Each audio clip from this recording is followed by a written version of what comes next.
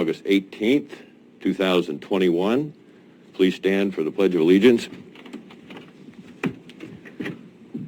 I pledge allegiance to the flag of the United States of America and to the republic for which it stands, one nation, under God, indivisible, with liberty and justice for all. That was pretty good unison. So, I'm not going to do a line of duty death casualty today. I'm going to talk just for a moment about what is going on in Afghanistan. They're saying now we may have 15,000 Americans stranded there. Not to mention little girls that might be in slavery, Taliban slavery forever.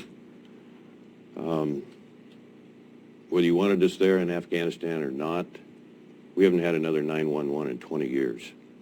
So many American soldiers gave so much there. And the way this is unwound is absolutely crushing and unprecedented. Negative consequences for our country. We don't know what that's going to be in the next 20 years, 20 weeks. So for the people that we've lost and the people that we may not be able to bring home, we need to consider a lot of prayer, a lot of concern, and a lot of hope that they all come home, if in fact that number is accurate. Doesn't matter if it's 1,000 or 20,000. We need to get them out of there. Incredibly costly lesson. So a lengthy moment of silence, if we could, board. Thank you.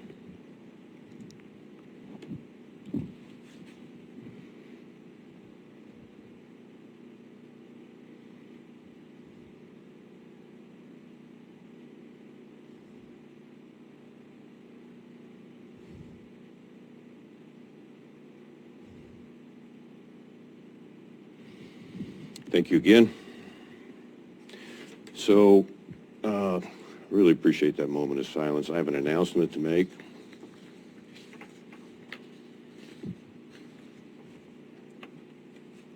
So bear with me. I also want to do a COVID report, but I can wait till it's on the agenda item as we proceed into our meeting. To Curry County Commissioners Herzog and Pash, after considerable thought since last Wednesday, I will be stepping down as board chair, effective at the end of our meeting today. We'll need to elect new officers, agenda item number 11.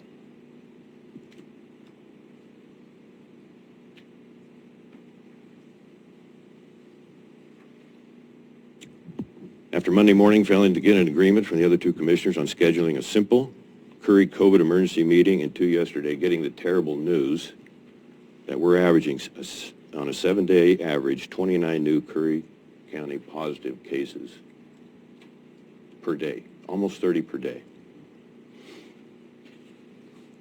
I feel after 4 years and 8 months of dedication to and preparing for this position and for our citizens, I can no longer justify wasting time trying to lead this current board. In 2016, I only made 2 promises to the citizens of Curry County. That was no one would outwork me and no one would care more. And I'm proud to say I've kept that promise, those promises, and kept my word. I'll never compromise my commitment to the special people of Southwest Oregon. I've been a fighter in the proper sense and will always be a full-time working commissioner. My decision will free me up to work on even higher levels of my 10+ most important and ongoing projects for Curry and our citizens. On the issues, the list is vast, including blocking the out-of-control spending I believe is rampant in our county. Further focus on these issues, needs, and is deserving more and vigorous attention are as follows. So what do I have to do here again? The public can read. These have all had substantial time invested in the 4.5 years I've been here. Catastrophic fire awareness, prevention, response, suppression, and recovery. Oregon and especially Curry County remain at extreme fire risk levels. Curry leads.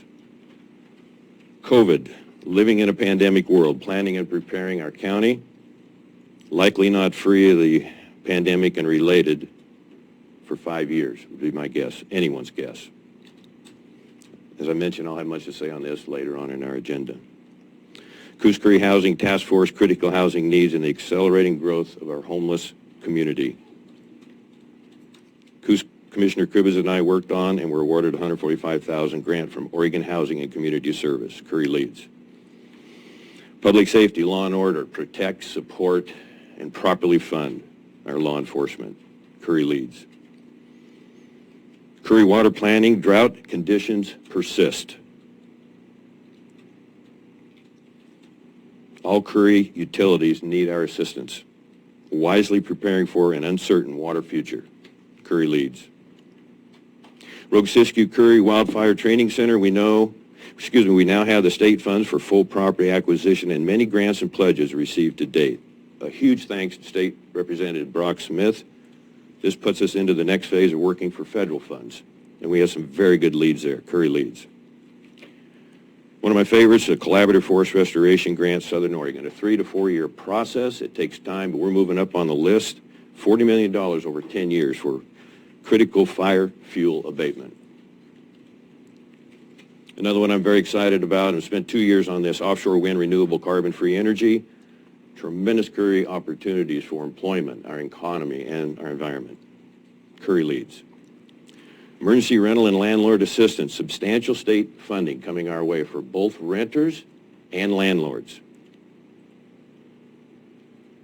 I hope to have something to report on that on the 1st. I'm working with NeighborWorks Umpqua on that project, Oregon Coast Community Action, and our Curry County Housing Coordinator. Curry leads. Veteran Service Office, $1.6 million remodel on our Community Development Block grant. And then also on our Port Orford Community Center, that's a $1.2 million remodel. We stand in very good chances of getting both of those projects completed. I'm working with Coos Curry Douglas Business Development, Business Oregon, and they couldn't be more helpful. I want to give a little shout out. This is work, picking up on the work started by former Curry County Commissioner Susan Brown on the Curry Youth Head Start program at Brookings. That was, again, $1.6 million. Our mental and behavioral health upgrades, significant state funds will be available. Working with State Representative Brock Smith, Curry, OHA, mental health, and our Curry medical community. We're positioning our county for healthy competition, working for these important resources. Curry County, new jail courthouse projects because of I assume because of my relationships with state legislators, contacts around Oregon, Association of Oregon Counties, and my background at the state capitol. This board earlier this month requested I now take the lead on this project.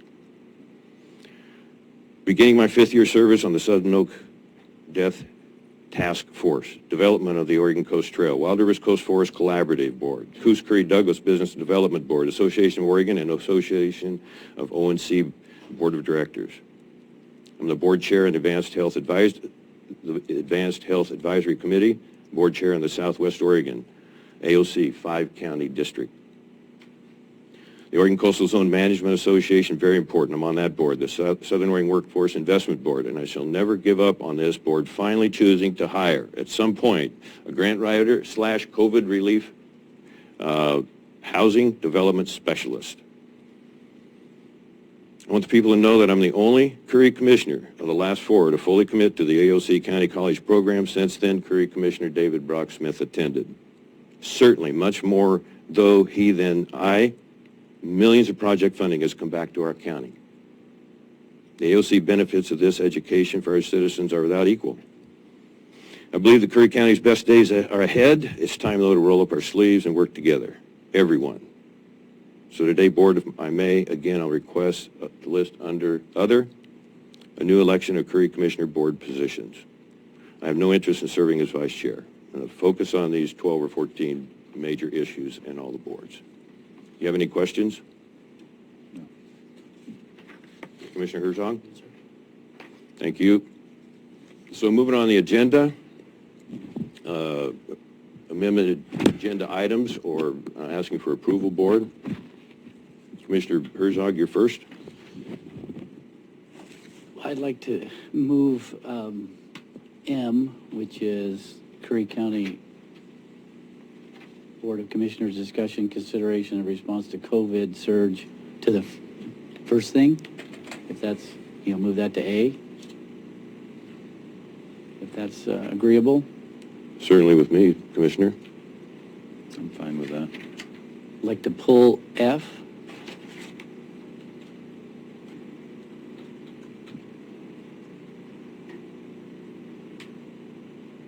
You want to get a reason for that, or? I think with what you just read, I think it's a moot issue. I agree with that. Also, was Treasurer Barnes going to ask for my resignation or something? Why don't we get it out in the open here? I mean, it was so vague, it was absolutely ridiculous, so... I agree with removing it from the, thank I you. agree. So we're not going to discuss it, though, and see what the basis behind it was. Another harassment, another attack? So we're removing that. Do you want to speak to that, Treasurer Barnes? No. Wow. So, Commissioner Herzog, you still have the floor. N, put in executive session.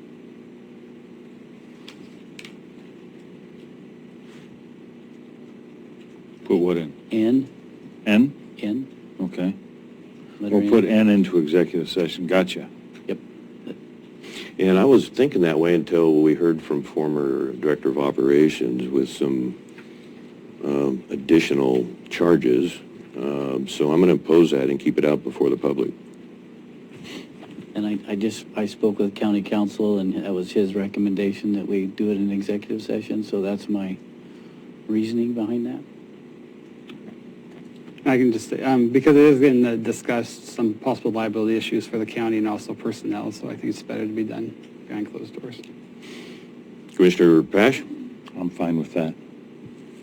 Well, I shall be agnostic on that, so I don't think we need a vote then.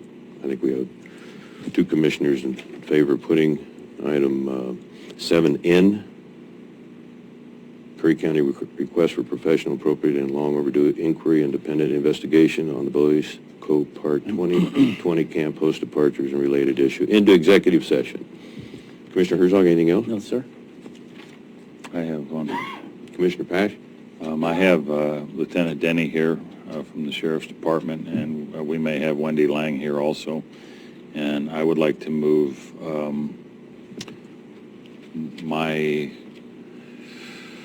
where was I? Wait on the list here.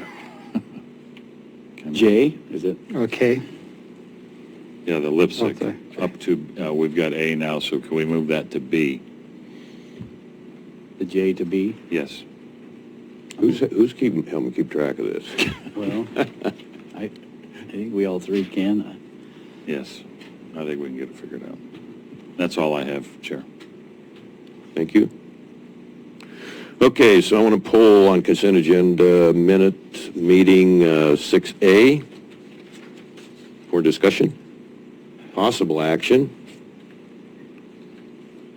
Can I get an okay on that? So we're going to move that to 7Q. Very end? 7Q. Very good. 6A. The public, thanks. We're moving fast here. Appreciate your patience. And then the only other thing I had was item 6K. I just want to see the form on that. I've never seen that form. It's out there, and that's, So we don't need to pull that, though. I want to make sure I get a form. That would come under County Council, BOC Office Manager, We'll right? get you Okay. a copy of it. Also, I apologize. I'm going to ask the board here to poll 7B. We did not get the, Mr. Fortner, Vietnam veteran, is unable to attend today. okay. Last minute, so we'll move that to 9-1. I'm sorry to the community. I don't have a veteran to proclaim Curry County honoring them. Although we could do Gordon Clay. I don't see him here. I see he's done a... He's out there in his... He's out there, huh? Okay. So we'll pull 7B. I wanted more information on 7F. I strongly disagree with being non-transparent for the public about that. And then the only other thing I had, Board, was 7I and L. I think it would be prudent and probably time-saving to combine those two. I agree. I agree. So we just make that 7I. Would that be okay? Okay, I'm good with that. I don't think I have. Hang on one second. No, that's all I have. Motion to amend the agenda or approve the agenda as amended. Second? Any further discussion? Call for the question, please. Commissioner Pash, Yes. Vice Chair Herzog. Yes. Chair Boyce. Aye. Motion carried unanimously.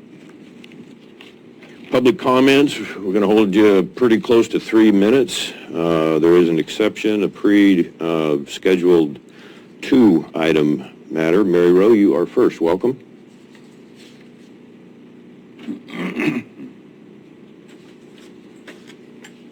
And Mary, by the way, on the agenda topic, you're always very good about being pretty specific on that, which I appreciate.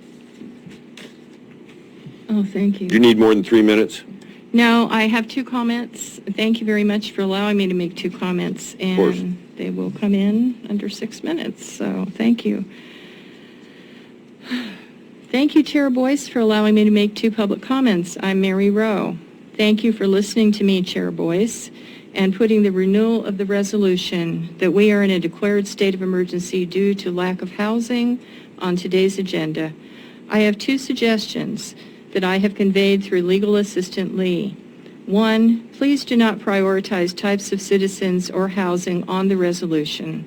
And 2, please include in the stated purpose of the renewed resolution an increase in the price of housing and a decrease in affordable rentals during the COVID virus pandemic.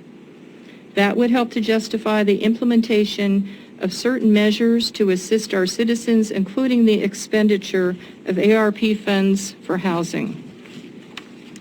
Housing Development Specialist. Housing Coordinator Lehman stated that our biggest need is for a housing grant writer.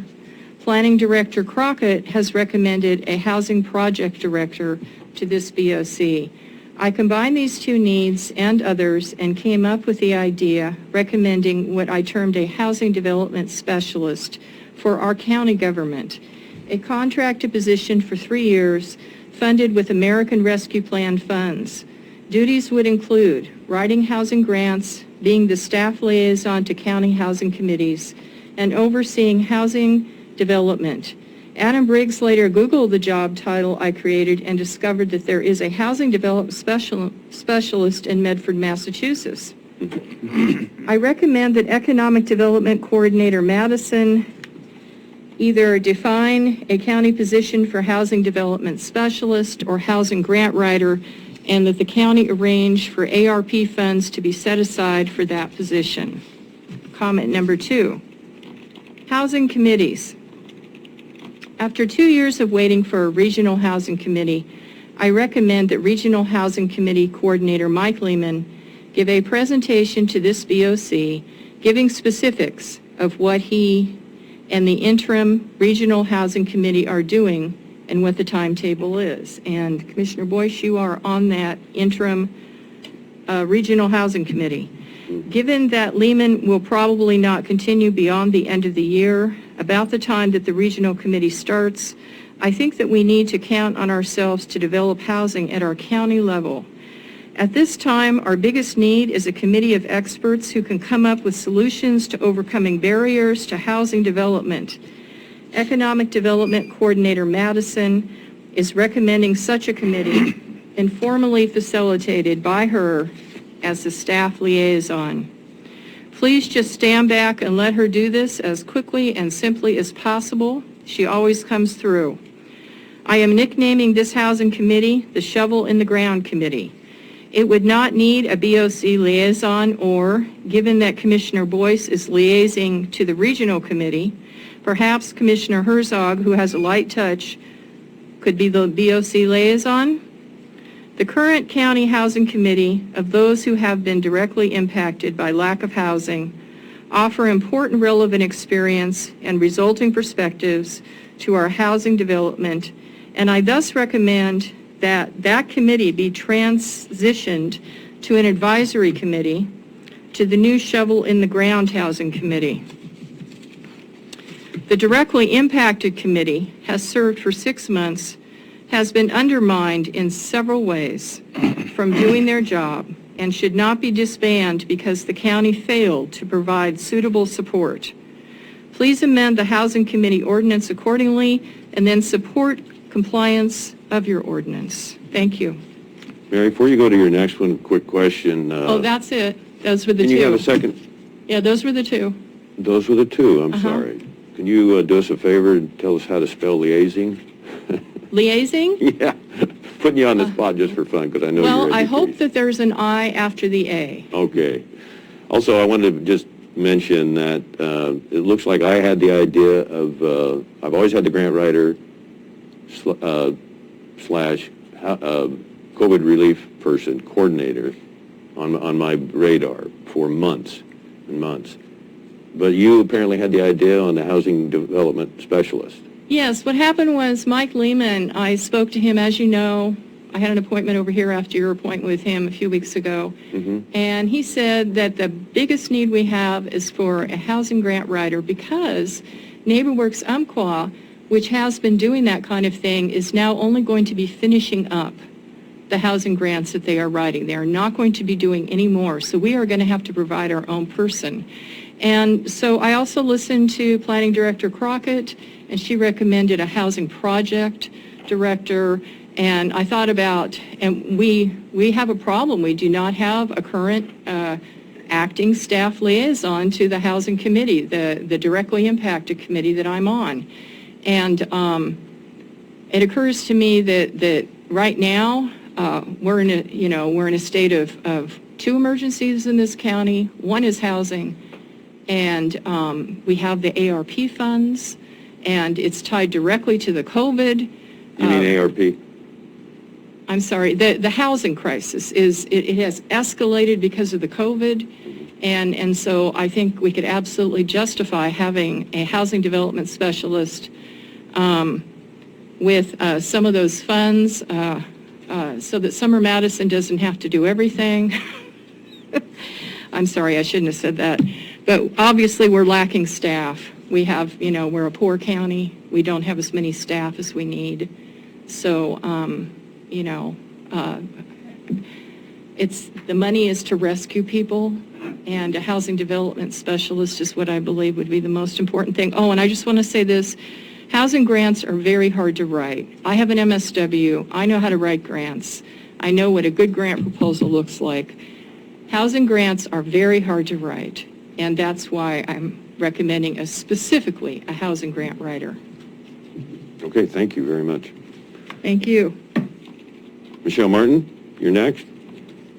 Welcome. Thank you, Commissioners. Good morning. You might want to pull the mics down a little Oh, bit. okay, thank you. All right, is that better? All right. On July 21st, a meeting, court stated best interest to the public regarding public parking. A decision was made to have public parking and upper side entrance to the Planning Department for 20-minute parking. This was a unanimous decision on July 21st. This email was sent out on August 9th from Court Boice. Parking, what's best for the people we serve. Good morning. I am going to reclaim my parking spot where you presently park and make sure it is consistently accessible for the public and citizens' convenience. Not trying to quarrel with you, however, I'm going to take a stand on what shouldn't be even the slightest conflict or decision. It's a commissioner's seniority matter, my spot, and you're welcome if you choose to move one spot south, Pash's rightful spot up to you. And Commissioner Herzog can then move one spot south where he should be anyways. I want to show a pattern in behavior that expresses court's character. Court continually harasses, intimidates other commissioners, employees, Sheriff's Department with verbal threats and hundreds of emails that are threatening, harassing, and intimidating. The public does not see these emails. These emails show a bigger picture of Court's behavior that presents behind the scenes. Court, you have superficial charm. You know how to manipulate audience, saying the right words and using the right lies, and you never own up to anything that you've done wrong, even when you're caught red-handed. You have always passed the blame onto someone else, and you feel that you have entitlement for special treatment. Example, your statement in your email, Commissioner, seniority matters, my spot. Where did you come up with seniority as a commissioner? You have no seniority over Commissioner Herzog, Commissioner Pash, and you do not have seniority over your employees. You stated, I'm going to reclaim my parking spot. Really, your parking spot, and then you're going to make sure it's consistently accessible for the public and citizens' convenience. You took a county car, you parked it in the middle of the white line, taking up two parking spots. How is that making it available to the citizens when you now have taken up 2 parking spots with a county car, and then after 2 or 3 days you moved the car and parked your own vehicle there? This is about vengeance. This is about harassment. This is about intimidation and getting your way. Court, this is about people disagreeing with you. No one could use 2 of the 3 commissioner spots. When another commissioner went to get the keys to move the car, you drove it across the street and sat in it so he couldn't. Again, I'm showing behavioral pattern. You are not serving the public. You are unfit to serve our communities. Then you parked your personal truck in that spot. You claimed you wanted to keep it open for the public. You are callous, and you do not think about others' actions with your words and how they might affect people. You're constantly lying and using your lies to get what you want. You have a swollen self-worth, your superficial charm to manipulate audience, saying the right words, using the right lies. You do this continually at every meeting. You blame others when you're caught red-handed, and you've stated that you are above the law. You think you have entitlement being called seniority. Commissioner, this is no such entitlement, Court. You are making things up and harassing people every day. People come to work and they worry about their jobs. They worry about their safety. Some people might think that this is petty, but it goes beyond petty. This shows a pattern of behavior that is dangerous. This shows a pattern of behavior that is narcissist. This is just a pinch of what people are dealing with on a daily basis with you, Court. I'm asking, which I don't have to do now, I appreciate you stepping down as chair, but I would continue to ask that you would resign. I have photos, if anybody, I'll be posting these on Facebook, by the way. This is the upper parking lot, which is empty most of the time, for the Planning Commission where you can walk right in the door. This is the county car that was parked between the lines and a private vehicle. Thank you, Commissioners, and thank you for manning up and stepping down. Can you submit those copies of those photos? No. Because I highly dispute that the car That's okay, photos speak for themselves. was barely touching the line. So you've said twice now that it blocked both spots. Okay, You stand by that? I do. Okay. So I you have a stand by picture others there. who witnessed it as well. Oh, okay. Thank you. Nancy Sue Rose, please.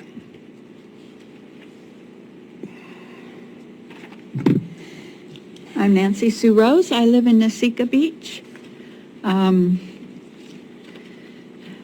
Thank you for stepping down. Court boys, I hope you look at all your actions moving forward. Not all the time you spend that you are always bragging about are commissioner duties. And so I would like you from this time forward to look at everything you do and see if it's within your duties to be doing them, because then you brag that you're spending so much time for the county when a lot of it is out of your lines. And number 2, last meeting, twice you said, I never censored anyone, when you had just censored me just several weeks before on my statement that was made in a public comment back in the spring, I believe, that some of your heroes are criminals, which was proven true by, many different ways it was proven true, and yet you had it removed from the public comments, which is illegal. I haven't been able to check if you removed it from the video as well, but doing illegal things and then just lying about them and saying you never censored anybody when you have. That's just one example. And I agree with everything that Michelle said. Thank you.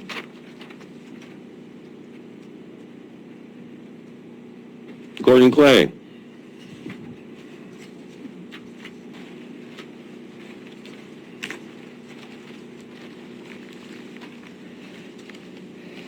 For the record, my name is Gordon Clay from Brookings, Oregon. COVID report. In the last 14 days, Curry County has had 308 cases, almost 3 times the number of cases from the previous 2-week period. That means almost 36% of COVID cases we've had in the last 18 months have happened in the last 4 weeks. As Gordon, of yesterday, me. Curry County ranks Gordon? number 1. Would you mind repeating that statistic, please? Okay.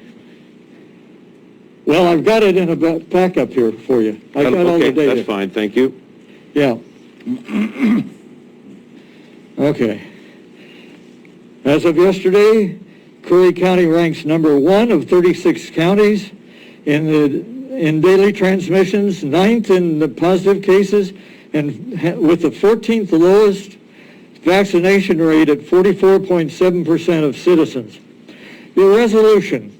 Let's be transparent as to the origin of the resolution approved at the last meeting.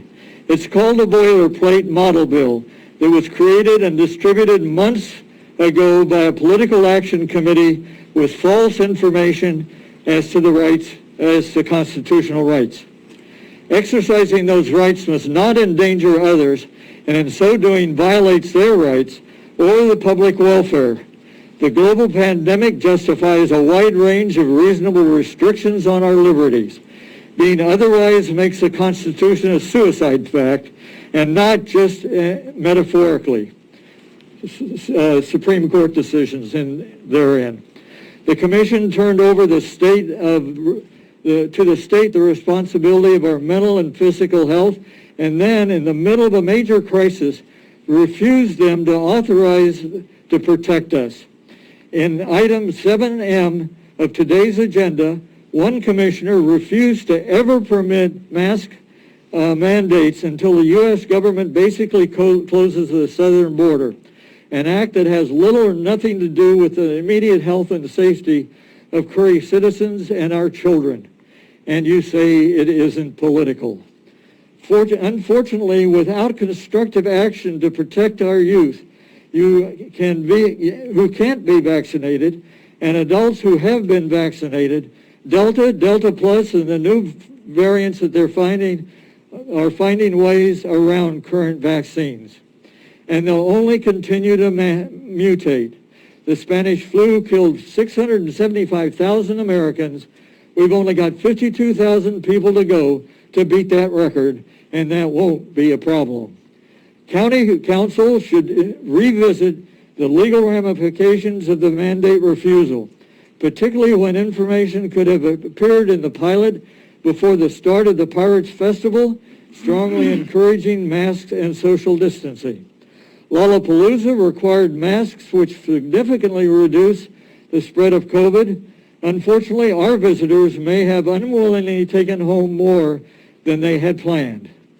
If I could afford it, I would file a lawsuit against the county commissioners and county council citing negligence and negligent homicide to stop this madness. I hope someone will. In the meantime, be wary of spreaders because everyone, vaccinated or unvaccinated, is a potential spreader. Let's bring an end to the mutation process. Wear a mask that covers your nose and get vaccinated. Let's end this thing. Any questions? Here are the documents that support what I said and giving full data.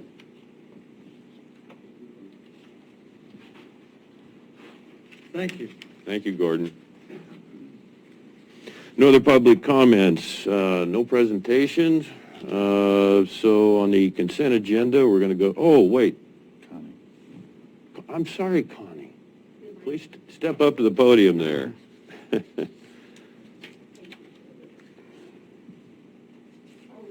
Yes, you're welcome to come up. My sincere apologies.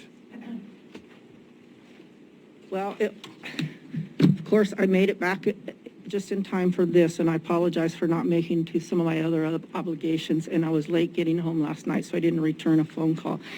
Anyway, I'm Connie Hunter, proud citizen of South Curry County, and I want to start off with something that's really important to me, and thanks to Summer Madison, we have this message to share right now. Dear veterans who served in Afghanistan, you kept terrorism at bay for 20 years. You served with bravery and honor. You were there for those serving alongside you. What you did matters to us. Sincerely, the American people. And I'm going to say sincerely, Auntie Connie, because if you see on my Facebook page, you'll see a picture of my nephew. At the time, he was stationed in Afghanistan as a technical sergeant. He returned to the United States and did set up a home in Oregon. Just so you know, I received from Veterans Services on SWACU's campus this message. With all the issues going on in Afghanistan and being highlighted in the news 24/7, the VA consolidated a number of resources for veterans who may need assistance in coping with the situation. And it's called Afghanistan. Let's talk about it. Veterans from all eras are reacting to the events in Afghanistan, such as the U.S. withdrawal and the takeover by the Taliban. You're not alone. Veterans may question the meaning of their service or whether it was worth the sacrifices they made. They may feel more moral distress about experiences they had during their service. It's normal to feel this way. Talk with your friends and families, reach out to battle buddies, connect with a peer-to-peer network, or sign up for mental health services. On the VA website, you can scroll down and they have a whole bunch of information on where you can receive support, including the resources that are available right now, the Veterans Crisis Line. So if you are having thoughts of suicide, call 1-800-273-8255, then press 1. Or you can visit online, veteranscrisisline.net. Common reactions. In reaction to current events in Afghanistan, veterans may feel frustrated, sad, helpless, grief, or distressed, feel angry or betrayed, experience an increase in mental health symptoms like PTSD or depression, sleep poorly, drink more, or use more drugs. Try to avoid all reminders of media or shy away from social situations. Some veterans have more military and homecoming memories to rely on, but they may question the meaning of their service or whether it was worth the sacrifices they made. They may feel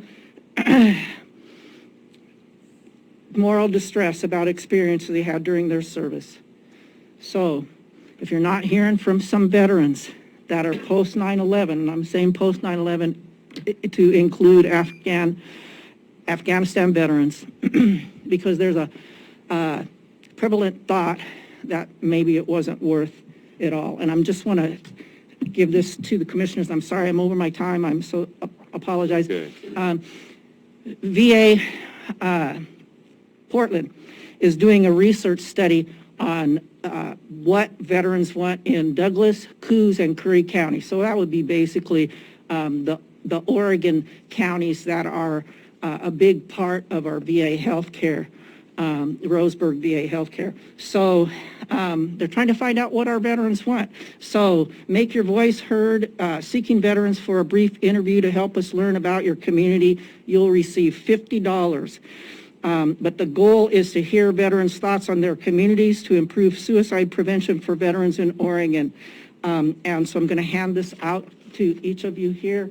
And if you need any more information on this, please feel free to reach out to me at connie.hunter@outlook.com. Connie, 1 second. We've been communicating with you on, whoop, can't hear me? I'm sorry. No, I did my We've been communicating with you for our September 1st meeting for a hyperbaric oxygen treatment deal, so you'll be here for that. And I wanted to let you know Mike Burns will also be here for the CT lung scan, an update for our veterans. Thank you. Thank you.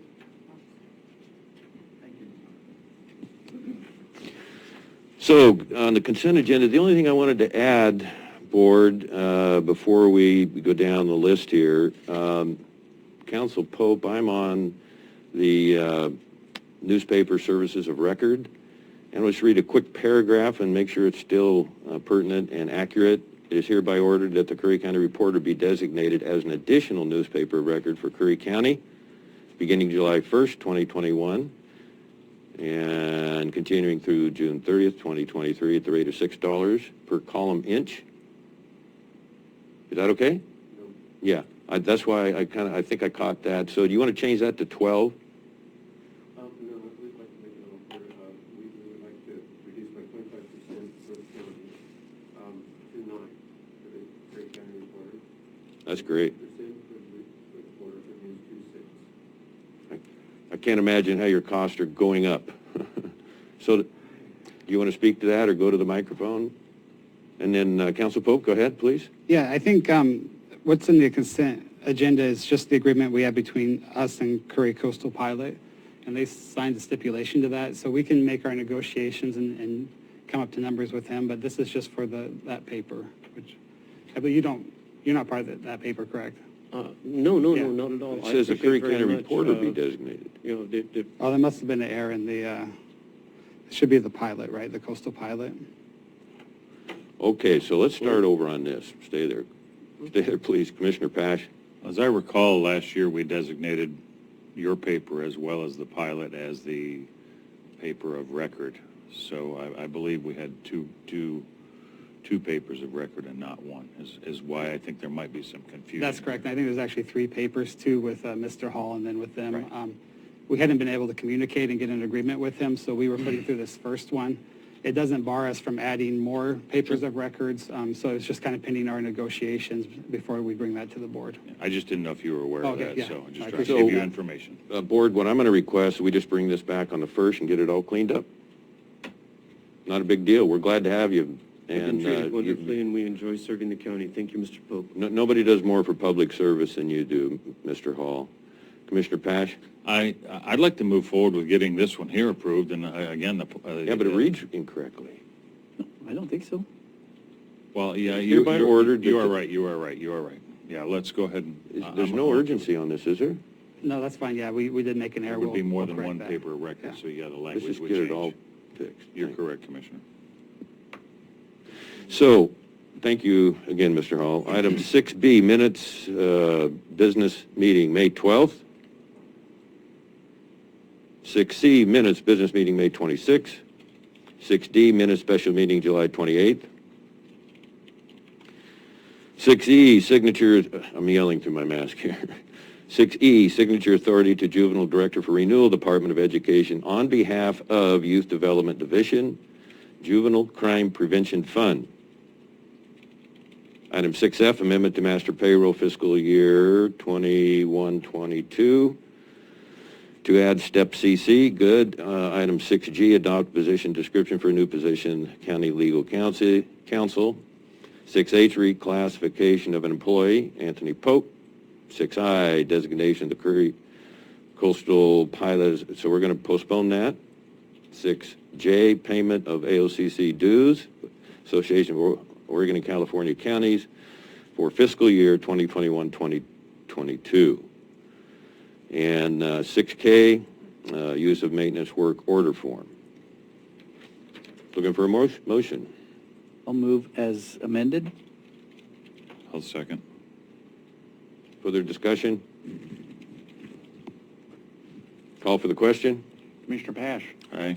Vice Chair Herzog, Yes.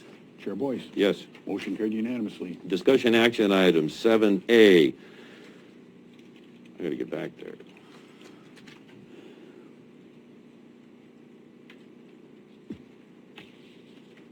Curry County Proclamation, September National Suicide Awareness and Prevention. We changed. We were going to talk about COVID prior good to job. Okay, so we're going to go, that was originally, M. so I got to go find that, guys.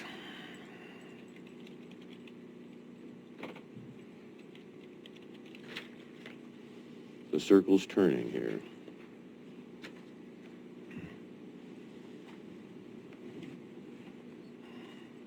So yeah, you heard me mention in my announcement that it was very disheartening not to have an emergency meeting with what we were faced with last Friday. Coos County had an emergency meeting, so does many of the other counties. Jackson, Josephine County, I mean, in Asante, they're treating people in hallways. The biggest aspect of that is, well, one of the biggest,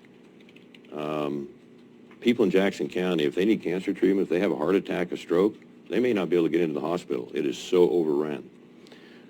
Without laying blame or trying to speculate on how we got here, other than how we can learn from it and move forward, it's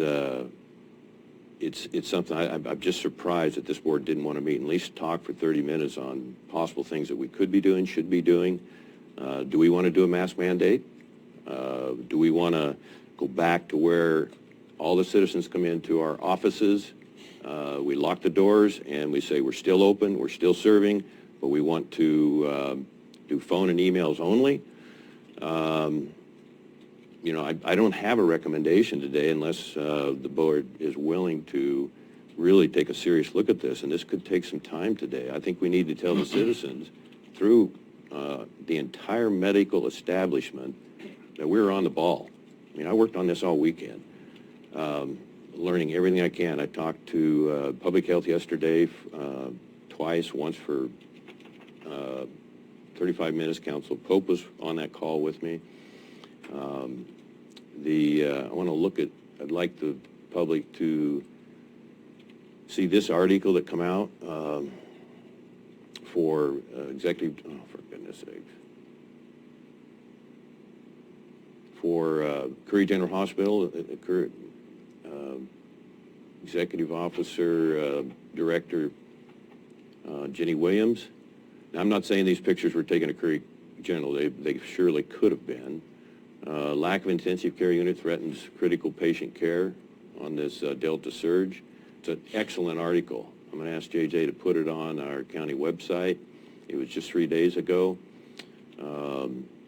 Sending patients to places like Boise, Reno, and San Francisco, and this board didn't want to meet Monday and say, hey, what can we learn? How can we respond? Should we respond? How do we collectively protect the citizens and get the word out?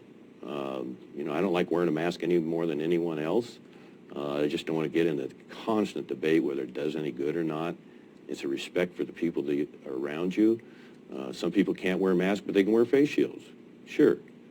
I see a lot of our employees that are, you know, they're going above and beyond. So, again, I encourage anyone that can, and I didn't copy and paste these two articles, but these are the subheadings. Asante hospitals in Rogue Valley at maximum capacity, caregivers overwhelmed. Worst conditions our hospitals have seen likely ever, said Public Health Director. That was for Three Rivers Hospital in Josephine County. Talked to the commissioners over there. So this is just one article, and see what this one is. No, sorry. Oh, this is from Peter Graven. I think is how you say his name. I was in on this call yesterday, and people think, okay, I'm not even going to respond. I just make it my business to know and learn everything I can. Probably most everybody in this room has driven through I-5, is right through here. This is looking west, Oregon Health Science University. This is just incredibly good statistics. And I feel bad for our people in Jackson, Josephine County, but they've taken a stand similar to what we have. And so you look up here, to the metropolitan areas. They are taking very aggressive, they're much stronger on the vaccine than all of rural Oregon. I've been so strong on personal choice there, and I will absolutely remain that way. We're not spending enough time in our own immunities. Once some have had COVID, the mask wearing thing, back to that debate, hopefully not. But what's the bottom line for Curry County? So I'm going to go back down here to the 8 primary points, or 9. Stay home if it isn't very important to venture out. Group gatherings, commit to avoid larger groups. Vaccines, we completely understand. I'll speak for myself here. I completely understand vaccine hesitancy. Yes, it should be a guarded personal choice, but the risk from contracting COVID, studies show greater than vaccine risk. There's still a lot of discussion on that. Get tested, simple as can be, the hygiene focus. I know I certainly need to be reminded. The mask, those that wore today, thank you very much. Social distancing, I will come in this morning and separated out the chairs. I hope the commissioners don't have an issue with that. Back to where we were a year ago or even 10 months ago. Be aware of the most vulnerable people that we care about. And you can add 2 or 3 more to this group of 8 to remind the public. Let's see there. Yeah, and the board, you can interject any time, questions, opinions, direction. I challenge you on that, encourage you on that. Okay, this is just all the studies on masks. I'm not saying I agree with these. To me, it's not a hassle to wear a mask. If it's somehow, even if it's 10%, possibly lowering the risk. It's just my opinion. It shouldn't even be discussed. And this is from AOC. This is an excellent article. It's highlighting all the hospitals that are overmaxed, the stress that's involved with that, and what it means to the citizens outside of the COVID pandemic issue. And I think I just have one more. Thank you, board.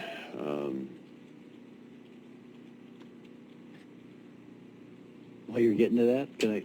Certainly, please. So I've been thinking about this a lot since, we had a meeting and that mandate that came out on Friday the 13th. And my whole deal is the freedom and right to do what I feel is right for me. But I would say that as a public official, a county commissioner, if the folks in this room, there's 4 public folks here, citizens, that I would not be a stumbling block. If you folks, the majority of you said, John, I'd feel better if you wore a mask, I have no problem with that. But it would have to be a majority, and if it's, I don't know if it's okay to poll them or what. Anthony's shaking his head yes, but I don't want to be a stumbling block to anybody, but I feel it's a personal choice. If I feel like Anthony's going to get a sunburn, I don't put on sunscreen to protect Anthony. So, Mary Sue? Why don't we wait until we're done It's here? actually Nancy Sue Nancy Rose. Sue, okay. Nancy Sue Mary Rose. So I've got 4 first names. It's very difficult. Okay. Ms. Rose, would you mind waiting until we're done here? We'll definitely call on you, okay? Okay. Thank you very much.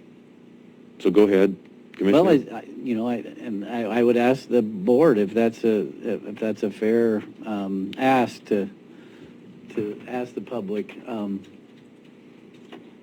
Be real specific if you can, Commissioner, on what you're proposing. If the 4 public members of this meeting would like me to wear a mask, I would. Well, a mask or face shield would send the right message, I think. Boy, it's tough for me to push anyone. I would encourage you, but I don't know if I could vote to. I don't know what your health history is. Well, I've had COVID. It's none of my business. So, I'm not going to take a vaccine, so. Let's come back to that. There might be something else here that can help you in your decision or the board here in general. This is a letter I got from a registered nurse. Said some pretty positive things about me personally, so I'm going to forego that because I don't know how accurate it is. But forgive me here. Dear Commissioner Boice, I've never written to you directly, but I feel the current situation that we are all facing warrants it. I refrain from writing you often in the hopes that my words will now carry some weight. This is what is really happening in your county right now. I am a frontline person working with St. Tim's and OHA, and I see exactly what is unfolding before us. Our vaccination rates are very low in this county, and we are seeing an avalanche of SARS, COVID-2, and C-19 people testing positive. The majority of these people are symptomatic. We did over 100 tests a day with this was 2 days ago, by the way, with a positive rate of 25 to 28% because of the Delta variant. Excuse me. The numbers are not jumping because we are testing more. In fact, just the opposite. But I want to come back here real quick to the Gordon Clay numbers of 300 in, 20 days. I meant to have him repeat that one more time, and I think I wrote it down correctly, but didn't quite catch it. It is because this Delta, and I'm writing word for word here, reading, is very highly contagious. If you are unvaccinated and do not follow all the precautions and plan, believe me, this is not just the flu, not even close. Court, now I talk to you dad to dad. I have seen a lot of very sick babies, and I mean under 1 year old. Sick enough for the hospital, maybe, maybe not, but sick. Seeing this virus jump the ages is very scary and what I feared most. We have scared, worried parents that need services, and the first step is knowing, is this COVID? Many times it is. We have a daycare in your county that was hit hard, and sick kids are here. As a dad, it hurts to watch parents cry with the news, let alone what may be in their future for their child, for them. These are children that cannot get vaccinated, so I ask you, how do we protect them? I implore you and the board to please think as a dad and not go against any mandates that OHA and the state put in place. If you think that the county cannot afford to close down, then manage that risk. That's a pretty insightful comment.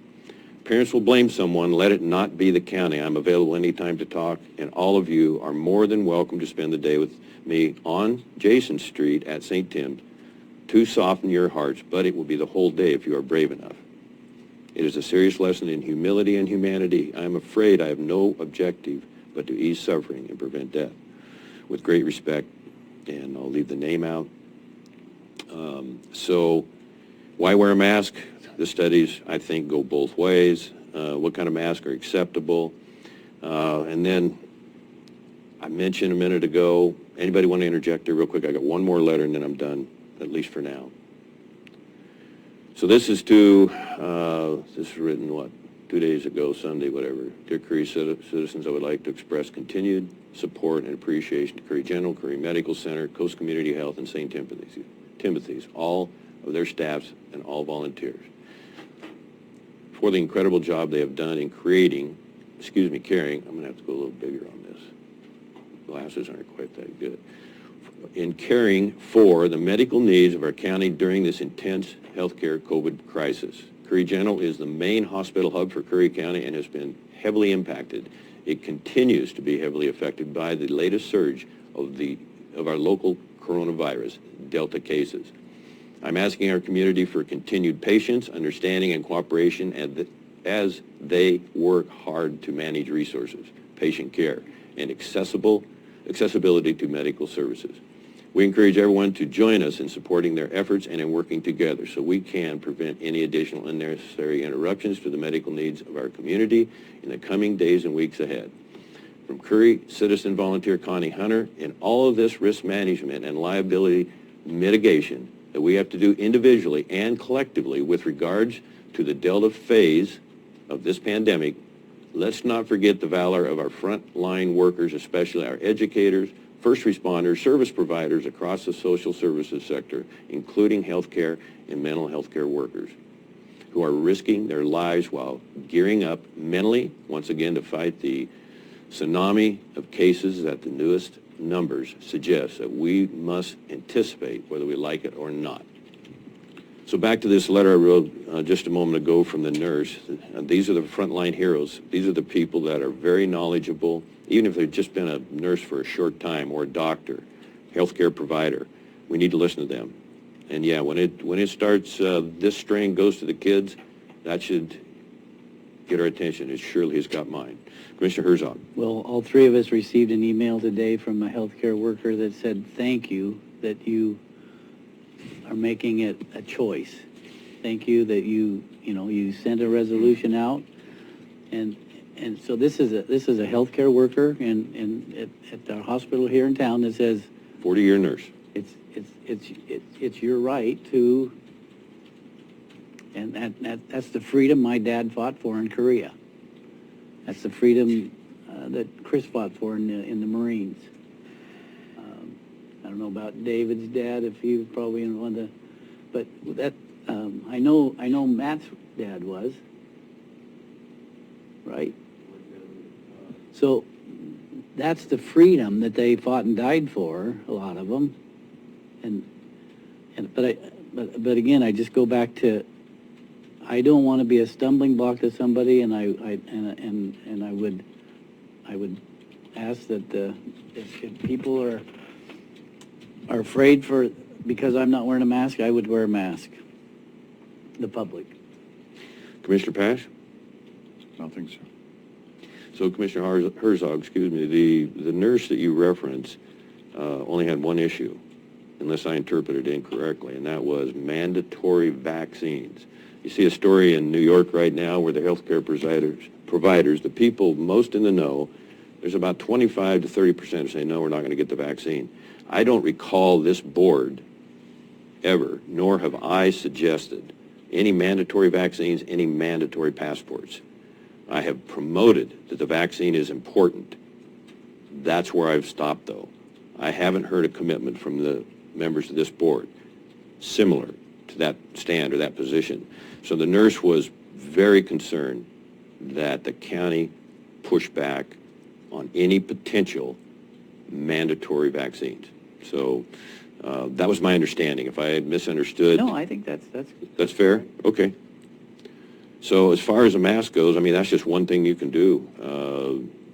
It's inconvenient, and it's, I appreciate that the board is allowing, or appears to be supportive of having this time,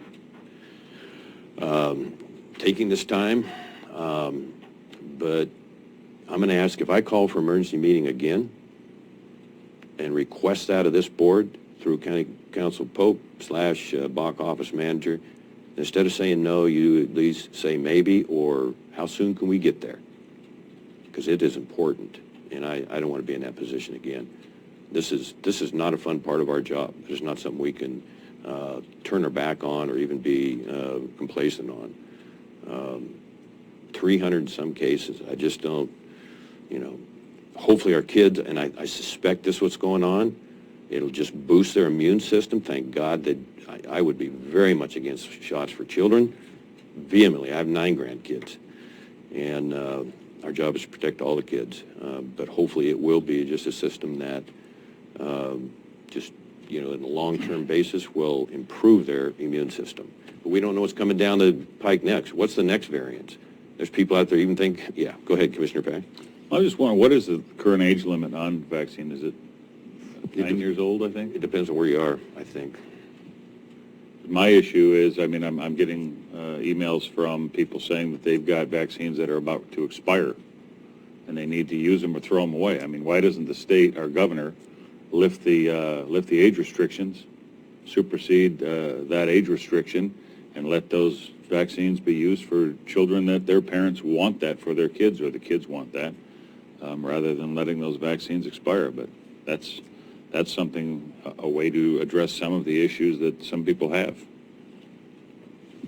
Well, the stuff you read, I don't know if you want to go into a vaccine discussion. I've read a lot of stuff, but I'm highly uninformed in the overall aspect. I mean, where's the Food and Drug Administration? Where's the Center for Disease Control? Where's the International Health Organization? We don't know enough in my view, to recommend it. I'm not saying, Good, that's why I'm, what I'm saying is anyone that wants to have a vaccine should be allowed to get a vaccine. If you want one, you should be allowed to get one. If you don't want one, you should be made to take one, and that's what I believe. and I think we're in agreement on that? Well, yeah, I think as a youngster, I didn't have any say in getting vaccinated for polio and chickenpox and TB and all that stuff. My parents made that decision, and I think parents have a right to make a decision for underaged. Well, I could get into a whole myriad of stuff there with kids, and they have Just so you know, you're Right. over on time for a break. Thank you. And I So- would vote for that break because that coffee, anyway. So does the board want to do anything collectively now? Do you want to just end the discussion? Do you want to take any kind of action? What is the message you want to send or not send to the public, to the citizens? The message I'd like to send to the citizens is if you feel you need to or want to be vaccinated, go get vaccinated. If you feel you need to wear a mask, wear a mask. Stay safe. That's my message. That's pretty much my message. I would ask that Nancy Sue Rose be able to Excuse me. Yes. comment, and Please come up.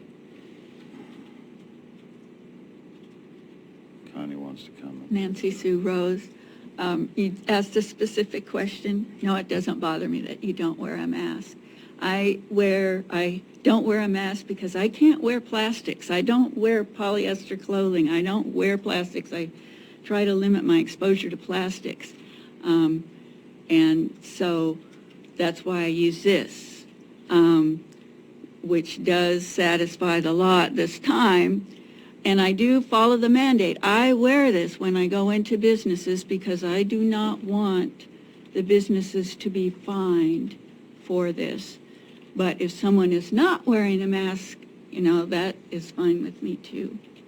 And I also wish people would remember that early on, this board had a doctor come on and talk about the immune system and how important our individual immune system is, because viruses are in the air, they're on us, they're in us at all times. And what our immune system, the status of our own immune system is what is very important, and we do have control over that. Each individual has control over it. Okay, so thank you. I'm hearing the board say no action today. No, sir. Yeah, hang on one second, Mr. Clay. Is that what I'm hearing? I think Connie had a, Excuse me, Connie, I'm sorry, you were next. That's twice I overlooked you today. And then Gordon, we'll come to you, but we're running up against a break here. Well, I want to answer Tracy's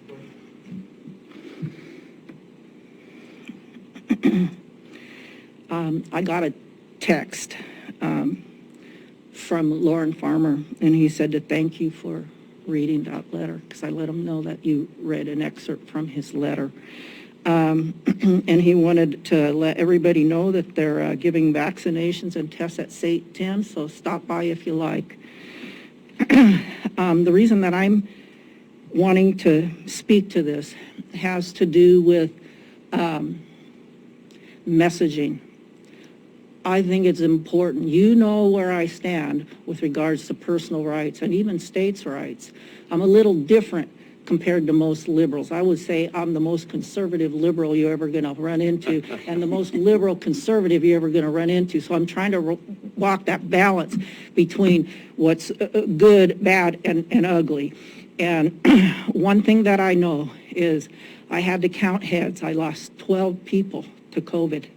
And I just got information from another one of our veterans task groups, and he asked me if I had our pulse oximeter that was brought to me when I had COVID by Lauren Farmer, Nurse Lauren Farmer. And I said, no, I had loaned it out. But his church group, 4 people have come down with COVID, and they lost a parishioner. So we have to tell the hard stories along with, and I said this in an email to you, we all live in that two-sided coin of freedom and responsibility.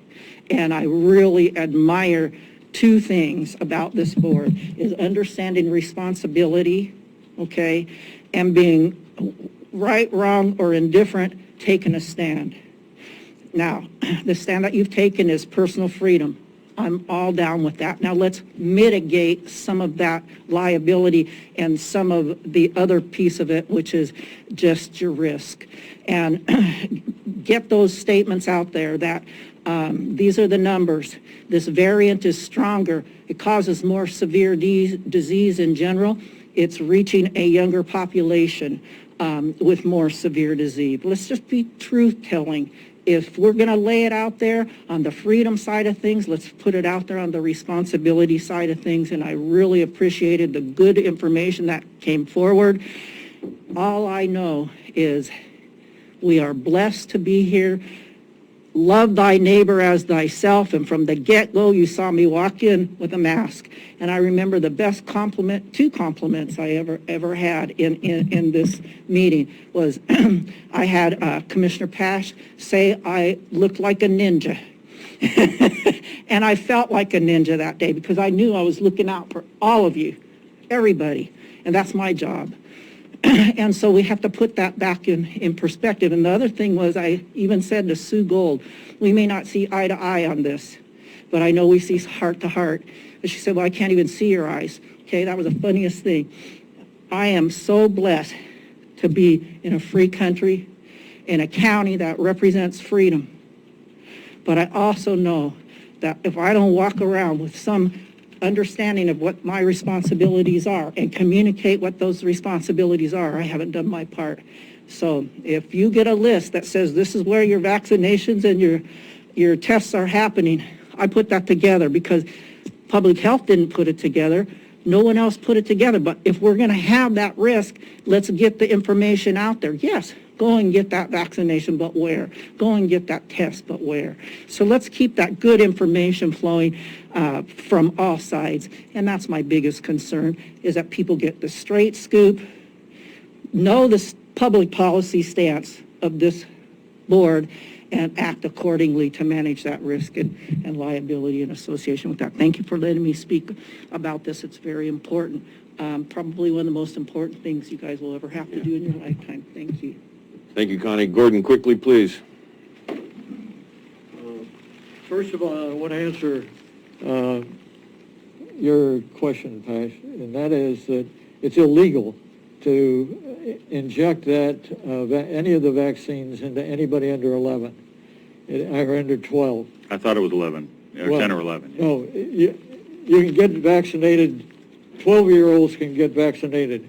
And they've got research right now that looks like it'll come out shortly to take it down to 7. But it is illegal to insert.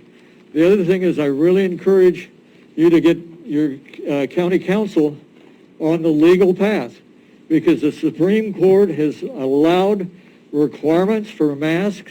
In Oregon, you've got to, mandates for masks and actually vaccines.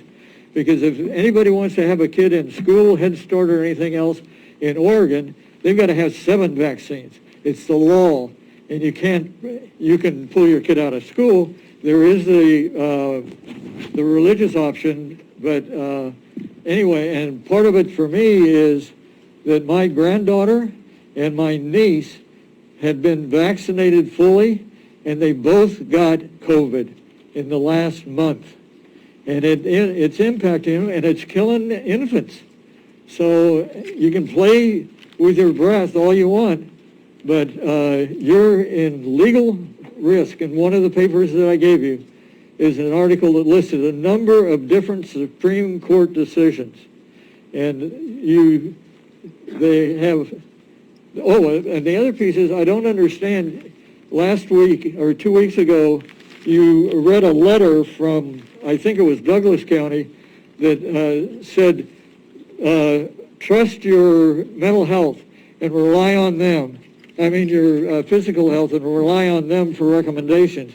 Yet you've assigned OHA to be your physical and mental health, and you're not relying on their recommendations. You're giving them the responsibility, but not the authority. And that just blows my mind. It's good for Douglas County, but it's not good for Curry County. So thank you. Thank you. Probation parole officer Denny, would you like to go now, or do you want to come back after break? I think Wendy's out there. She's going to be part of this discussion. So why don't we do it now? Legally, we have. Oh, we're fine. Everybody, you needed a break, Yeah, excuse me. I I was trying to take advantage of... I do need a break, I'm sorry. Okay, thank you. Sorry about that.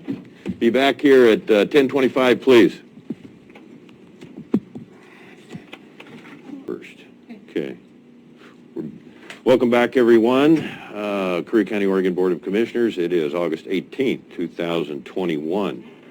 Resuming after recess, we have on agenda items 7H and L combined, the Colvin Building. Welcome, and welcome back, Council Pope. We have Juvenile Director Wendy Lang, Curry County. Thanks for being here. Yep. It's I, not H, it's I. I and L. Yes, thank you. Okay, I'll start with I here, the Juvenile Department. Take your mask off if you like. Thank you very much for letting me present today. Things kind of happened fast. I'd met with my liaison, Commissioner Herzog, last week and just questioned him. I'd walked by the Colvin Building several times and just asked if there was a current plan. And when he said no, I thought maybe I would use this as an opportunity to hopefully benefit the county and the Juvenile Department. I'm seeking permission today to turn it into a juvenile justice building. Several of the juvenile departments in the county, you'll notice, are not in the courthouse. They have a building separate from that. About 2 years ago, the juvenile department kind of took one for the team when the district attorney's office needed more space. And so we swapped space with the DA's office to give them more room. Hindsight, probably wasn't a real good move for me as it was a lot smaller location. So since that move, just some things that we're having difficulties with is confidentiality in our office. So if there's a youth in our office, I can't even be on the phone because you can hear everything in our office. We literally have a piece of blue painting tape on the floor where we try to keep kids on one side, confidential records on the other. Youth cannot be held in an adult jail, so when we're transporting youth or we detain a youth, they have to be held in our office, and that is at our desk, at a table. There's no confidential, it's not secure, it's just kind of there. That kind of becomes an issue. My community service director literally has a 3-foot by 3-foot desk in the office admin's office because we just don't have space for that either. We are hoping to the contract with the state for us to get ADPEP, the Tobacco and Drug and Alcohol Prevention Program, provides a full-time employee with the county that the state pays for. I have nowhere to put them. I'm just waiting to receive the contract. That was kind of part of the public health that they've agreed to get back to the Juvenile Department. So it would be nice to have them in with us. We have no place for skill groups, drug and alcohol classes.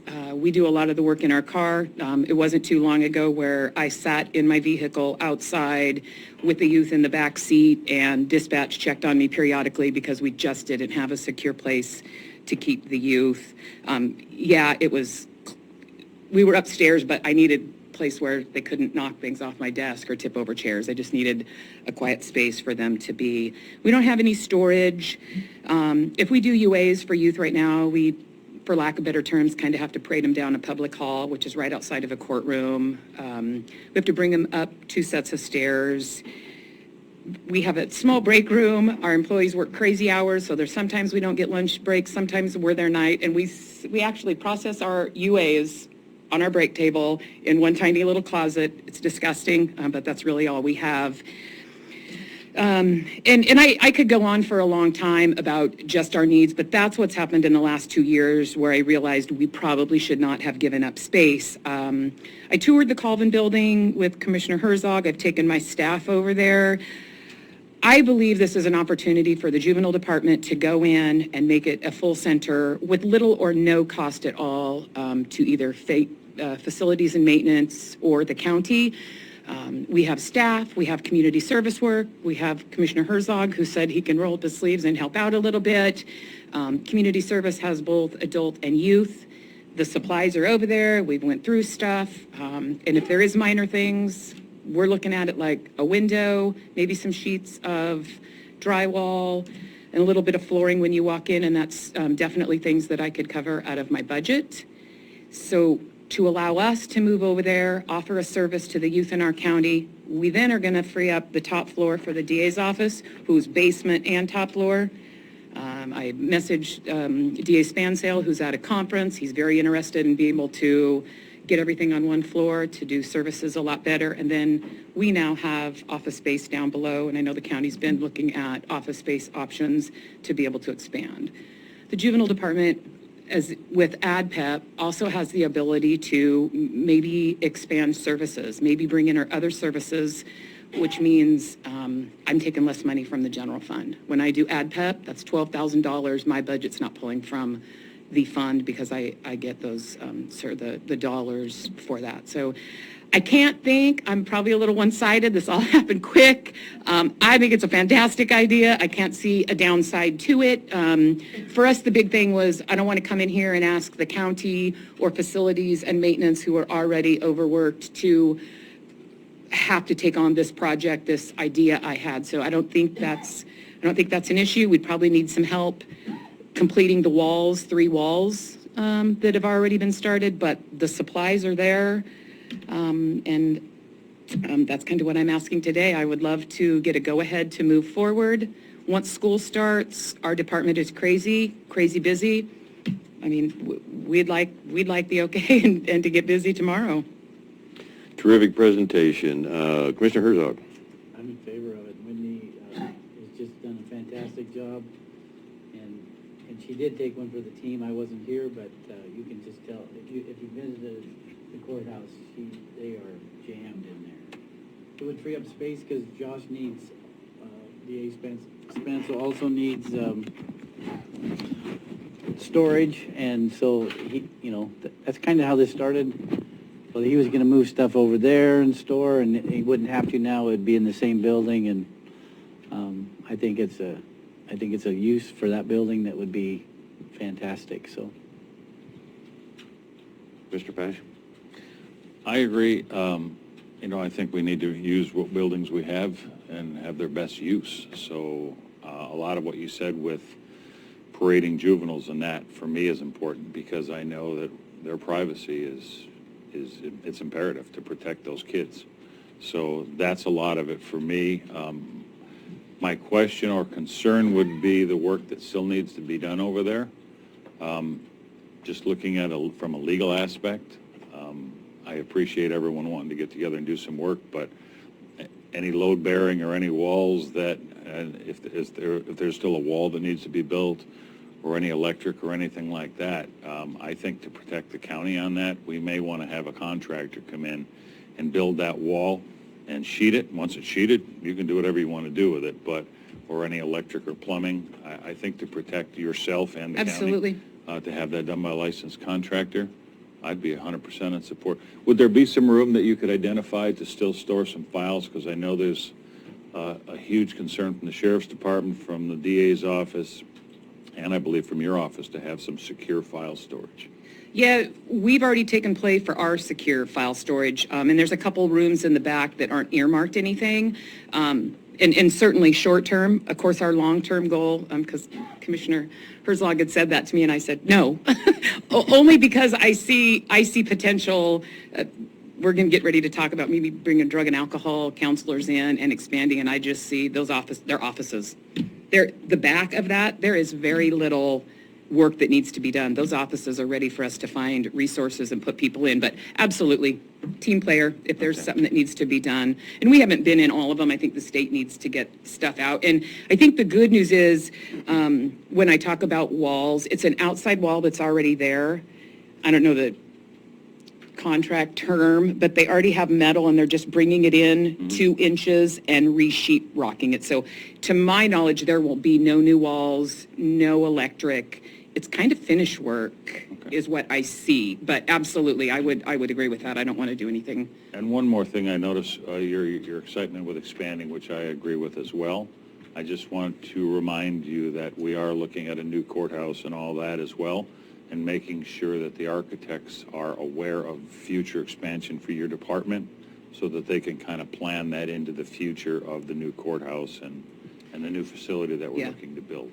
And they did, Ms. Schmelzer had brought them up originally, and just about everything on our checkoff list, I think, is here without making changes. Like I said, I think it's just, I think it's super minor. I think it's me and my staff coming out on some weekends and doing some painting, putting some trim up, asking for some help from community service. I'm Good job, thinking Wendy. positive. I'm sure something will pop up, but I see it as a win-win for all of us.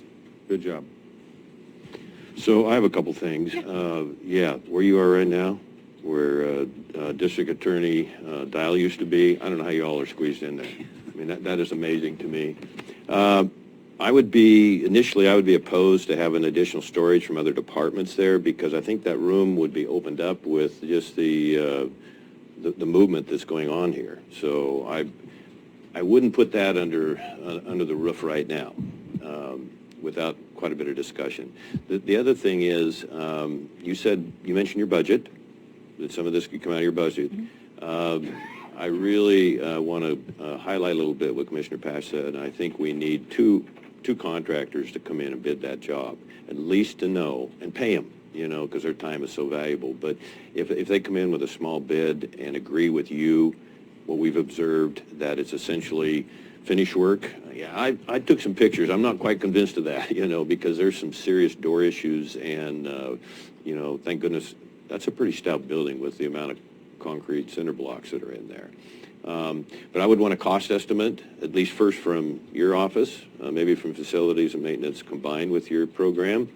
And the other question I had, before we proceed, I want to know what the cost is going to be, because for all I know, all the materials are there. Doesn't look like it to me, but that's, I didn't look that close.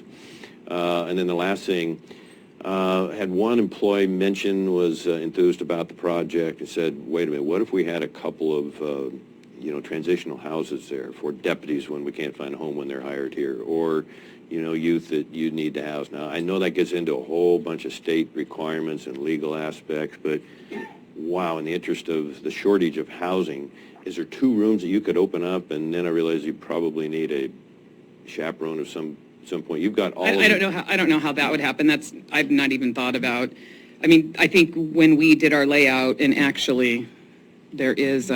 You've pretty much had every room. Yeah, I don't know if you passed on the map or. Yeah.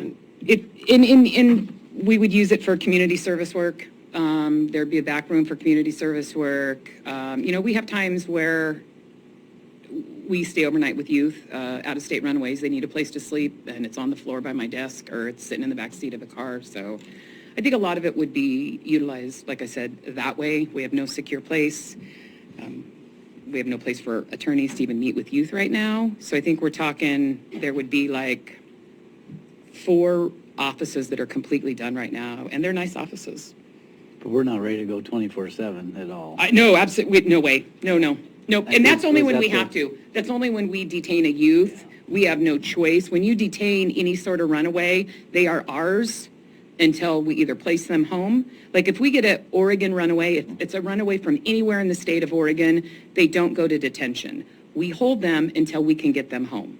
And so if we have parents from Salem, or if we have parents that are working and don't get off, we sit with that youth until that happens. Or we go on the road and meet 2 ways. So there's times where, if PD picks up a runaway at 2 a.m, my staff and I are sitting in the office with them. They're not criminals, they're not locked up, they're not detained. We just have to make sure they're safe and secure until we can get them home, so. So board, anything else? No, sir. So we have a direction here and a path. We want to know what it's going to cost to finish those rooms. And don't go lean, because we don't want to move you in and then have a few jobs. I'm sure you've already thought of this. I don't mean to. I'm a builder too, and used to be a contractor, but that's, as you stated, that looks pretty doable over there. And it's, I think there's a lot of enthusiasm for what this could mean. So cost involved, where the money's going to come from, and then time frame, what you're looking at. Are you looking at 2 weeks, 6 months? You don't have to answer today, but just come back to the board. And what else would we want to include in that list, gentlemen? I think just get with Chet. Wendy and I get with Chet. We go through it. Chet, what's this going to cost? I think that's just a couple hours. We can figure that out. Yeah, I mean, when our department looked at it, I look at it about $1,000 of supplies. I mean, it's there. If you look at most of the supplies, the doors are all there. The 2x6s are sitting in the pile. The drywall is in a pile. All the metal to put up the walls is in a pile. To our knowledge, it was one window. We might need a couple extra sheets of drywall to go on one of the ceilings and flooring when you walk in. Those were the three things that there. And like I said, it's the only wall that would even need attention. It's a 2-foot section on top of a wall that already exists, just to make it confidential. It's pretty minimal. Yeah, I'm also concerned though with having a licensed contractor come in, and that's not to say that somebody else can't do it that we have in-house, but I think it's I'm just in agreement that that's probably pretty important in this case. Commissioner Pash? I'm not sure that we need a licensed contractor to come in and make sure the building is safe for you to move into it. I think our maintenance staff can do that. All I was saying is if you do find something that you feel, that's electrical or plumbing or something that should be done by a licensed person, that it gets done that way and not somebody just do it. So I don't think, having a contractor come in and walk through the building should preclude you moving forward to move in there. I don't either. I think Chet, the three of us can figure that out and give, come up with a number pretty. The cost basis. And identify any issues. Yeah. Yeah, because he doesn't want anybody to work irresponsibly and do, so I think we're good. Okay, so we have a direction here. Thank you very So much. we're approved to move forward, do a walkthrough with. I'll make a motion that we approve Juvenile moving over to the Coven building with After all the completion is done? well, after looking through it and just seeing what, and just getting a list and getting it back to you guys and just moving forward. Okay, so I'm going to back up just a little Okay. bit, if I may. Did you want to second that? I'll second it. yeah. Okay. The reason I want to back up is because we're hearing that facilities maintenance is overtaxed right now. Your motion didn't include a cost, which I thought we agreed on. A predetermined, it's 1,000 or 10,000, whatever it is. I think we need to include that in your motion. That's just my opinion. That's fine. Yeah, we'll figure that out and. Okay? So everybody understands the motion? Yep. Further discussion? Call for the question, please. Commissioner Pash. Aye. Vice Chair Herzog. Yes. Chair Boice. Yes. Motion carried unanimously. Next subject for you. Thank you. Yeah. The next one is Lipsick, and I brought this to the board because we had a meeting last week, and Lipsick is a critical part of our county's infrastructure, and it deals a lot with good health. And some of our board members from Lipsick would like to discuss the current state of services in the county and the agencies, and they would also like to talk about a critical walk-in center here and some of the shortfalls with behavioral health. So I welcome our chair, Lieutenant Denny, and Wendy Lang from Juvenile to discuss some of the things and some great information this morning, Wendy, on your work on that. Yeah. Director Lang, you get to go first, I think. Perfect. And Dave and I have been meeting quite a bit together. So we had a lip sync meeting and we were all kind of talking. It was getting kind of frustrating. There's a lot of changes going on with behavioral health when things changed in June, and nobody, it kind of was going day to day for a while. But when we would meet, Dave and I really didn't know the answers. We didn't know what changes were taking place or where the service was or when it changed, which we felt we really needed to know in order to pass on to our clients. And so that's what we were just trying to figure out is how do we make sure, we're pretty passionate about making sure not only our clients, but Curry County gets good behavioral health. We want to make sure that we get them the best services that we can. So in the last week, we've been talking to everybody we could talk to, from state to local to providers, feeling like we understand the behavioral health piece a little bit, understanding that hopefully we have a contract that's going to be changing things up a little bit. And so really the big piece that we took out of it is we would love to maybe be a part of that discussion as it moves forward, so we can make sure with behavioral health changes, that we all know so we can pass on to our clients. I mean, if I don't know who's going to be the crisis worker or where that crisis building is, it's really hard for our clients to get there. And it sounds like that's part of the process moving forward, is that maybe after a contract is signed, that would also take place. But we would love to be part of that process. And kind of know. We're a little on edge. First of all, it's the end of June, and then it's the end of September, and maybe it's the end of December. But in the meantime, what do we tell our POs to tell our people?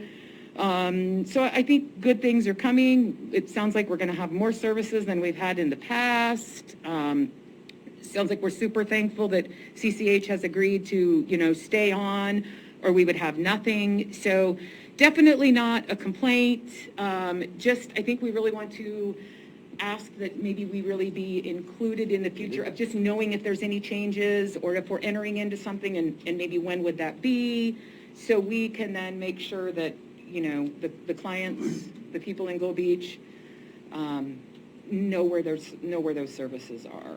And then phase 2 of that was in Lipstick for about a year and a half now. We have been dreaming that wouldn't it be nice if Curry County had its own drug and alcohol counselor. It would be, the turnover seems to be large, always has been, and we have a lot of need for that. It was, what if we could actually employ somebody that did all the juvenile, all the assessments, all the treatment, all the education, all the adults, and also could do groups for those who are incarcerated in our jail, but they worked for us. And it sounds like Mr. Herzog is I take that back, Commissioner Pash took that from our meeting, passed it on. Mr. Herzog has followed up with that. And it sounds like it's something we could apply for, that we could apply for our CCOs and just see if there's funding. Other counties have done that and had those services to where we don't have to wait for an assessment. We can do not just once a week check-ins. We can, provide better services and right under our umbrella, and it's something that like the Juvenile Department could apply for it. They would be a Juvenile Department employee. So we were just kind of, seeing what the board thought about maybe us taking the next step and sending something to the CCOs to see what their thought is. Again, wouldn't cost the county any additional funds. It would be covered through a grant that we would apply for, some matching funds. Mr. Denny, you're next, and then we'll keep this discussion I'm going. going to kind of mirror what she said. We've been talking about this a long time, and it's no fault of Curry Community Health and all the changes being made, but we just need answers and be on the same page because it changes so quickly, and we don't know because I've got, POs referring people for assessments and treatment, and they go there and then things change. And so, like I say, I'm not pointing fingers. We're not pointing fingers at anybody. We're just looking for answers and a way to move forward and not look back. So try to make things a lot better than what they are right now. And Wendy's done an enormous amount of work in the past couple of weeks since our meeting. And she's made a lot of good contacts and has a lot of good information. And I think she forwarded that to Mr. Pash, and maybe he can share that. I'll share it with both of you. So will you two officially, I'm going to even say, hopefully be representing local public safety coordinating council? I mean, if we could get you, per your request, Yeah. you two would be the go-to people for that council. Absolutely. Fantastic. So here's why I asked that. I think you probably know, and I put it up on the screen today because I've been working behind the scenes on this. Oregon has $500 million, over $500 million, that we have positioned ourselves to compete for with all the other counties, strictly identified, allocated to mental and behavioral health. So, working with David Rocksmith, I'm going to reference him because he's always on the ball, and that's the first time I heard of it now 2 months ago. We went to the CCOs. We went to CEO Williams, of Curry General Hospital, and we're working on a plan. Certainly Linda Maxon from Coast Community Health. We could really use your help with that plan. So to involve you in those discussions, those conversations, that is definitely the next step. And you can help us even better prepare for and compete for those funds. And I think we already have a good leg up. This meeting today, or this presentation that you're doing, is very helpful. And, yeah, we would love to have you involved and get you in that next step. So, yeah, I'll look at everything you got and forward that to David Brock-Smith and the other people that are involved and who we're working with at Oregon Health Authority that will be essentially administering the money. And are we accurate in saying we're somewhat close in a new contract for behavioral health? Is that? You mean with ADAPT? Mm-hmm. I don't know how close we are. I go ahead and report if you know. Well, I last time I talked to Gregory Brigham? Brigham, he said yes. Okay. So, and I'll give you my word, I'll have a better understanding about that in next week. Perfect. And report back to you, yeah. So that's a very good question, though, because it just feels a little in limbo, doesn't it, in this Well, transition? And that's kind of where the limbo's got us, it's got us real nervous, when we have somebody in crisis, where do we go? When I have a kid or they have an adult that's in crisis, we shouldn't be the ones trying to figure out where the new building is or who's doing it or what release of information we need. I think we just really need to make sure we all have the information, whatever that is. Short term, is it till September or December, whatever, but all our partners in the community, we really need that piece of information of what services do we have now and when are they going to change what services those are. So, yeah, we can't run around with So, and if we could request, we want to see some overlap there because it can't be just ending December because it takes time to get everything in place. So there has to be some kind of overlap there, because it's going to take them a little time to get established and meet with everybody. It will be, the end of the year will be here before we know it. I just want to kind of reemphasize, we need a plan, a real long-term 5 to 10-year plan, and that's how we're going to be able to, in my opinion, that's how we're going to better be able to compete for those funds. Absolutely. Thank you. Welcome aboard. Anything you need from either one of us for behavioral health, or if a committee is appointed, we're there. Okay. So I have a quick question, maybe a little bit off topic, but the blue building in Port Orford, there was some discussion about this a couple meetings ago, maybe it was longer. Is that still a CCH building or is that a county building? That's a CCH building. Okay, all right. Right next to the Don't give up library. on that, though. What's Don't that? Don't give up on that yet, though. I'm looking for options too, like Wendy, so. Gotcha. Okay? Thank you. Okay. Thank you very much. Connie Hunter.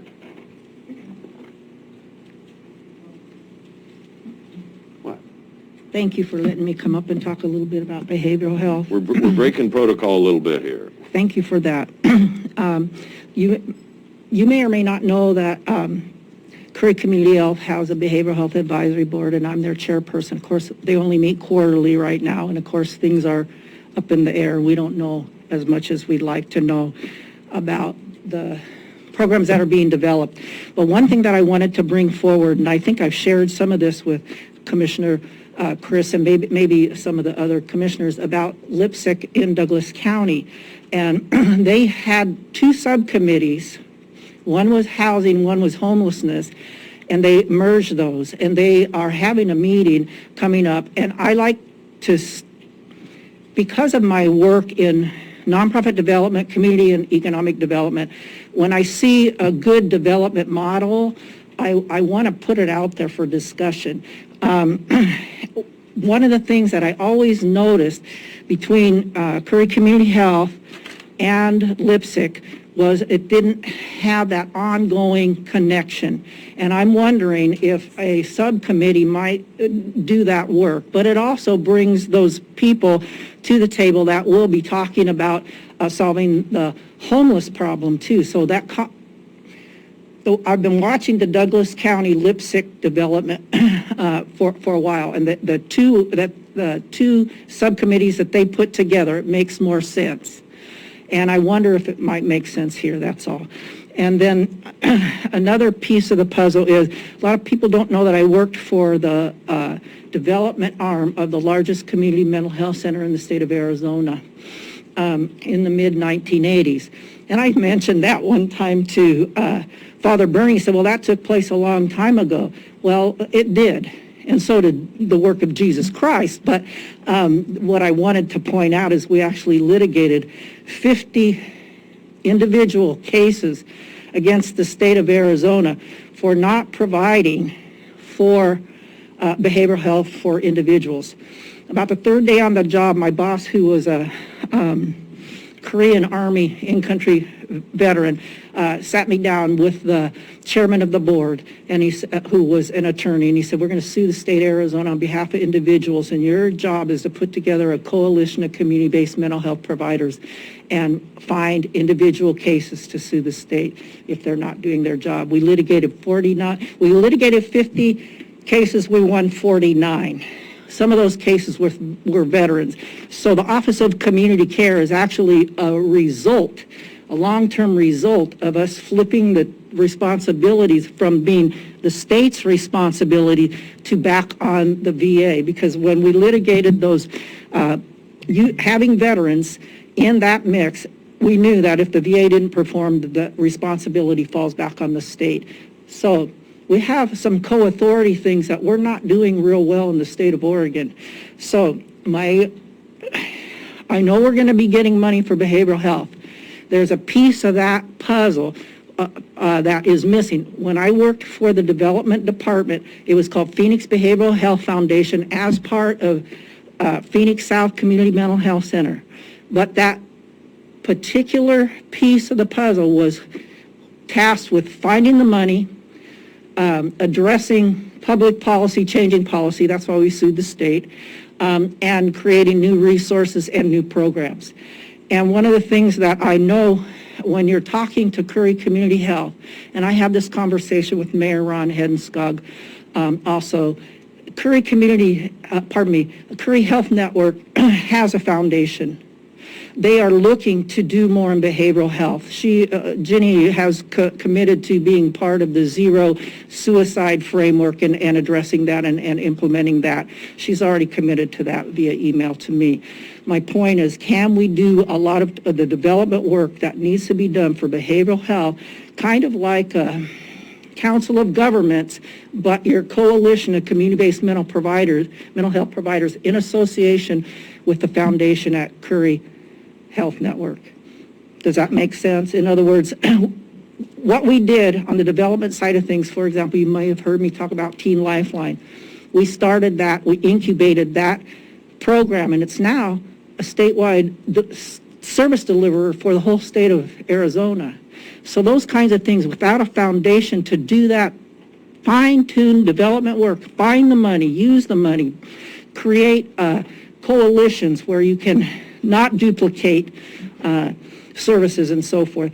Those are the kinds of really groundbreaking pieces of the puzzle, but without that emphasis on the discipline of development and those kind of relationships in the community, it's going to be small baby steps, and we need to take bigger steps. That's my point, I guess. We will be calling on you in this process. Commissioner Herzog? So if I heard you correctly, I think you said that Lip Sync in Douglas County is working very well with their behavioral health, which is ADAPT. What they actually did was create subcommittee, and so that creates the connection that didn't exist on a regular basis with, say, for example, that just is really good news. So if they're already carefully ADAPT is gonna, and I promise if I have to, I'll drive to Roseburg and meet this gentleman, but face to face. But for them to have that, foresight to we just got to get him here, so on board and up and running. So that's good news. Okay, thank you, Connie. Anyway, thank you for tolerating me so much today. You're welcome. We're going to go to item 7D, Roadmaster Signature Authority to approve change order number 1. We got C. I know, but we're going to come back to that. All right. South County paving project in the amount of $74,842 for Tidewater contractors to grind and pave Lively Lane. Roadmaster Christensen, welcome. You're tired of him walking back and forth? Well, I got Carrie sitting there doing the same thing, so. I guess he's bigger than Carrie, so. Good morning, Commissioner. Curry County. We're sorry to keep you waiting. Curry County Roadmaster Richard Christensen. No worries. I don't mind. And yes, for this first item, this is a change order for the 2021 paving project for $74,000 to grind and pave Lively Lane. And we're currently under budget. We had budgeted $600,000 for all this work, but we downsized 2 roads. One we chip sealed, and saved money. Another one, we found out that CTR was no longer going to be using their wilderness road facility, so we decided not to spend a bunch of money on a road they were no longer going to use. So, anyways, I'm looking for board approval for this change order for Roadmaster Signature Authority for $74,000, and we'll still be under budget for my capital improvement paving plan. Looking for a motion? So moved. I'll second. Discussion board. Call for the question, please. Commissioner Pash. Aye.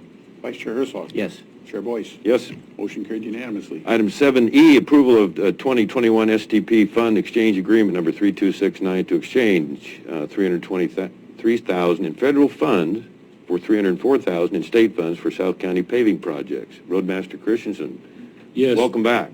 Thank you. And this is, the federal government gives a Curry County Road Department an annual allotment from $250,000 to $300,000. This year is $323,000. And there's a process where we could fund exchange that money by paying 6% to the state and take that money from a federal delivered project to a state delivered project that we're allowed to deliver ourselves. And we want to use this money to pay 2/3 of our cost of our 2021 paving project. So I'm looking for the board to sign the master agreement with the state, and then I'll forward that to the state, and then what they'll do is they'll mail us the $304,000, so when we deliver our project, that $433,000 I was telling you, $304,000 of it will be paid by the federal government. And so I'm looking for the commissioners and county council to sign the master agreement. Need a motion? Yes, please. Move approval of 7E. I'll second. Discussion board. Call for the question, please. Staff Jesuit. Commissioner Pash. Aye. Vice Chair Herzog. Yes. Chair Boyce.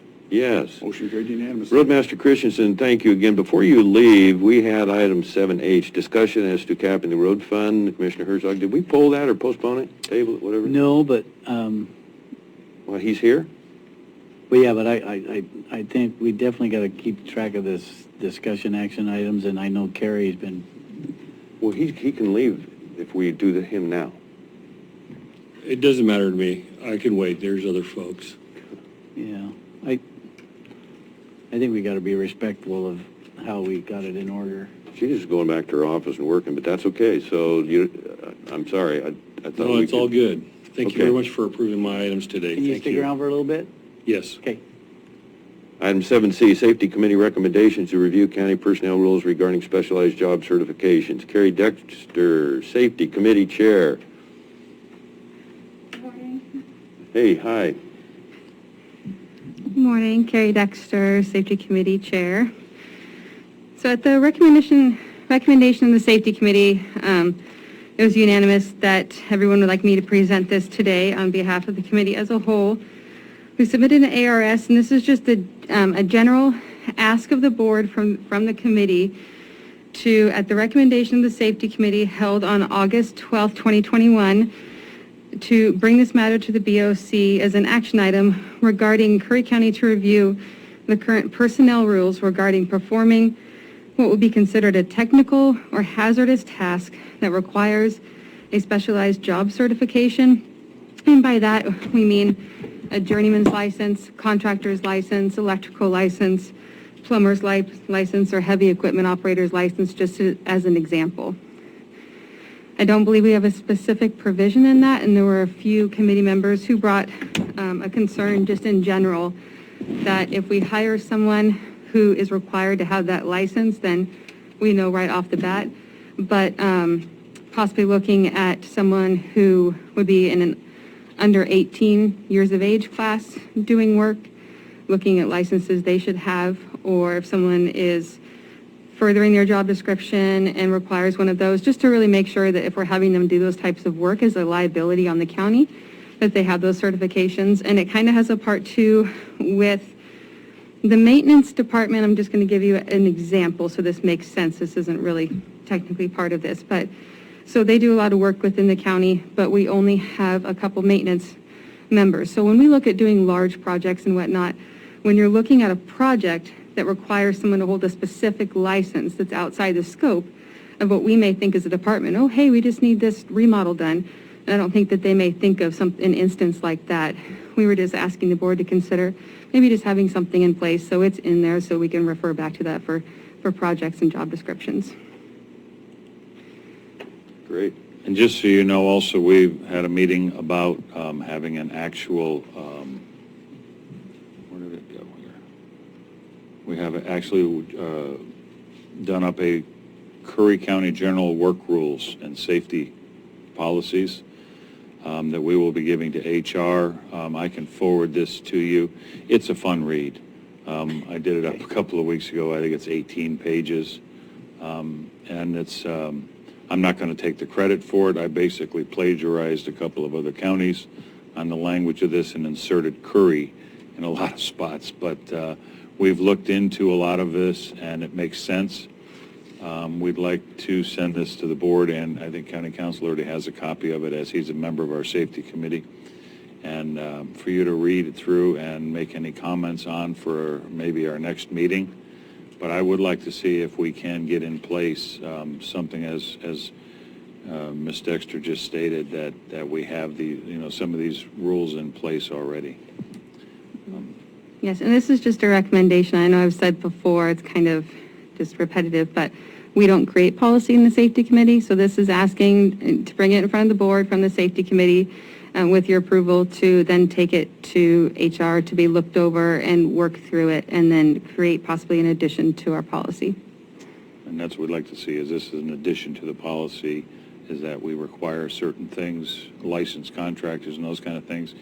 And something else is that, a couple of the teens that are out working, and God bless them, they're working hard, but they might have been doing some things that Questionable. should have been licensed contractor to do, and they were doing. So not putting any blame on them. I actually appreciate them doing that, but to protect the county, which is part of our job, I think we need to get some of this placed in language, in writing.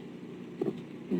It would be a good thing for down the road too, because I know that over the past few years, I just kind of know a little bit of knowledge here because my husband's a contractor in the county, so I'm aware of a lot of new contractors we have within the county.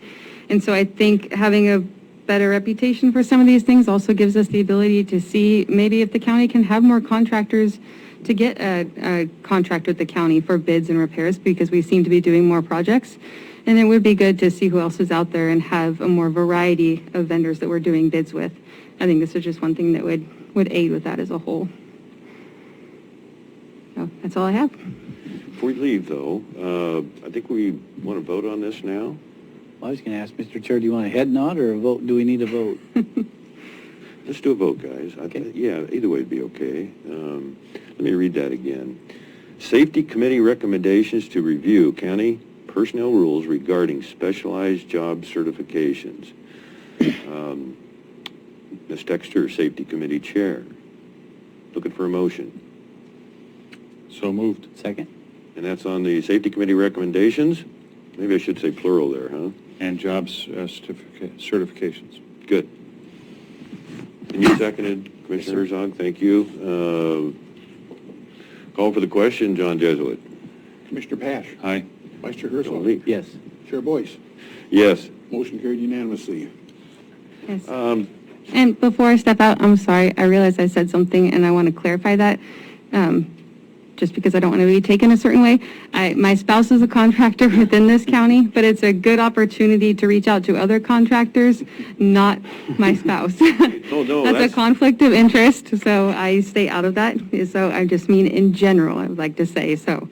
No, that's how I interpret it. Completely. So he's not done work for the county, and I do not, I just thought about that as I said it, so. Well, the way you clarified, that's the way I interpreted it initially, so, but thank you for that. No worries whatsoever. And I would have no problem with your husband submitting a bid. It's a small county. I'll leave that up to him. So the other information you gave me, I think yesterday, on the, the COVID influenced impacts on our employees, okay? when they get sick, when they get shots, when they, time off. Did you want me to read that now, or we could do that in executive session, bring it back to the board? What would you recommend there? I will leave that completely up to you. I just wanted to bring that to you as a recommendation of just personal good advice that I could offer that would benefit, I think, Curry County and the county as a whole, and as a good example. So I will leave that completely up to the board. I'll read this real quick while you're here, and then if I misunderstood or something, you can straighten me out there. So, whether a person is pro-vaccine or not, I believe there are individuals who worry about getting side effects. Let's talk about our county employees now, of not feeling well the day after their shots. And that's been the case for several of our employees within the county, somewhat similar to when they get their flu shot. Looking at our current temporary COVID personnel rules, we do have COVID-19 administrative leave if you have contacted the virus, though a conversation may consider this: employer notification of exposure to risk, medical referral, return to work options. If the county management has knowledge that an employee may have been exposed to COVID-19, and the employee's department head shall notify the employee within 1 day of the county obtaining such knowledge. Am I on the right track here? Yes, I believe that was our second conversation. Oh, yes. Yeah. So here's just two more sentences. Once the county has notified the employee shall be required to notify a medical professional for testing. The employee shall report back to the county if they fall into any of the categories in Section D above and proceed accordingly. So what we'll do, and then you also said if they have to take a couple of days off, how they get compensated, and, just kind of the way I understood you is that it was a good way for the county to kind of update this policy and, in relation to COVID and some of the things that we're experiencing now and likely to in the future. So we'll just come back on that. And I thought I copied and pasted the other information that we talked about yesterday, but I didn't. So, we can update that. I know I sent you an email, which I think describes it a little differently than that. So I think if you wanted to talk with the commissioners in executive session, that pertains to a personnel policy. I'll leave that up to you. And that was just a recommendation. Some counties provide that, some don't, but it's just something for the three of you to consider. I'm looking at the letter you sent yesterday morning at 10 a.m. after we visited, so I apologize. I need to spend more time on that and incorporate it with these other suggestions, and we'll do that and get it ready for next week, if you're okay with that. That's fine. Thanks. Great. All right, thank you. Thanks, Gary. Okay, so now we're back to Roadmaster, Commissioner Herzog on the capping the road fund. Well, is G? Yeah. G, Chair. Okay, I'm just trying to get him back to his crew. Oh, I got you. Come on in, please. He may not even want to comment, but it's your information, so you take the lead here, please. So we're going to item 7, H, discussion as to capping the road fund reserve, Commissioner Herzog, and we also have, excuse me, go ahead. No, I was just wondering if LT's his security in here. Absolutely he is. Lieutenant Hensley, I just wanted to recognize you. Thanks very much for being here today. Well, Proceed. I wasn't really prepared to Okay. talk about this, but I can talk about But it. he'll go first if that's Yeah. okay. Well, and just before the meeting, Treasurer Barnes said, hey, I can do, I'm still working on some stuff as far as what's going on with the road fund total right now, and if it would be possible, and then whoop. So he asked if I could pull it until the next meeting, and then it just went over my head, and I forgot to do that. So, but we can surely discuss it, and my whole deal on this is to just have good discussion back and forth regarding the capping of the road funds at 20 million, and then just the funding of the sheriff's department going forward in a tax measure or some kind of voting thing to the public. So, Rich, I can tell you're just ready to Yeah, I've been working on this, independently, and I do have a kind of a vision and everything, and, there's been a lot said over the years and about the road fund, and wow, there's still 29 million in there. We've been doing a good job, and, we should cap it at 20 million, and I think we should cap it at 29 million. I think that what the road department's doing with the road funds is stretching it out, is working. And we're using it for master plan projects and grants. And we've been very fortunate these last few years that the federal government has given us, funds that we were not expected since the loss of timber receipts. The county's running on a $7-8 million budget shortfall. Half of that is the road department, half of that's the general fund. And my thought is that we should not expand any services until we have money for those services, and that we find a process to reach out to the public for a sheriff tax levy or a general fund tax levy that they would support. And I think part of that process is that we get as lean and mean as we can, and we live within our budgets, and we see what we can do. So the public could actually see that, we need money because we're living in our budgets and we don't have the services that they want. And if they want those services, then we start working on those tax measures. That's kind of like the Josephine County model, So I haven't gone to Josephine County yet to talk with them, but I'm looking forward to do that. And I'm in communication with Rocky McVeigh, and I just have a lot of irons in the fire right now. And I'm hoping to do all that this fall, and maybe have a sheriff tax levy on the ballot, working with the commissioners and the sheriff department to go to the public for during midterm elections. November 2022 is the goal right now. But I think one of the things we're going to have this afternoon is a workshop about getting that lean and mean and trying to get public trust, and you can see that we are downsizing our fleet or making our fleet where it's self-functioning, and that's part of this process of stretching out the road funds and trying to get to where the general fund and lowering the impact of general service department needing vehicles from the general fund, and that we have a fund that manages itself using enterprise, and that's all part of this thing getting lean and mean. And so I think once we get to the point where the public sees that we are living within our budgets, that they may be open to give a tax measure of some kind, whether it's a property tax measure or it's based on consumption or what. And but we're nowhere near there yet, and there's a lot of workshops I think we need to have in the next 6 months to try to figure that out. Mr. Herzog? Yeah, that says it. Yeah. Mr. Herzog, or excuse me, Commissioner Pash?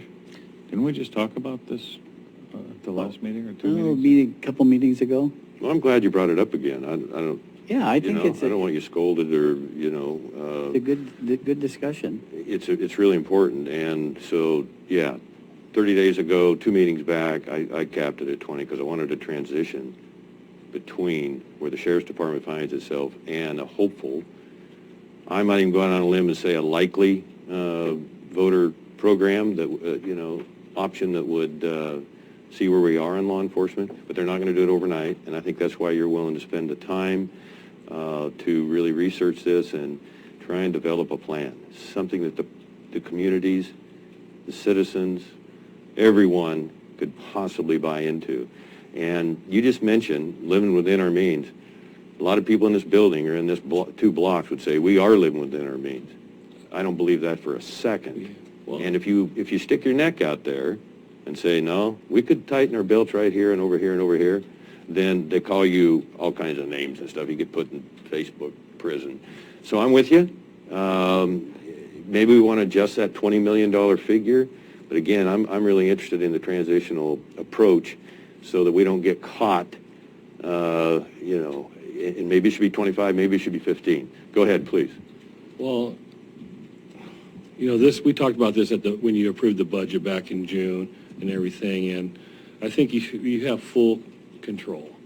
And that whenever I bring something like I did today to you, I want to spend $75,000 to pave this road, you know, at that point, you could say yes or no. In the sheriff department, I believe anything he spends over $10,000, he has to go through that same process, or any department head. And so at that point, you look at that, and is that living in your budget or not? And so I think that's when your job gets hard, because now you're saying who and could buy what and when, and you're itemizing things, and I think that's part of the process. And so I think that once we start living in our budgets and people in the public see that they're not getting the services that they need, like what Josephine County did, that they will support those services with a tax measure, you know, like Josephine County. So that's what I think. You know, Josephine County was successful. They were in the same boat as us. And I think that we need to conserve the road fund to the fullest extent possible, because if we don't change, the road fund's going to be gone, and then all the grant opportunities will be gone. Right now, I look at 29 million, just say 30 million. You know, to me, that's almost $300 million in grants, okay? Especially, and we all know the federal government is putting a lot of infrastructure projects out there that, you know, right now we're in a really good position to chase those funds as long as we have the road fund. But the road fund's gone, all these master plan projects disappear. So that's what I would like to say, is that, you know, conserve these road funds for the best use of the county, which I believe is going after grants and leveraging them 10 to 1. Thank you. So real quick before we have Lieutenant Hensley come up, want to remember, Josephine County doesn't have a road fund reserve. There's only 4 in the state, and we're one of them. And that goes back to your predecessors, and so to see you, no surprise, guard it fiercely, I really appreciate that. The other thing, you, back to living within our means, you mentioned, I drew a blank there, I'm sorry. That's okay, I'll just leave it, you know, good presentation, good response. Oh, I know what it was. So if the treasurer comes up, and it doesn't really matter whether it's 29 or 31, in my opinion, from what I know about it right now, what matters is, are we going to cap it? Are we going to have the courage to do that and say, okay, voters, okay, all departments, okay, commissioners, step up to the plate, get the job done. That's where I'm at. Yeah, that's the tough one. So I'm saying, you know, why wait till we go bankrupt or till we're done? And now we have no choices. And so we all know emergencies are going to come up. And I know we need a new jail. I know we need a new courthouse. You know, all these things require matching funds. And if you don't have them, those projects don't happen. So if you have a $20 million project and you need $2 million to build a new courthouse, I don't know what that's cost, but I'm just throwing numbers out there. And you could pay 10.27% of that grant, and now there's no road fund. What are you going to do? And also, too, is if you limit it at 20 grand, what are you going to do? And so, and you know, and I think what Commissioner Pash said a few meetings ago, hit the nail on the head. Is just because how I look at it is the federal law says these funds can only be used for roads. The new state law says 7 counties can use road funds for sheriff. Okay, now you're going to make a rule that says, no, nobody could use the money if it hits $20,000. So who usurps who? You know, state usurps your decision, and the federal government usurps the state decision. So to me, it's like we just need to conserve, live in our budgets, and you watch the revenue go out the door. And if it's going on something that you feel is right, then it's right. It's your decision. And so I'm just presenting to you all the time how I'm spending the money. Anything over $10,000, I'm bringing to you and explaining the situation, and you make that decision whether to approve that purchase or not. And so I think that's how the process works. Hey, thanks again for hanging in here today. We're going to start trying to schedule you so you and the sheriff and other people have got multiple employees. We'll get you in and out. So that, at least that's my preference. Lieutenant Hensley, welcome. Thank you. Lieutenant Joel Hensley, Curry County Sheriff's Office, currently jail commander. I just wanted to bring up a talking point on this discussion of capping the road fund. And it's nowhere near an attack on Mr. Christensen or anything like that. Commissioner Boice, I was glad to see you pointed out public safety is one of your number one concerns. And I assume that's also the concerns of the rest of the board, correct?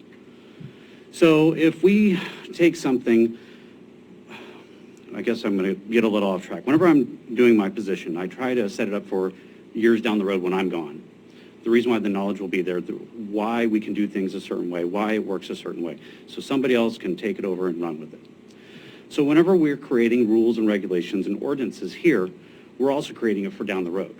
So right now, I'm happy to say that we have a board that supports law enforcement, but it hasn't always been that way. So later on, somebody could use this rule or law as a tool to defund law enforcement. So if you had the road fund, let's say we picked a number of 20 million, 25 million. All of a sudden, this other board down the road decides, you know, we're going to allow the roadmaster to replace 5 bridges. Just pick 5. Oh, now we have no money for law enforcement because a funding solution has been found.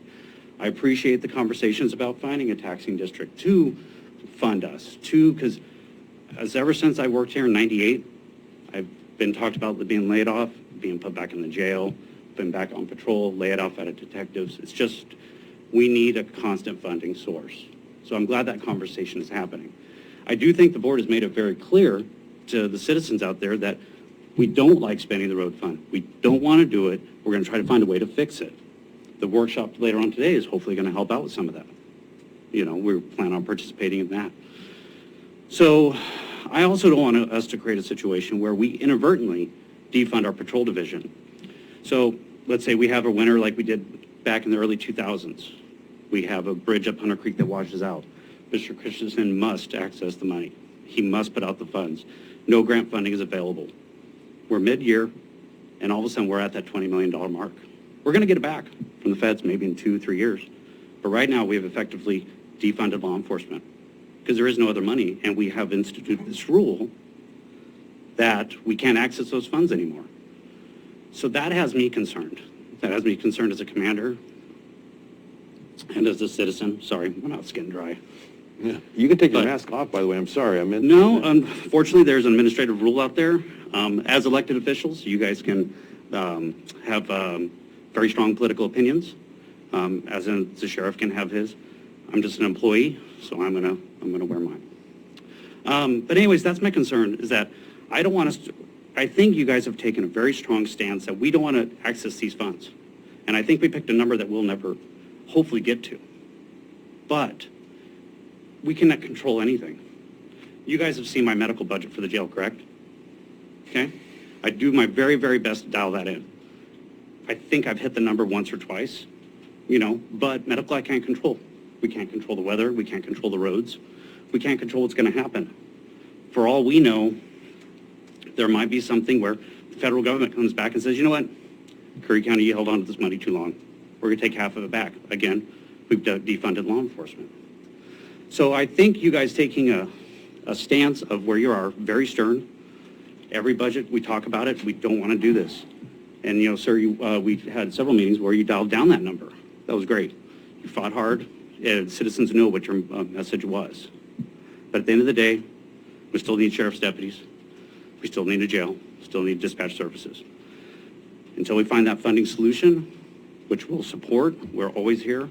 I'm always here to help and give out anything I can. I think putting a hard limit on it will tie our hands one day. Thanks. Hang on, question? Oh, no, nope.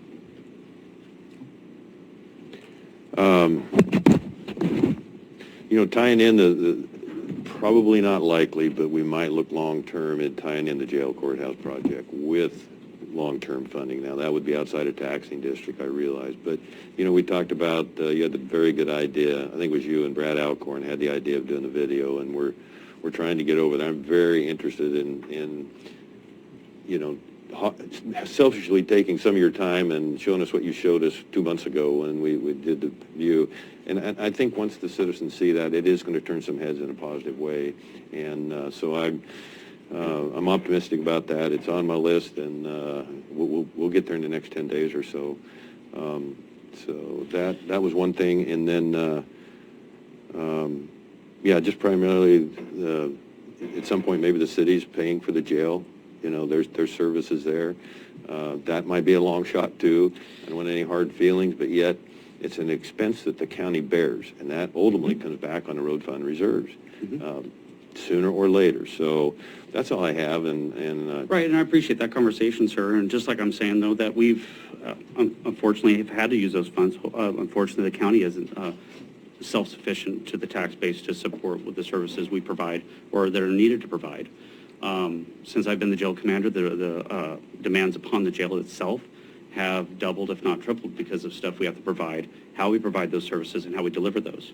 And even with other county services going away, we were finding ourselves in a position that we had to contract services. So costs go up, and unfortunately, we did have to use some road funds to balance our budget. I'm just saying I don't want us to see a hard limit that all of a sudden we have to hand out notices to deputies because we didn't foresee something, but we have this hard limit that we can't get past. And unfortunately, it's taken 4 or 5 meetings, or more than that, to get to this point right now, this discussion. I could see it even being longer to reverse a hard set ordinance if we set it in place. That's all. hey, thanks again. Thank you. Thanks, Joel. So we're at 11:30, people. So now we are at G? G, Yep. 7G, Direct Curry County American Rescue Plan Fund Committee to initiate committee proceedings. Council Pope? Yeah, and this will be real quick. In our last meeting, we appointed the members to the American Rescue Plan Fund Committee, but we didn't really get them a go date.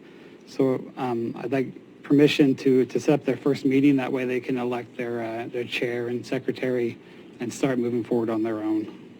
So moved. Second? Good job. Any further discussion? Call for the question, please. Commissioner Pash. Yes. Vice Chair Herzog. Yes. Chair Boyce. Aye. Motion carried unanimously. So are we at 7K now? Does that make sense? Yes. Bear with me 1 second.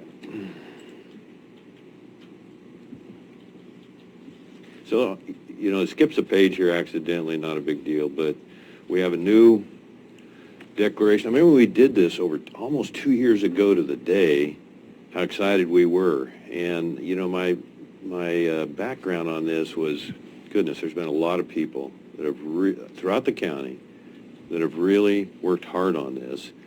And all the issues related way before that, including just a couple days later, the housing study presentation come out, and I sent a link in the agenda routing slip.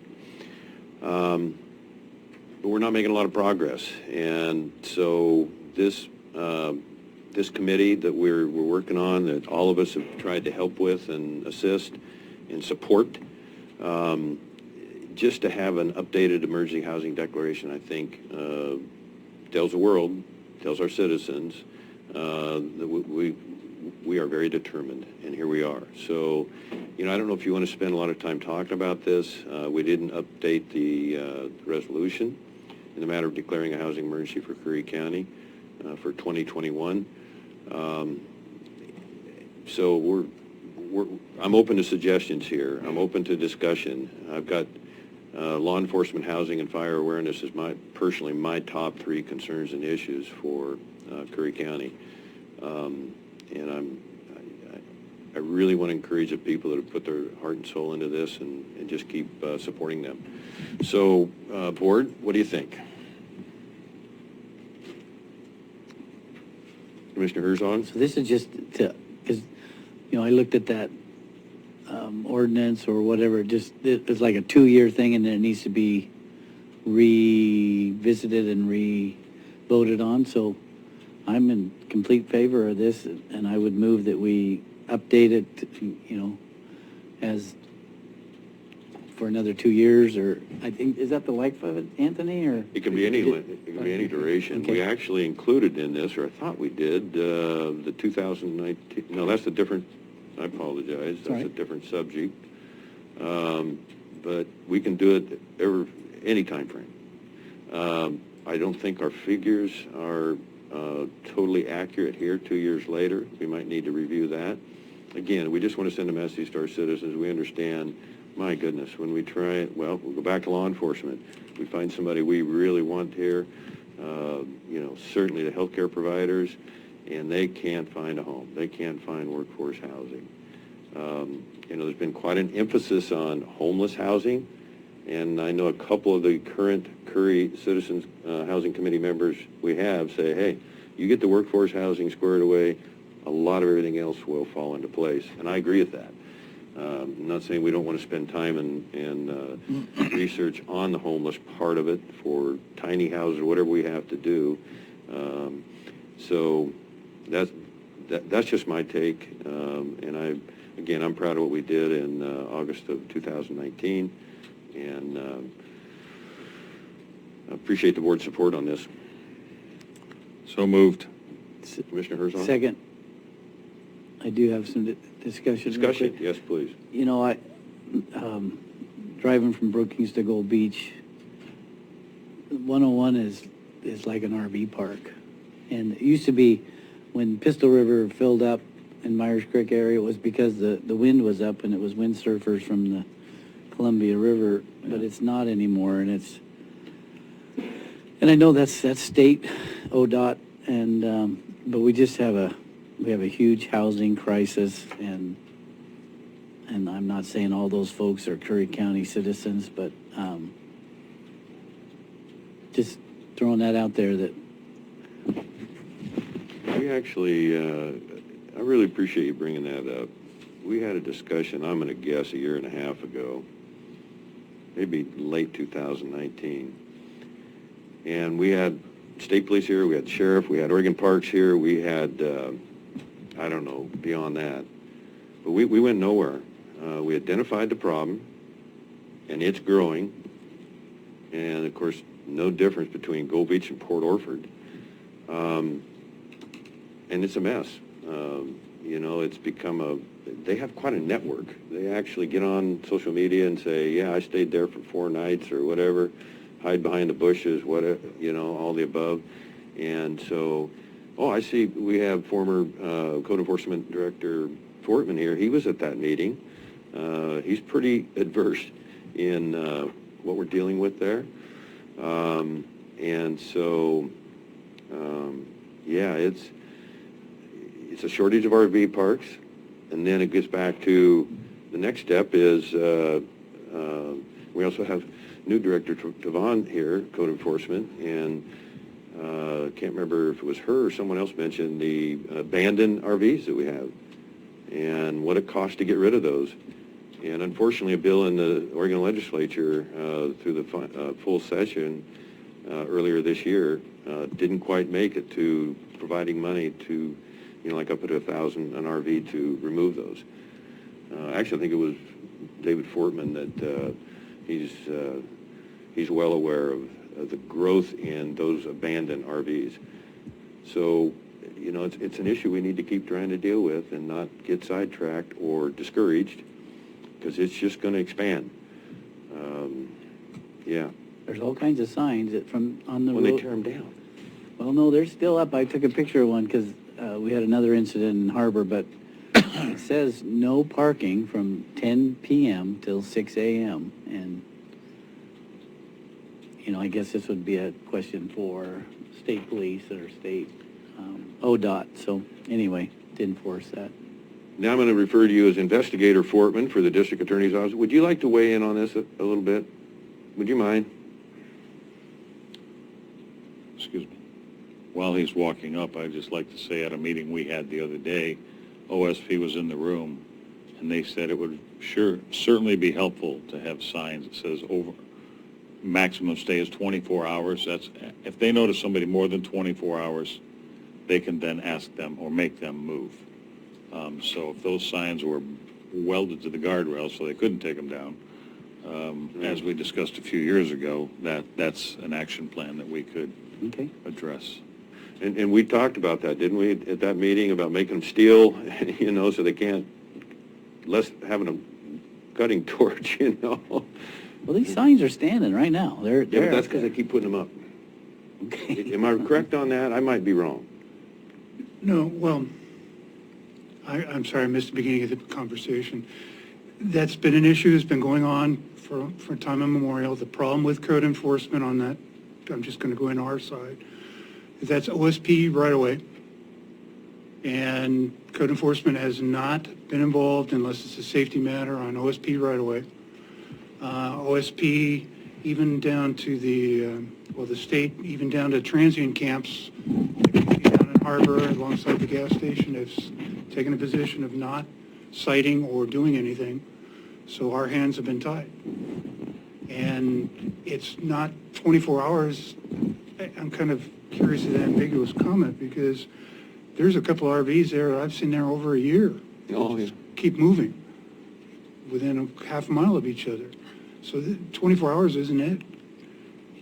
You have an ordinance, the law said from 10 p.m. till 6 in the morning, and it's never been enforced.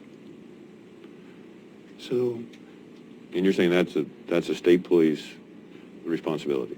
it's their property unless the county enters into an IGA with them, giving us authority to enforce it on the statute. Code enforcement can remove or tell people, the camping ordinances, if you are camping on private property, then the county has an ordinance against it. So, that's not county property, not private property, it's state property. So the article doesn't apply. So, Commissioner Pash, the state police that you talked to, if they had different signs, then they could enforce it? Is that your... Well, no, I think, as Mr. Foreman just said, there's some ambiguity in the language and how to enforce it. And, you know, the one comment was if they had signs, it would make people easier and even deter people from parking. And to your thought on people just moving, that's what one of the officers said was, they're here today, and then tomorrow morning they've moved 15 feet away. Well, legally, they moved. So there's confusion in that language as well. So, you know, I think it's up to the county, as Mr. Fortman just said, to perhaps look at conversations with OSP to give us an IGA and that we can go in and enforce and work together, you know, the state with the county to clean some of this up, because if we don't, it's going to continue to deteriorate. If I may add one more in here. People camping in trailers are a problem, and I'm going to take it off OSP. Well, it's actually their turf too. Social Security Bar. There are 2 trailers sitting out there right now that the community is up in arms about. Trailer, RV number 1, we tried to tow away last week. The tow truck broke down. The only option is to bring a tow truck in from Bandon, and we're looking at a $5,000 tow bill to tow it, store it, bring it into CTR, and the destruction cost of another $1,000 to $2,000. The second RV, which applies to the issues that you're talking about on the road, the people are living in it. And we can't tow a vehicle where the people are living in it. The county would be sued. They would have an instant back injury. So every time we go out there looking to try to tow that vehicle, people go running up the street and jump into the vehicles like they did to us the other day. So there's a financial issue I'm trying to bring up. Who's going to pay for this other than issuing them citations? It's an expensive process. And it's a process that we need to get our partners in. Again, OSP shares jurisdiction on Social Security Bar, as does Brookings PD on part of it, as does the county on part of it. And we really need maybe the board to ask all these groups to sit down and come up with a policy to deal with it. So we quit going, it's the other person's job to get it off. Question? First, I want you to make an introduction here. We're anxious, if you could. We haven't actually introduced our new code enforcement director to the public. So, and then I'll ask my question, if that's okay. Please. All right. Well, Hold those microphones down. Sure. All right. Well, I'm Amanda Trover, and I am now the Code Enforcement Officer for Curry County. Welcome. Thank you. A big welcome.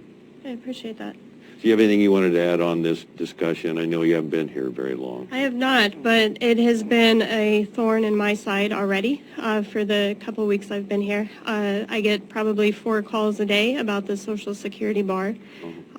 So it is an issue. We see trash, debris from these citizens in one of the trailers.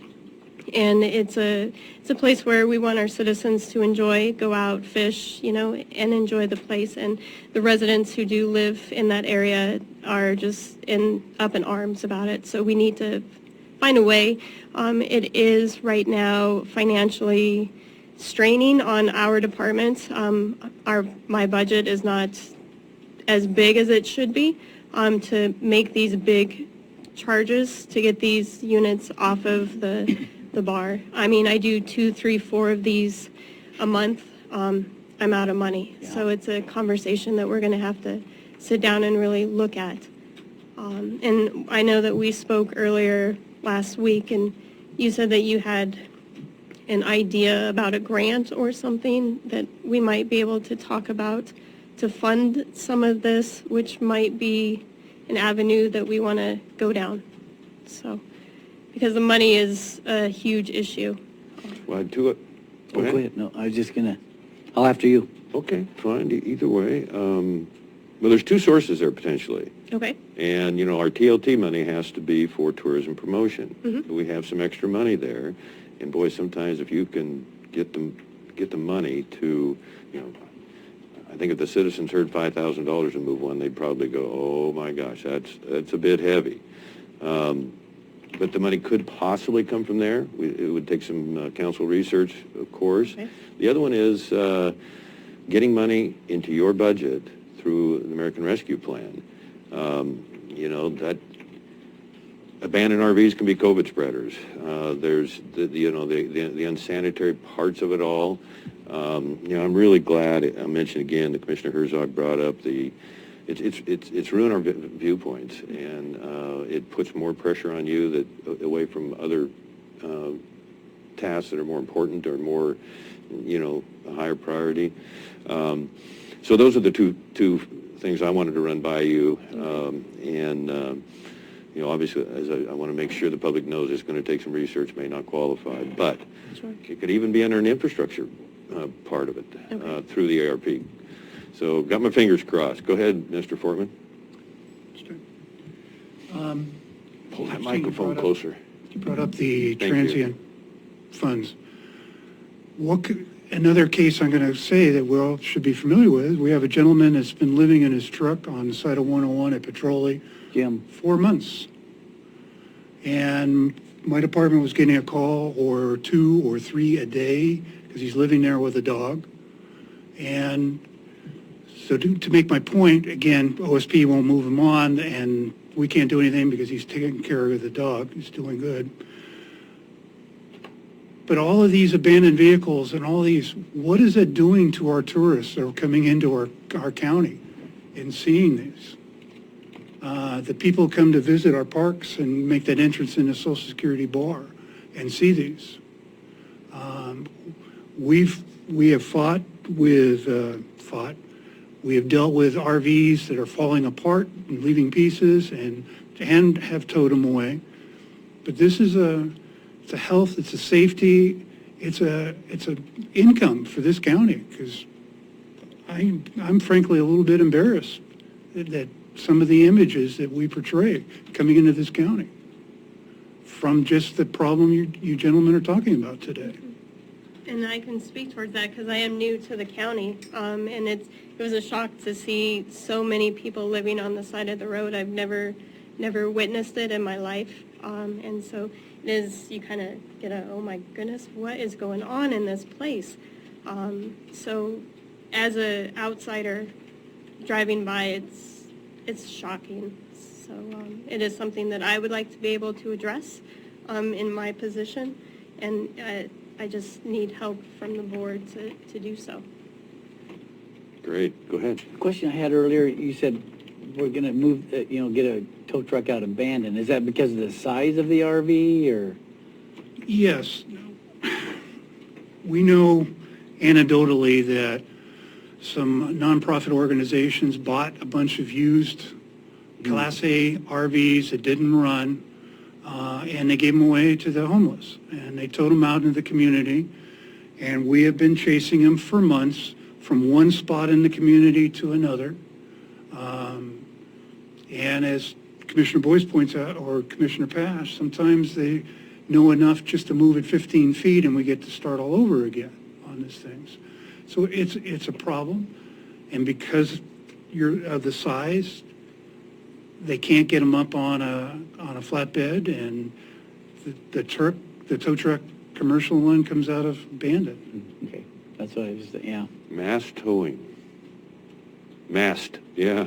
The other expense that we do, because they're being used as residents, is that we have been towing them to the county road department and storing them out there to give the opportunity for the people to come claim their property out of there, versus towing them straight to CTR and having them destroyed, which might potentially destroy somebody's property in their vehicle. So it ends up with 2 tows, a storage time, and then a destruction. So do you want to take this project on? You would need to contact the Oregon State Parks, the Oregon State Police, Code Enforcement. Who in the world am I leaving out? Sheriff. Goodness sake, sorry. And state parks. State parks now in the summer Yeah. is finally doing some patrolling on the corridor. Okay. All right. I'll do what I can to help. For sure. Well, you would, I see. Big job. Well, Big job. You recognize that you brought it up, and good for you. Sick 'em, I think. Mr. Barnes, please. Didn't you have some pictures when we had that year-and-a-half presentation or workshop, I think it was? Yes. Okay. David Barnes, before I became the county treasurer, I had some extensive discussions with ODOT and OSP about this. And as it turns out, there's an OAR that states that you are not allowed to park on the side of a highway. That's number one. Number two says except in rest areas as defined in another OAR. That OAR defines rest areas as being any scenic overlook, safety pullout, or any of the, basically says that any of the spots along 101 here are exempt from that law. Back at the time, last year around this time, I believe it was, state parks and ODOT had gotten more money to put up more of those signs, beginning at Pistol River and going to the north end of the county.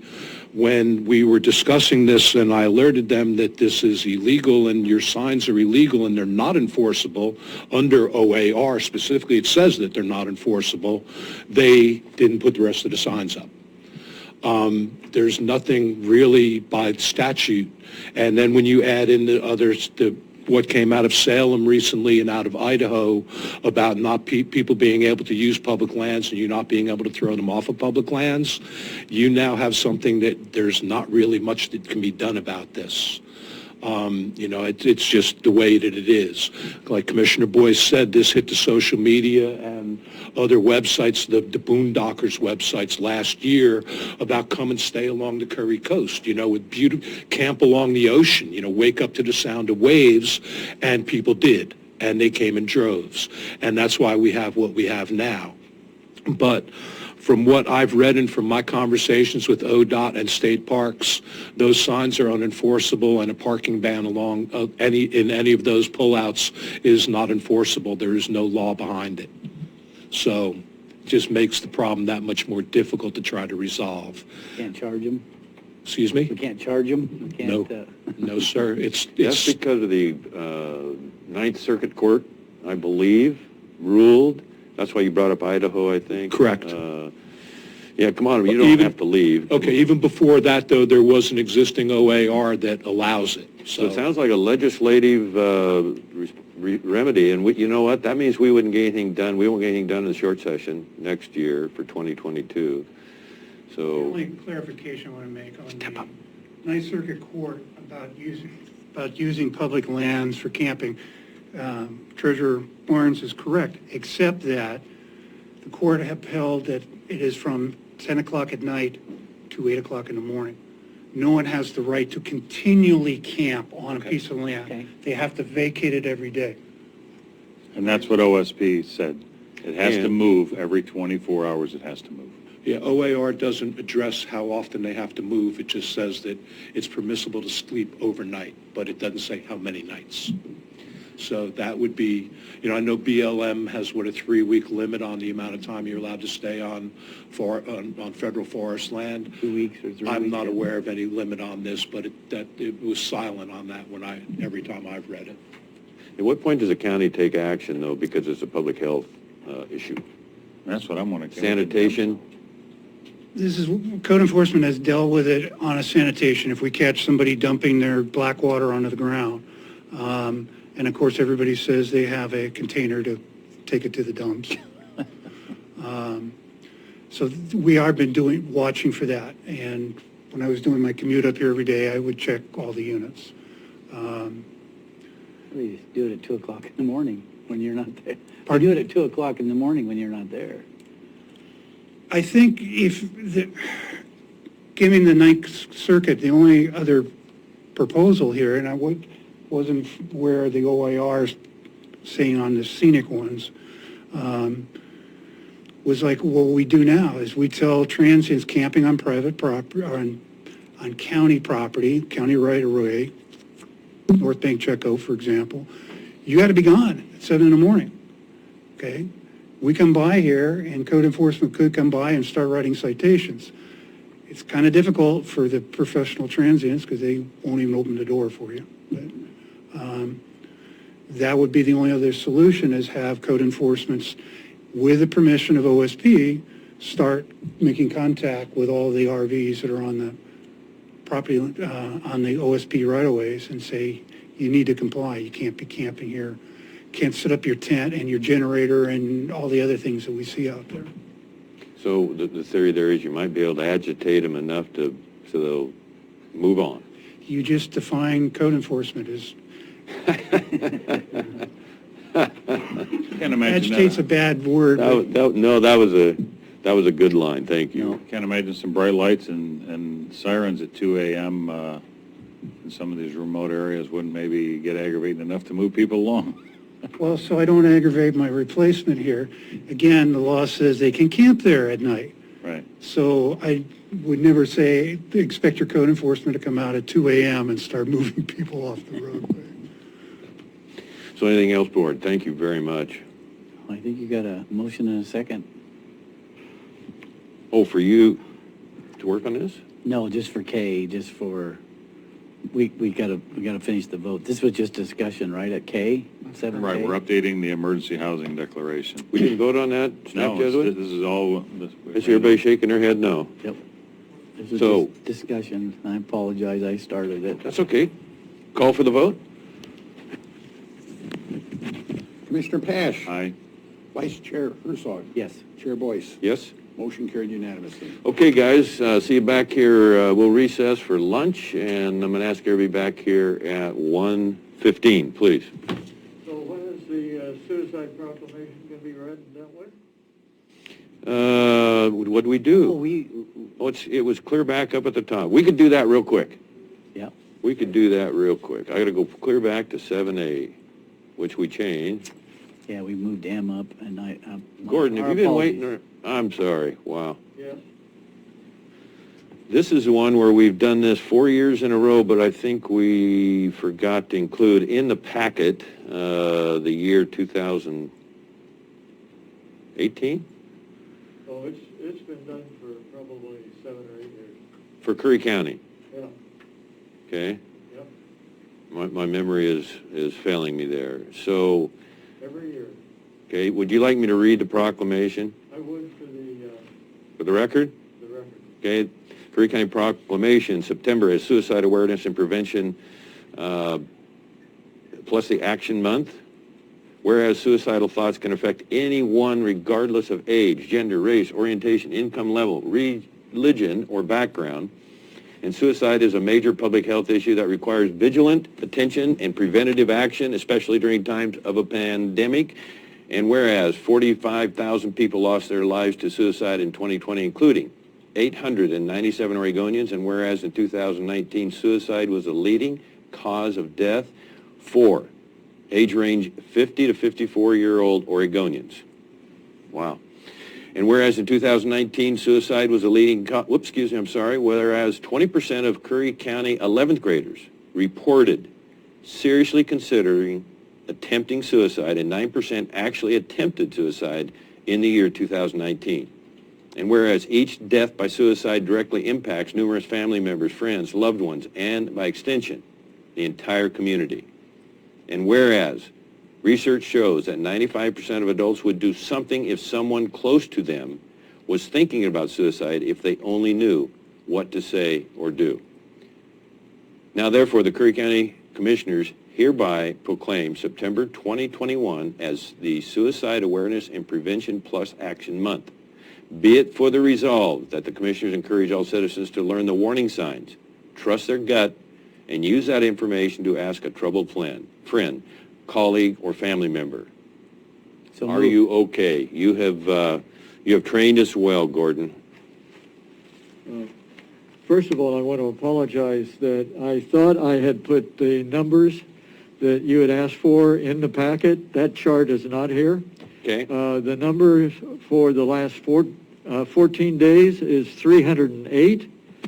The numbers for the 14 days before that was 105. And Oh, thank anybody you. can find those numbers at zeroattempts.org/transmissions.html. It's updated every day. Great, thank you again. September is Suicide Awareness and Prevention Month, which offers a chance for frank discussions about suicide and a time to bring awareness to the issues from multiple directions that suicide is a serious public health issue. Facts. Suicide rates went down from 2019 to 2020 for the first time since 2003. We found, however, an increase in rates of suicidal ideation, up 10.81%, suicide attempts, 4.68%, and self-harm, 9.63% during the COVID-19 pandemic. Key ongoing uncertainties are the longer-term impact of the pandemic on suicide rates as we experience further waves of infection and as an economic consequences of the pandemic on people's finances and job immersion. At-risk groups who have been disproportionately affected by the pandemic include women, young people, those with pre-existing mental health conditions, those whose employment status changes, and those with lower socioeconomic backgrounds. Suicide rates are also higher with vulnerable groups who are subjected to discrimination, including refugees, migrants, prisoners, indigenous people, and individuals from the LGBT community. Research shows that 95% of adults would do something if someone close to them was thinking about suicide if only they knew what to do. 60% would encourage them to seek help from a mental health professional. 52% would offer to listen to their concerns. 47% would encourage them to seek help from a doctor or primary care health professional. 47% would stay with them until they could get help. And 43% would tell them you're worried about them. And 43% would help them take or make make it to an appointment. The majority of deaths by suicide are preceded by telling signs, whether verbal or behavioral. Even without knowing the list of signs, we have all experienced a friend or colleague who wasn't acting like their normal self. This is an opportunity to start the conversation by asking, "Are you okay?" There are 109 retailers in Curry County who have signed up to provide crisis cards that you can keep in your wallet and a brochure with all kinds of information on what to look for and how to help, and and you can keep that at home or post it in your office. Find a list of these partners at zeroattempts.org/curry.html. And when you're there, thank the shop owner for making these materials available. Remember, trust your gut, start the conversation, and ask, "Are you okay?" Thank you. Thank you. Move approval of discussion action item number 7A. Call for the question, please. Commissioner Pash. Aye. Vice Chair Herzog. Yes. Chair Boice. Yes? Motion carried unanimously. Excuse me, Council Pope. Sorry, I know everybody's getting ready for lunch. Dave and Amanda were going to present to us during the executive session, so I was wondering if we wanted to go through. I'm not sure what their schedules is like for the rest of the day. Would you guys be able to come back later, or? No, we can do that now. Yeah, well, they're both here. Okay, we're going to go into executive session. The governing body will now meet pursuant to ORS 192.660, which allows the commission to meet in executive session. Representatives of the news media and designated staff shall be allowed to attend the executive session. All of the members of the audience are asked to leave the room. Representatives of the news media are specifically directed not to report on or otherwise disclose any of the deliberations or anything said about these subjects during the executive session, except to state the general subject of the session as previously announced. No decision may be made in the executive session. At the end of the ES, we will return to open session and welcome the audience back into the room. Would it be possible for our road department to get a second-hand tow truck that could haul these and we take them in, we impound them? If they haven't bred, they get to pay for it. We're just leaving executive session. What was the number of that portion of the executive session? The ORS 192.660. We're going to go with B. 2B? Yep. Thank you, Council Pope. So we're asking the staff to proceed as directed. We're back into regular session on our general meeting. And we're at item 7, action item 7. Is it O? O, I believe. Yes. Curry County Presentation Citizen Elected Official and Curry Employee Parking. So I'm going to try and do this fast, guys. I took a whole bunch of pictures. I wanted to start the conversation on all the parking for Curry County, including the big lot on the west end, south end. What am I doing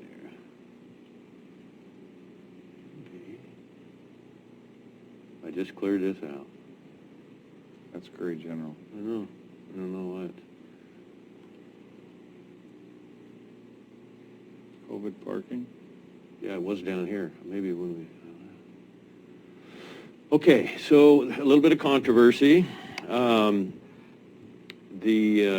have actually plenty of parking here. This commissioner sign on the left there, this is the #1 parking spot for the #1 active in-demand county department that we have. And so apparently that was claimed by Commissioner Pash. You heard some of the testimony this morning, public comment that commissioners, there's no seniority, but yet when we go to our offices, we can choose what we want, and because we may be ahead of somebody that just got elected or something like that, so appears to at least be a double standard there. So I removed this sign here, commissioner sign here, because I made it clear through, you even heard one public comment this morning, the email that I sent requesting this to be left open for the public. This building was designed so we can see out and observe some of the people coming in. You might recall, Commissioner Herzog, you helped somebody, or you were walking with somebody in a wheelchair the other day, right about the time that the unwinding. So going to the next picture here, the board did make a decision to put two 20-minute signs up here, not one here. This is the second best. Actually, if you get out of driver's door, it might be the best. This might be the second best. Because pretty much everybody wants to go through these doors right here. So I commend the board for the follow-through on that, and facilities maintenance. Sorry if you can't read this sign, it says 20 minutes parking. What I had requested a month ago, and the board decided to move people up here for the second option, or at that time it was for two options, and there's been a lot of discussion on that. You see the letter that Assessor Cohen offered. You know, this is really tight territory up here, and older folks sometimes, I know I'm getting that way, trying to turn my head around so that I can see better and backing up. So the next one,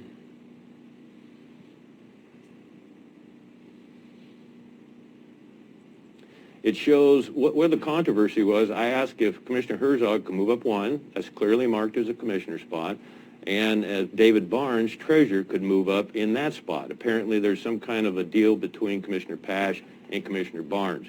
These are big rigs, and one day I parked my excursion there, probably the same length as these, because I was saying, okay, surely, I got all the emails that was very nice to Mr. Barnes, said, gosh, would you mind moving up just one so that we can leave this open for the public, for the convenience of the citizens. You heard what the comment was this morning, that how dare what was I called, a liar by two different people? And, you know, this is really sad that we're going to leave this to accommodate one elected official, quote unquote, appointed treasurer, and he wouldn't move up one. And it's been Katie bar the door. So I'm looking out for the public, and it just astonishes me. So here it is again. Same picture, my apologies. And here is the 20-minute sign here. This is actually tighter than it looks. It is looking better than I originally would have thought, but they'll pull in here. Nobody's going to use this. Nobody from the public's going to use this. They're not aware it's there. At least I'd be surprised if it got any consistent use. So when they back out, they'll have to go this direction. And then when you come out this, I don't have a picture. Well, no, I don't have a picture of it now, but when you come back down the north side of the building this way, there's a parking spot right here, and boy, it is tight. I always park it. I measured it off. It's 70 feet, 75 feet away from the side doors here on the north entrance. That's where I parked for 5 years. So there's nothing inappropriate for me claiming the commissioner spot for the public, bottom line. So I'm sorry it turned into controversy. I'm sorry that I couldn't get Mr. Barnes, Commissioner Herzog to consider moving up one spot and leaving this for the public. And then I'll conclude with this, and that is all the parking we have for future, you know, I mentioned the big south parking lot. I mentioned right out here in front between the courthouse and the annex. It could be much better organized for our employees. The east parking lot where this picture was taken from, not inconvenient. You know, there was some notion that I defied the board. No, I just simply wanted that spot for the public, and I still do. I still think it's the right thing to do. And so, anybody got any questions on that? Comments? Commissioner Pash? Well, I want to clarify a couple of things. When I came here as an elected official, there were these 3 commissioner spots here, and no one parked in them. And Commissioner Boice always parked in the side lot, as he just announced. And Commissioner Gold parked up on Moore Street in front of the Colvin building. So when I got elected and started parking, I parked where you see Treasurer Barnes' truck there. I never said this is my spot and that's it. That was the one that was open, and I got in the habit of parking there. And even if I would come in late one day or was in meetings in the morning, would be there in the afternoon, that spot always seemed to be open, even if people were parked in the other 2 commissioner spots, because Commissioner Gold did start parking down there. That spot was always open, and I always appreciated that. So I never said it was my spot, but it was the spot that I always ended up in. When Treasurer Barnes saw some of the issues I was having with climbing that hill, because it's a pretty steep hill, he offered to switch with me his assigned parking spot in the parking lot across from the Moore Street building, which is in the Sheriff's Department area there. He said, Chris, why don't you take my spot? I'll take yours. And he did it as a kind gesture so I wouldn't have to climb that hill every day. That's how his truck ends up in that spot. What I want to say on this is that picture, I don't really believe does justice to two things. The steepness of that hill on the upside if someone pulls in, which most people will. It's hard to put, if you're talking about senior citizens, it's hard to push your door even open on that hill, much less to get out and balance yourself so the door isn't slamming on you and walk around your vehicle, where we as a board decided that it was much safer to be on the flat level ground on the west side of the building there. People could get out of their car in a very safe and level area, and they could back out into that parking lot to leave. Here again, where Mr. Barnes' truck is, if most people pull into that, when they back up to leave, they're backing into an open lane highway that is a blind departure. You're literally backing up into vehicles moving down an open highway with no shoulder, where at least if they were up in the side parking lot, they could back into a flat area, take their time, relax, and back out safely. But I, again, just want to recognize that I never claimed that spot as mine. I always appreciated Treasurer Barnes doing what he did. I thought it was a very kind gesture. And it just seems like it created something that didn't need to be. And I'm not picking on anyone here. All I'm saying is I'm just surprised how much time has been spent on this when we've got so much to do. The board already voted. So, but you are claiming it now. You claimed it last Wednesday when Commissioner Herzog came to my office. You said this is your place, and that's why Barnes gets to stay there. But no, I never said that. To who did I say that to? Isn't that what the sheriff spoke up and said for you? I don't know what the sheriff said for me. All I know is I don't believe I've ever said that's my spot to anyone. Oh, so then I could, as a commissioner, claim it then, right? For the public. Was there something wrong with that? Why wouldn't you want to ask your friend Mr. Barnes to move up? I'll tell you what I'll do then. I'll make a formal request. Mr. Barnes, you can have your spot back up here in the parking lot, and I will move back down to the commissioner's spot if that makes you happy. Will you move into the middle one? I don't care. We only need two because I'm never going to park there. I never have parked there. Would you move into the middle one so that we could open this up eventually for the public? And by the way, there's not been any accidents here. And by the way, this spot right here, you can see how tight that is for the old folks. This section right here, that parking spot is not going to get used.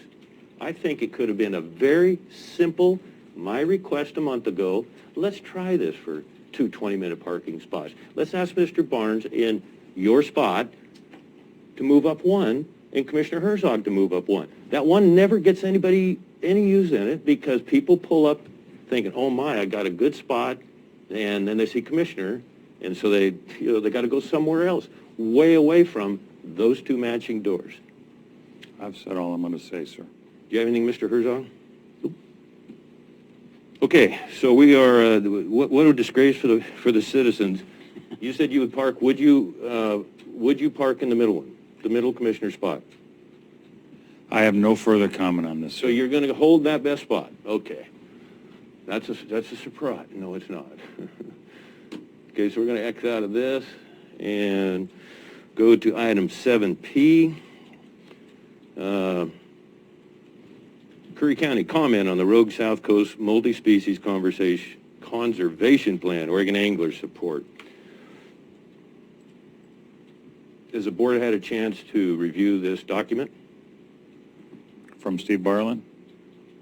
It's actually a combined effort from Steve Byerlin and, Leonard Krug. Yes. Commissioner Herzog? Yeah. So do you support this? Yeah. Any questions? No. Do we need to spend any more time on it, John? No, sir. You need a motion? Please, sir. So moved. I'll second. Call for the question.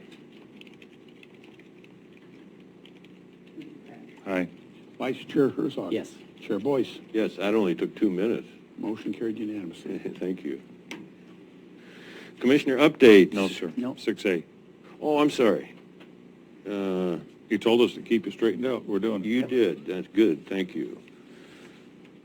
Is that the April 28th minutes? Yes, sir. Okay, thank you.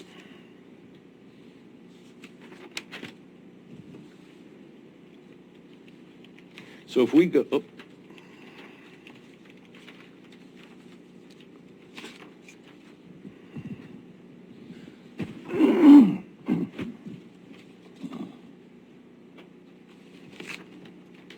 So in the April 28th minutes, item 9 on updates, B, Commissioner Pash spoke about liability issues, potential for lawsuits due to, I'm just quoting directly on,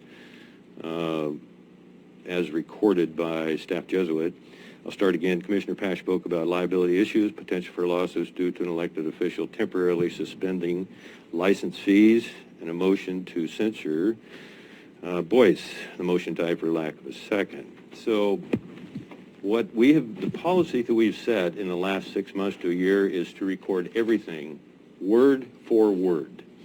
So what I would like to do here is request that the board go back and stay with that policy and not be prejudiced against me or have any kind of additional double standards. And I'd like to have in the minutes every word related to the suspending license fees. That's your words, not mine. And have that recorded in the minutes.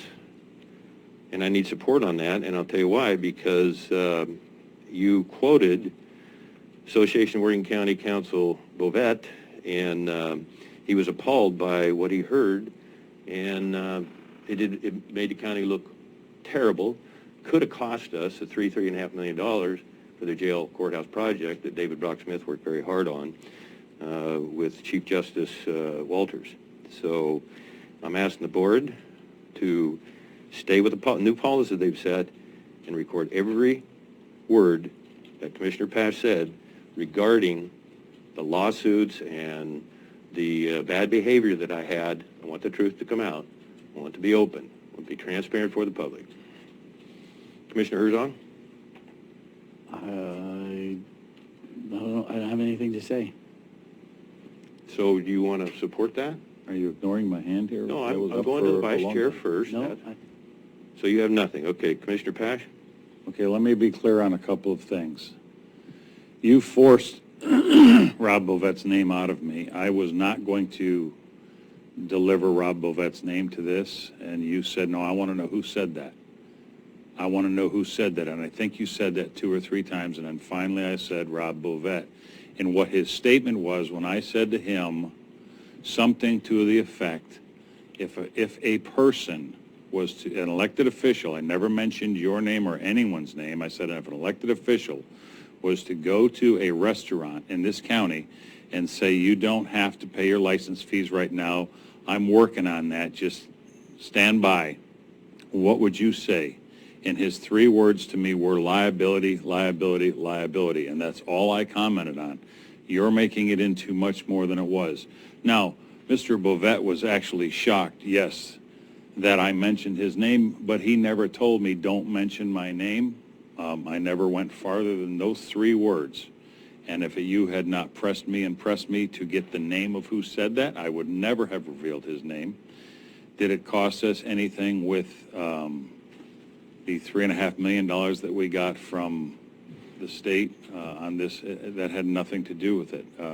That's a completely separate issue, and I don't know how you're bringing that into it. But as far as the minutes go, the minutes are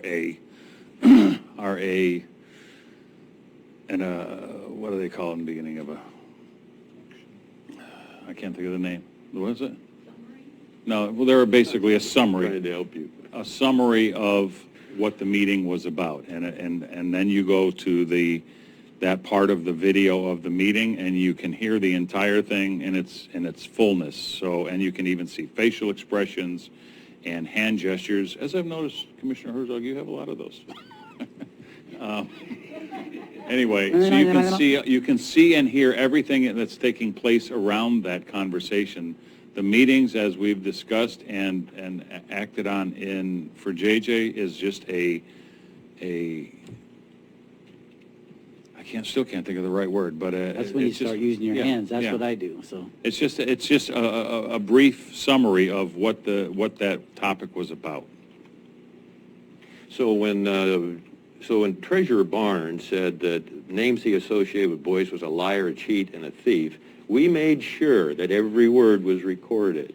So I'll go back and get the words myself, if I have to, and say, I'll just ask you this question, Commissioner Pash. What was your objective in going, did you really think there's going to be lawsuits? Because I went to 2 restaurants and said, listen, I know you're really struggling right now. I know you just lost your primary chef. I know you're just opening your door and fighting to stay open. Pay us when you can. I'll be there for you. We'll help you any way. And none of them got breaks, even though Josephine County gave their restaurants breaks. Couldn't get it through this board. To answer your question. Give them a 10% reduction. To answer your question, did I think there was a possibility? Indeed, I did. For 3 reasons. And this is 3 reasons that CIS told me. Oh, okay. Because I spoke with them first, and then they said they can't get involved with this. They would recommend that I go to the AOC about it.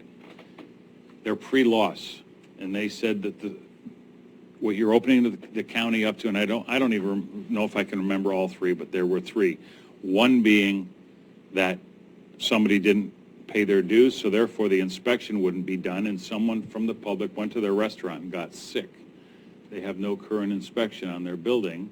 That person could sue the restaurant for getting them sick, and that restaurateur could then sue the county because someone said you don't have to have that right now. Another one was somebody files for or doesn't put in their paperwork on time. The state goes after them for not having proper licensing. And they then say, well, a commissioner told me I didn't have to do that, to hold on. So that person then loses their restaurant because the state pulls their ability to run their business. They then sue the county because they believe they didn't have to file for their license because the commissioner told them they didn't have to. And I don't recall the 3rd one off the top of my head, but there was definitely 3 of them. So thank you. I want the citizens to know I never told any restaurant they didn't have to pay their fees, period. I worked with them. They went through an incredibly difficult time for 2020. Commissioner Pash's objective, I think, is clear here now that he's even brought up county insurance services, was to destroy my good name. And I can give you another dozen examples. I won't take that time today, but it's all going to come out as fact and truth.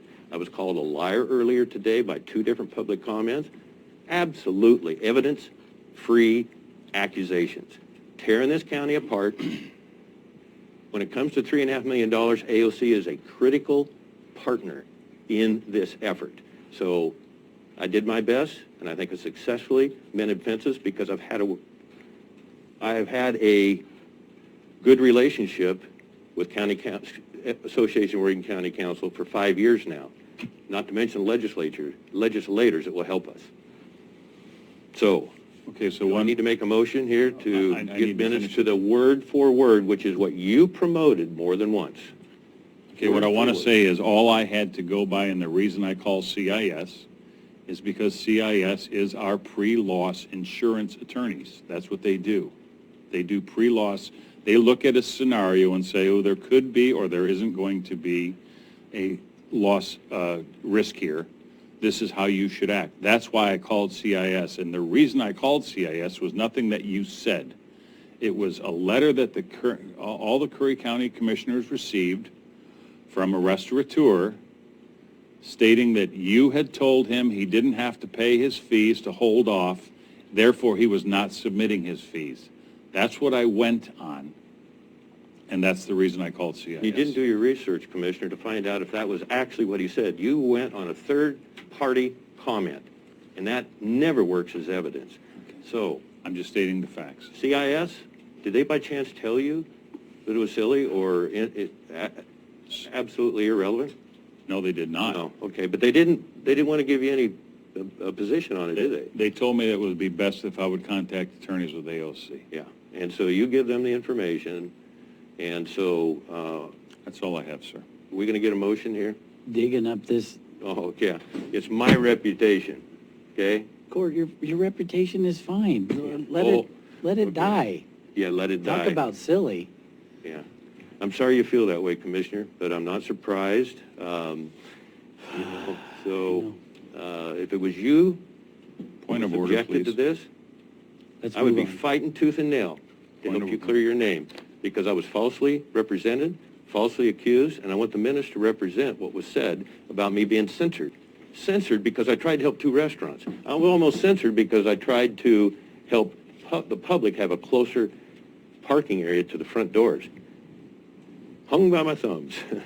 So I'll make a motion that the words that Commissioner Pash and whatever interaction the board had on 9A, April 28th meeting, liability issues, potential for lawsuits, motion to censor boice, be re-recorded word for word.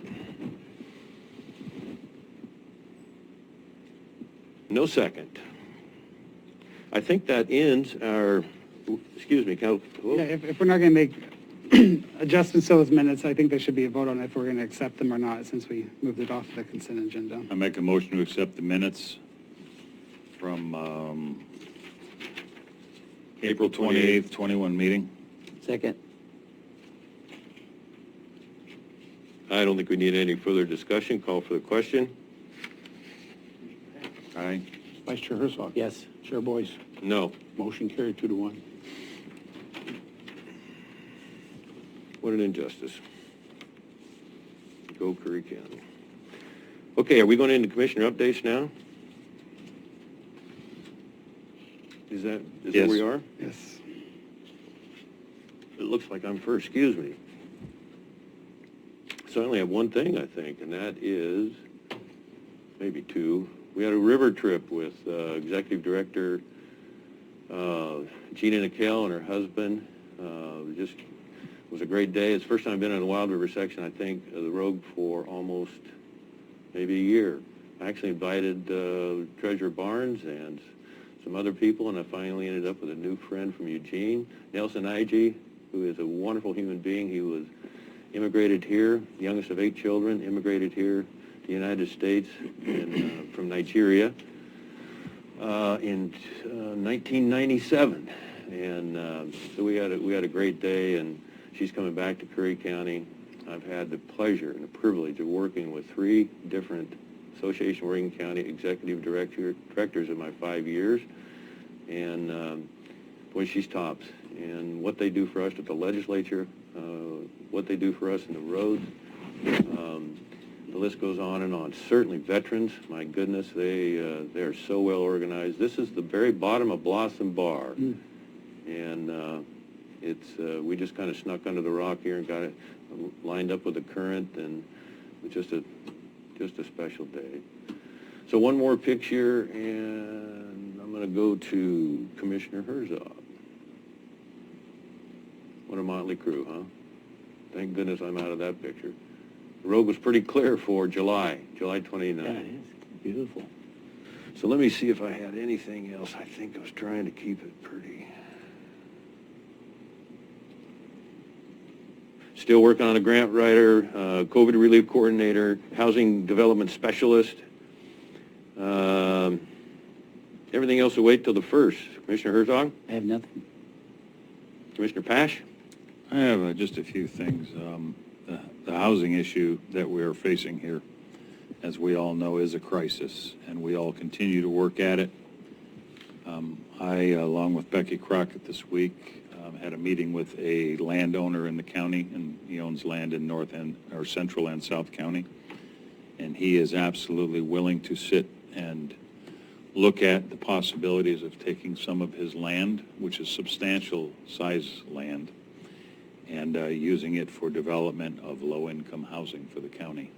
Awesome. So we are moving forward with that. He's asked for some things from Ms. Crockett's office, and as soon as we get that, I'm going to keep his name out of it for right now. I can tell you all privately, but I just like to keep it out for right now. But he's very interested in moving forward, and when asked, he said, of course I would. Why wouldn't I?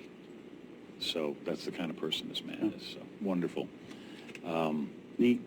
Second thing is, again, I'd like to bring up the possibility of having a 5-commissioner board, 3 paid, 2 not paid, for us. As we can see, so many things we could do with a 5-commissioner board, not having an administrator, just having 5 commissioners. That one of the greatest parts to that would be is we could work together on something. You know, if one of us had, like the lipstick issue that we're dealing with juvenile right now, we could actually sit in the office with people and actually work together in a team effort to get a lot of things done. And that way there, when we got to the meeting, it's basically ready to be handled. So I just think cities, a lot of cities do it. There are some counties that do it, and I just think maybe it's a good idea not to have the administrator, that's been handled, but to have a 5-commissioner board with 3 paid like we are, 2 volunteer, maybe on a $10,000 a year stipend, and I'd give up part of my salary to do that. It would just make it so easy for the county to have so much more diversity in the board.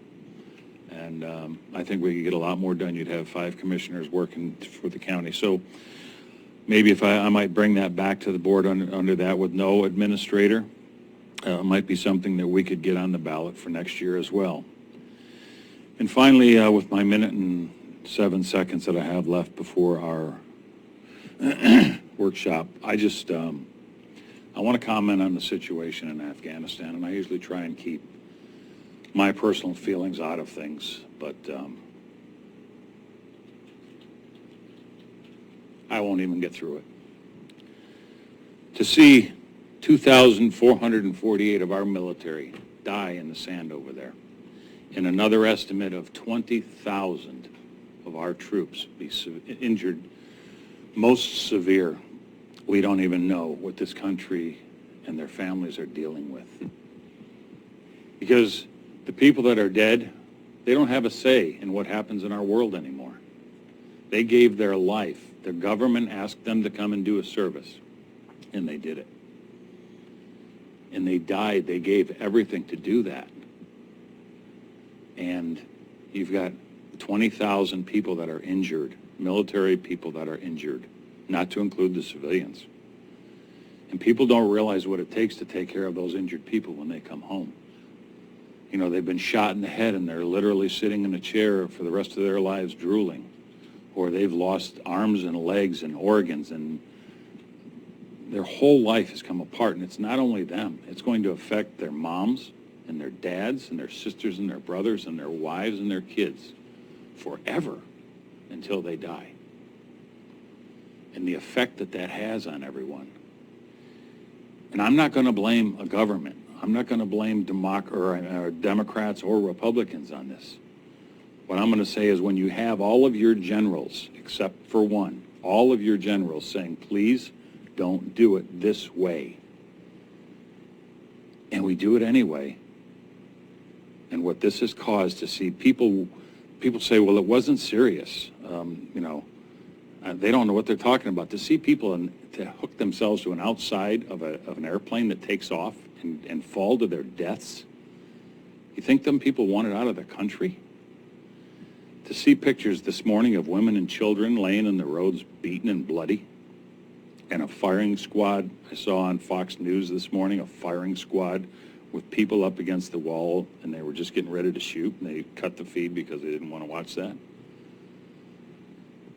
To see so much of this happen, why did we go over there? Why did 2,448 people and 20,000 people die and get injured if we're just going to walk away and say, okay, folks, you're back on your own and you're right back where you were, and worse now, because you let the Americans in, now you're going to suffer too. I hope our government will do something about this. I hope the people in this country will have outcry about this and tell our government to please step in and protect those people and get our people home safe. That's all I have. Amen. Commissioner Pash, thank you. You see these advertisements for wounded warriors, disabled American vets, tunnels to towers, and yes, they are sometimes 3 of their 4 limbs are gone. So it then and they ask for $11 a month or something like that. Sometimes it's $19 a month. And the suicide rate goes up, understandably. And it's all of our responsibility to take care of each and every one of them forever. And thank you again for recognizing, again, the long term where we might be headed with the decisions that were made in the last 5 or 6 days. So we're going to go. If I could, I just want to make one more comment. There was a woman that made a comment on the news thing this morning, and she said, my son died 2,108 days ago, I think it was. And the war still isn't over for their family, and it won't be for the rest of their lives. So how about if we have another moment of silence, please?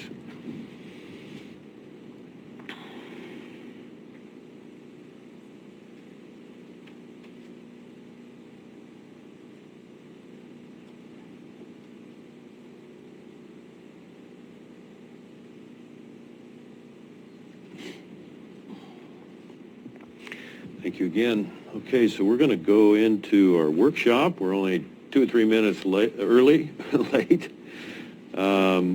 And hang on one second.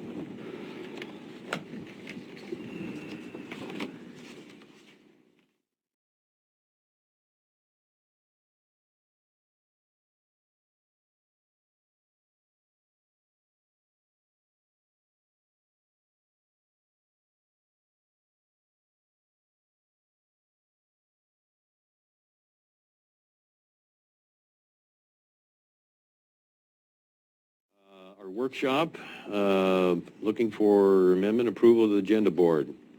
So moved? Second. Let me back up one thing. We're going to postpone the presentation A, and we have a gentleman in the office, Jeff Foss, who wants to visit, and he'll probably be followed up. Or do you want to precede him, Roadmaster Christensen? I'm good. Okay. Step right up the microphone. You're welcome to take your, excuse me. Got to get You a have vote. a vote on the amending or approving the agenda. With amendments, is that okay? Yep. Okay. So can we have the motion to reflect that we are slightly changing the presentation sequence here? As amended. As amended, second. That's even better. Call for the question.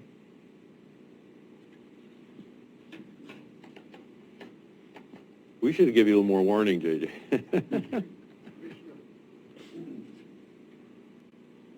Ash. Aye. Vice Chair Herzog. Yes. Chair Boyce. Yes? Motion carried unanimously. Thank you. There you go. So you're now officially 3A, Mr. Foss. Welcome. Glad to have you here. Thank you. Thanks for the invite.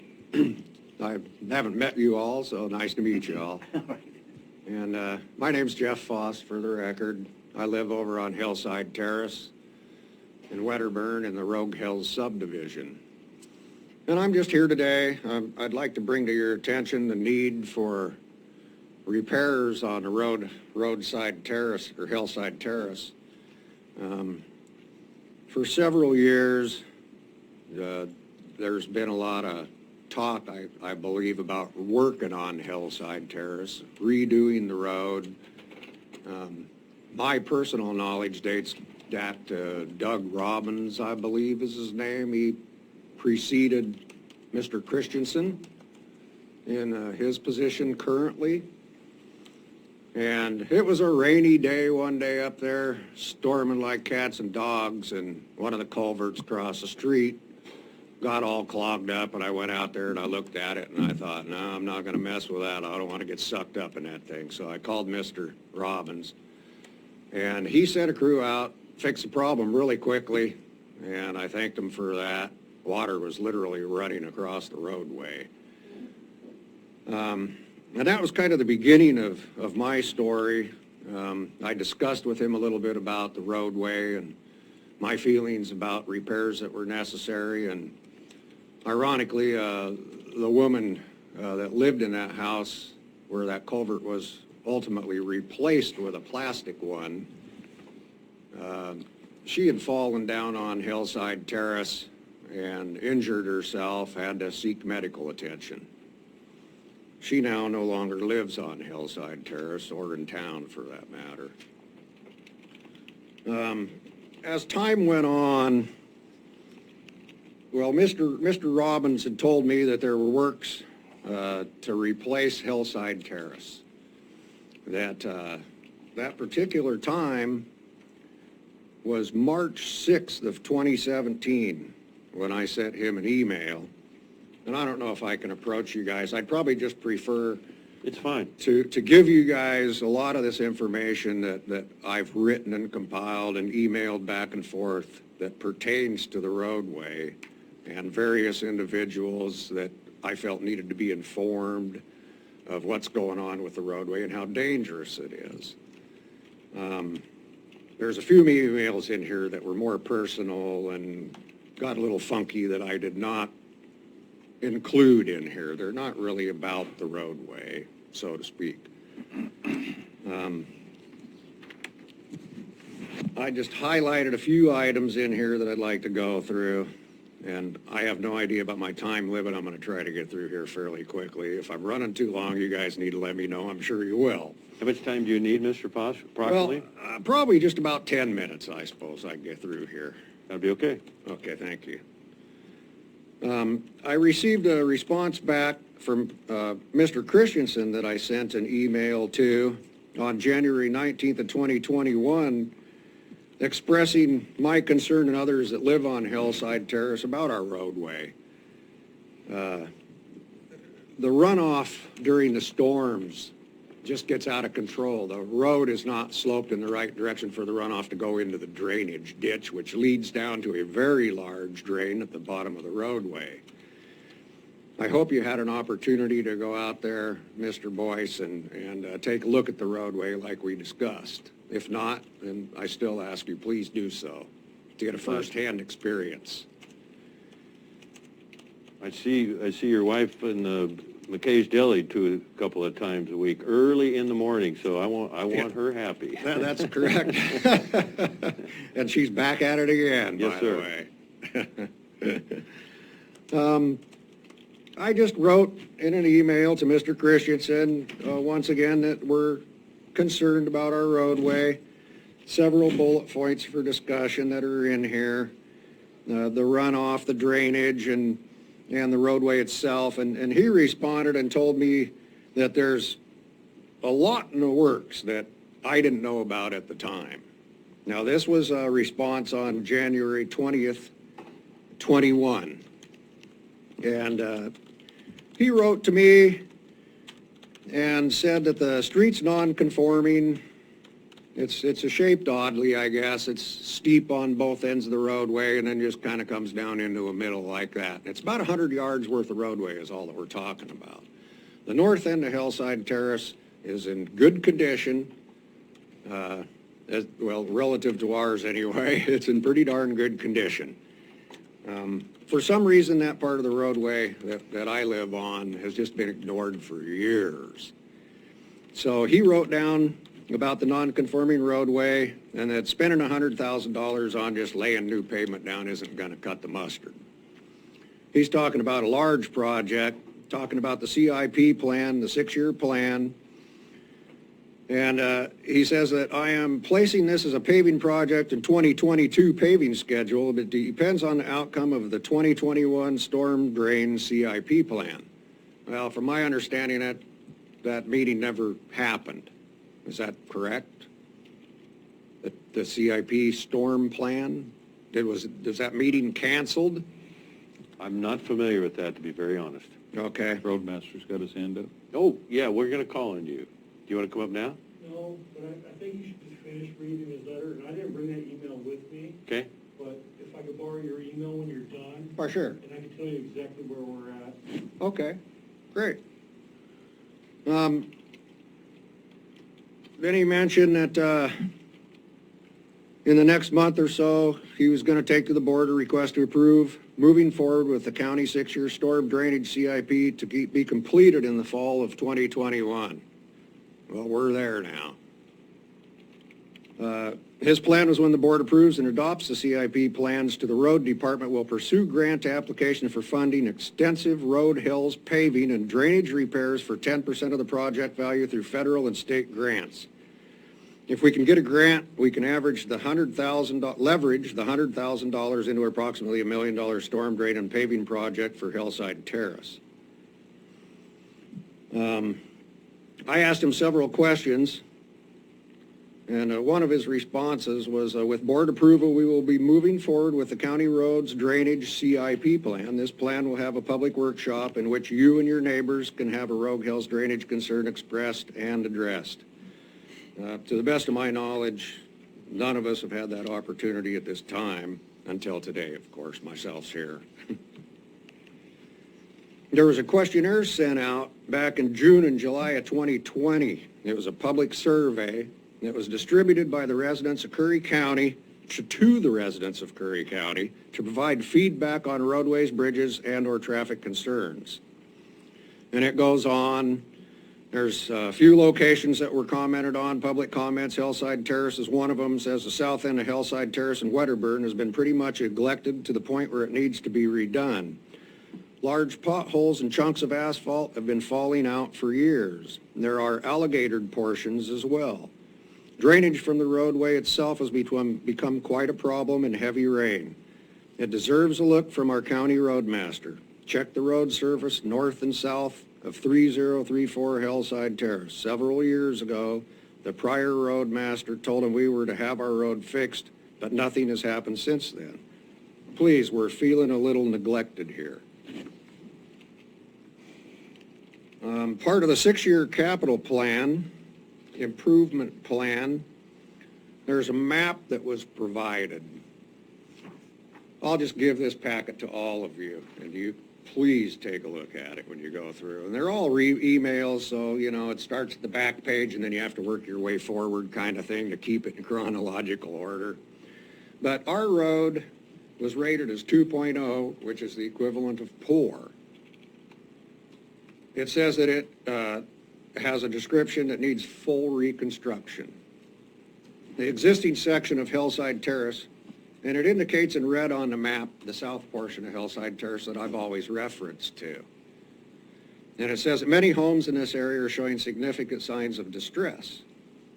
Well, when these storms come through and the drainage is at fault for causing problems and hasn't been addressed for so many years that water just literally runs everywhere. I know in my driveway, when it rains really hard, water comes pouring off the roadway into my driveway. And it's washing dirt and gravel off of it. Every year I lose more and more land. And so do my neighbors. I hear them complain about it. My neighbor across the street says that she literally has a bit of a creek that comes down in there. And it's washing the roadway. But, you know, it's her issue. It's on her property. You know, it's not a road issue. It's before it gets to the road. So I understand all of that. And several of our neighbors have discussed that. Okay, we have certain obligations. 2 minutes. Mm-hmm. About 2 minutes, can you do that? Okay. Thank you. Have I been talking that long already? Yeah, but you're fine. I appreciate that you brought printed information. Yeah, and like I said, I'm just trying to hit some points here.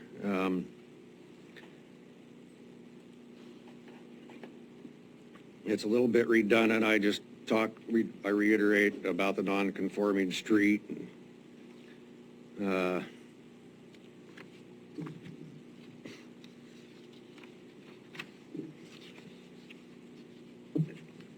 it was a bad day. My gal was out there on the road walking back in down towards the driveway, and she slipped and fell. She injured her ankle. She came into the house, told me. I got a bag of ice, told her to sit down, put it on her ankle because it was swelling up like crazy already. Unfortunately, it was on a Friday afternoon. Neither one of us thought that her ankle was broke or foot, but we waited till Monday for her to go to the doctor. So it was kind of a miserable weekend, and it was not broke. I had her approval to provide these photographs to you. I understand well about HIPAA regulations. And I have some more photos in here of the roadway. Please take a look at them. And also, I've just spent a lot of my own personal time on this. I'm a retired individual. I don't work. I'd rather be fishing right now. Fishing's pretty darn good out there. Do you share? Pardon me? Do you share? Oh, absolutely. I would. Fishing's good, the catching's not. Well, I'd beg to differ with that. The last thing, I know I probably went over my 2 minutes, but I want to be proactive on this. I didn't come here to just bitch and complain about things. I'd really appreciate you guys to take a look at this. I keep reiterating myself on that because too much time has gone by where I feel that things have been ignored. No responses. It disheartens me. I've seen 3 of my neighbors get injured on the roadway in closing. They all had to seek medical advice. The very last thing that I had is that a couple of senators in our state had an article about Powers. They commented on a grant that Powers received so that they can replace their stormwater drainage and roadways system. $30,000 grant to help them along. Senators Wyden and, I forget, Merkley. They were part of this, and this is the last 2 paragraphs I'm going to take your time on. As Oregonians living and working in small towns throughout our state deserve big league infrastructure. I'm gratified that Powers has earned these federal resources to improve water quality and better prepare its stormwater system for when bad weather strikes southwestern Oregon. Everyone, regardless of what they look like, where they live, or how much money they have, should have access to clean and reliable infrastructure, said Merkley. This grant funding will help us deliver that by facilitating critical stormwater system upgrades and Powers. I look forward to watching this project progress and will continue to do all that I can bring similar investments to communities throughout our state. Perhaps another lead for funding. I don't know. And I appreciate all your time. That's what I've got for you, and I hope you take it all into consideration, and I wish everybody good health on Hillside Terrace. Roadmaster Christians. Brings back memories. He wanted me to, do you still want that email? Yeah, like the email I sent you with what I promised. All right. Welcome back. Good afternoon, Commissioners. Thank you for coming down here, Mr. Foss, and I'd like to explain everything on that email and the process and why and where we're at with the process. Thank you. And so, just a little background. Rogue Hills is a subdivision that the County Board of Commissioners took into its inventory back in the 60s. And it's doesn't meet current standards. I mean, there's houses out there built on top of storm drains, and they're private. They belong to those property owners. Hillside Terrace, at the time, I believe at the time the county adopted back in the 60s, was a gravel road. Okay, and over the years, the county has put a little asphalt on it, and it's not pretty, but turned it into asphalt. And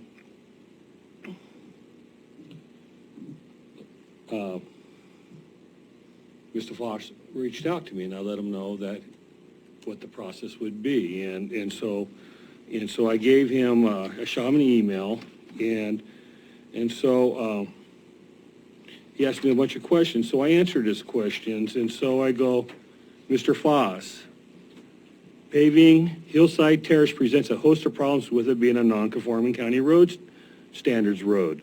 We also don't want to spend $100,000 on a non-conforming paving project that may worsen existing downstream storm drainage issues. You know, we got houses built over storm drains, and we don't want to make that worse, and we don't want to cause flooding worse. And so these downstream issues, before these deficiencies are identified and mitigated, and that's what I'm talking about, a storm plan. Stormwater plan that we're currently working Also, we don't want to spend $100K on a paving project that doesn't fit project scope of both the road and storm 6-year capital improvement plans. Because if we just start paving out there and we start paving things, it's going to have to be ripped out if it doesn't meet the engineering standards of these two plans.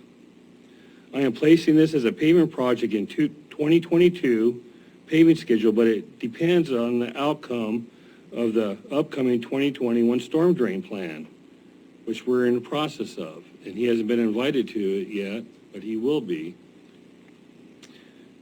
I'm taking to the Board of Commissioners our 6-year road CIP plan for approval. And we completed that plan. We've already done that, yeah. And in that plan, we also had public outreach. And in that public outreach, we took the information. It was probably from Mr. Foss saying about the condition of that road, and he read what was said. And we put that information into our CIP plan, and then we developed a project. It's a $500,000 project to bring that road up to standards. But it doesn't have the component of it with the storm drainage. We just can't put a road in there without the storm drainage taken care of too. And that's the second plan that's underway right now. And, excuse me. And anyways, so basically, so we have one plan done, the roads plan, and it identified that road as being a $500,000 project. And now we're working on a stormwater plan that's going to identify all the downstream deficiencies so that way you don't flood somebody out when we put this new road in. And so that plan, I had told them at the time, a year and a half ago, I was planning on delivering that plan to you this fall. But that plan, you approved us moving forward with that plan with Dyer Partnership this around, I think it was May. And that plan is now scheduled to be delivered to you for board approval and adoption in April, May next year. So I'm behind schedule. I apologize, I'm 6 months behind schedule on that. Okay, and I've always responded to Mr. Foss in a timely manner. Whenever he's contacted me, you know, I've always been really good. And you can see in this email, let me see if it has his response to me. He goes, Roadmaster Christensen, thank you very much for your rapid and informative response. I'll share this information with my neighbors and do what I can to keep things moving forward. And I see the moment, thank you. I'll try to in person let you know when our storm CIP is open for public comment. And that's going to be this fall, okay? And right now we're in heavy construction season, and so is Dyer Partnership. We're not working on the plan during the summer, but we're going to start working on it really heavy this fall. And so how this works is this, is that, okay, say we know the road part's a $500,000 if we're going to make it a county standard road. We don't know what the stormwater part is going to be, but this master plan will come up with that. And maybe it's $200,000, maybe it's $250,000. So now you've got a $750,000 project. So the process that I'm trying to do is to keep moving forward to find funding that he's talking about. But I'm not looking for $30,000 of funding. I may be looking for $750,000. Well, let's just say $1 million to make it easier. So and say it's $1 million project. Now I got 2 master plans that the board has adopted. And now they're working living documents. And these grant projects, I think they're going to be becoming available just like they were when what was the town that did that? Powers did it. Those opportunities are coming up, and I'm getting these master plans in line so that when I apply for these grants that are coming up, that I think they're going to be coming up, that these grants are going to go score really high. Grants are highly competitive. And if I have all the documentation, all the ducks in a row, and then that's a grant we could possibly get. Say it's $1 million project, so now I'm paying 10.27% of it, or the road fund is, okay? So now that's, you know, a little over $100,000 for $1 million project. And so that's how I'm pursuing this. And so that takes time, and there's a process to that. And I believe that whenever Mr. Foss or anybody on Hillside has called about a complaint, we have always gone out there to cold patch any kind of pothole. Mr. Foss emailed a complaint last Friday. I responded. Actually, it was in my junk mail, so I didn't see it till Tuesday. But I went immediately out, I called county council, I wanted to look at this road, and we looked at it together. And I let county council know what this plan is I just talked with you about. And he said, that's a good plan. And so that's what I'm looking at. So, the thing is, if the commissioners want me to spend $1 million of that $29 million road fund, just dollar for dollar, we can do that. But I recommend not doing that. What we could do, if you want, is, $1 million project is, there's about $100,000 worth of engineering in a $1 million project. So the thing is that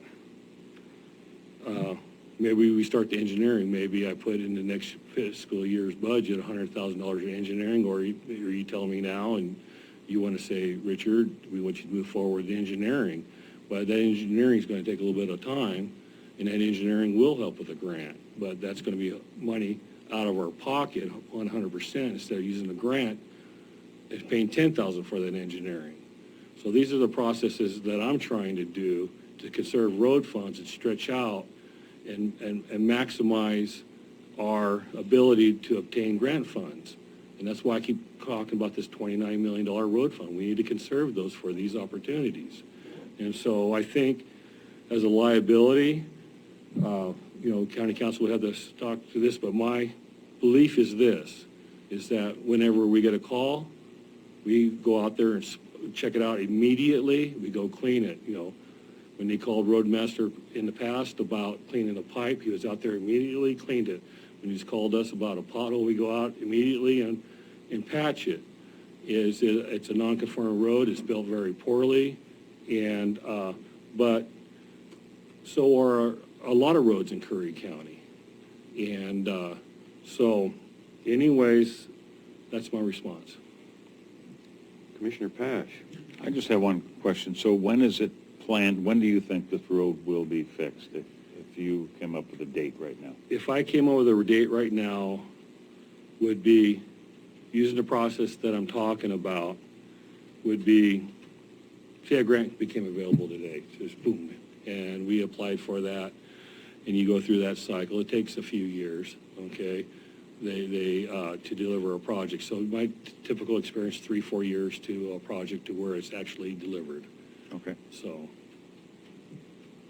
Commissioner Herzog. That would seem like a long time, but I'll tell you, in my history with Hillside Terrace, Driftwood Lane was always, paved pretty nice and had sidewalks on one side, I think. Hillside has that north end was okay, and then you drop off that hill, and so I started in 1982 with UPS, and Driftwood, or Hillside Terrace has always been nasty, Mr. Foss, even when it was, I don't know why they never did finish it. There was probably something to do with the developing of it. But that has been a cluster since way back then. And I haven't been out there recently, but I'll get out there. But I imagine it's the same. You've just kept it patching and throwing a Band-Aid on this thing. And so that's why I say that 4 years sounds like a lot, but that road has never been in great shape in the history that I have with the county. Right, and so like when the county accepted that road into its inventory, it was a gravel road. And so that's kind of what we're dealing with. It didn't meet any standards. And There's no sidewalks. nor do all the other roads in that subdivision. And it's a multi-million-dollar project to get all the drainage and roads and curb and gutters fixed in that subdivision because it's all incorrect and Joel, do you live non-functional. on, are you on Driftwood or are you on Hillside Terrace? I was on Driftwood. Okay. Yeah. So you're on, wanted to talk. Right. And so, when you drive out there, just drive the whole subdivision, you'll see what I'm talking about, what we're dealing with. It's a multi-million-dollar project, but just for Hillside Terrace, at minimum, it's a $500,000 project, if we're just paving. But if we're trying to do storm drainage, and the thing is, the worst thing we could do is do all these improvements and flood somebody out. Now, we do have liability, and we do own that. So we can't just, build stuff willy-nilly and cause people problems. And so the thing is that we got to mitigate those issues as we're developing that.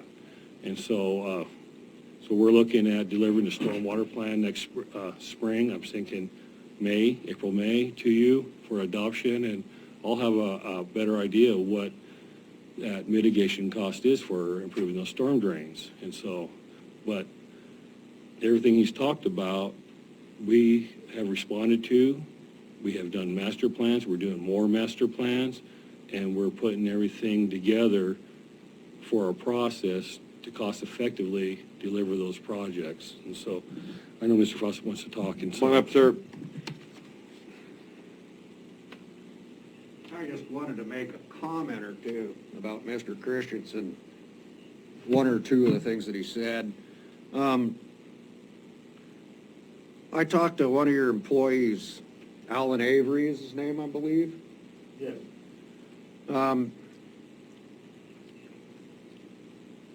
He was supposed to meet me on Hillside Terrace. We had an appointment one day, and he was a no-show, no-call. So the next day I called him up again, and I asked him what happened. And he apologized and said that he had a personal issue, and that he'd come out the next day, and he did come out the next day and meet with me. You guys had just had your crew out to Hillside Terrace and the rest of the subdivision. You had swept all the roadways, cleaned the gutters, had your vacuum machine out there sucking all the gunk out of there, however that works. And I got to tell you, your crew didn't even come to our part of Hillside Terrace. They didn't touch it, and it was a mess. Mr. Foss, is this something that you could talk privately with Roadmaster Christensen? I could, sure. Yeah, I think that might be a good. All right. This is on public airways, and so I'm not complaining. Oh, okay. I'm Not sorry telling you about what that. to do, but I think ever since I've known him, he's been very accessible. He's spread pretty thin, like a lot of our department heads and elected officials, but I think he'll make time for you, and I think that would be more appropriate. All right. I have Appreciate no it. problem with that. Okay. Thank you, sir. Didn't want to turn it into a bitch session. I apologize. Okay, we're fine here. So, Board, I think we have a direction here, and I think Roadmaster Christensen has been pretty tuned in and attentive to this, and we're looking to get some kind of direction at least by early spring. Is that what I heard you say? With no promises, although I did have one question for you. yeah, our goal is to have the second stormwater master plan done by next spring and then adopted. But in the meantime, we're keeping our eyes open for grant opportunities. If something were to open up that would fit that neighborhood in our project, we will be all over it. And so I can't promise that's going to happen. I believe it's going to happen. I believe right now, with the way the federal government's talking, there's going to be a lot of money for infrastructure projects. And with these master plans, we're going to be ready.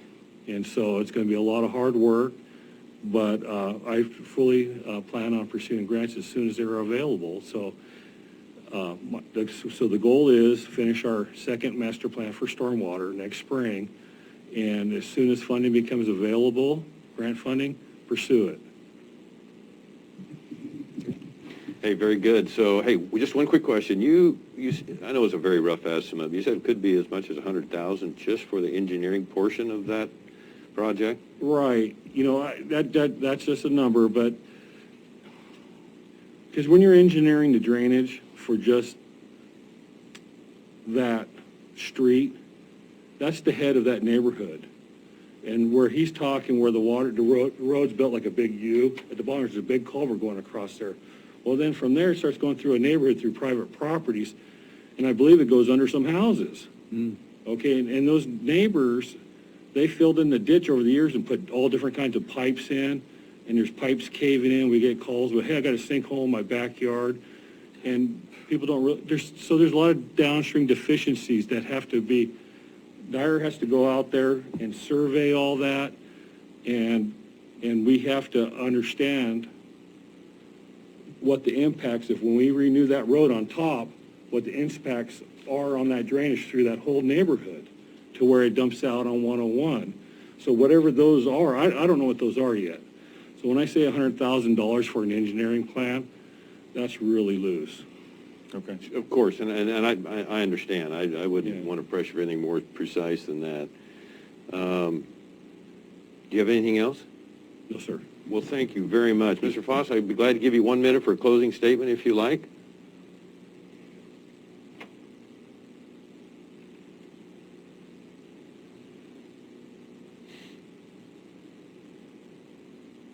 Yeah, another point that Mr. Christensen had touched on, he's absolutely correct when it comes to the drainage issues.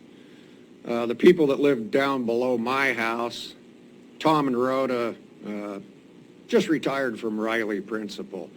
Tom's house is right at the very bottom on my street, lowest profiled house, and he has that huge storm drain that goes down. And it does run underneath those houses, I'm sure of it.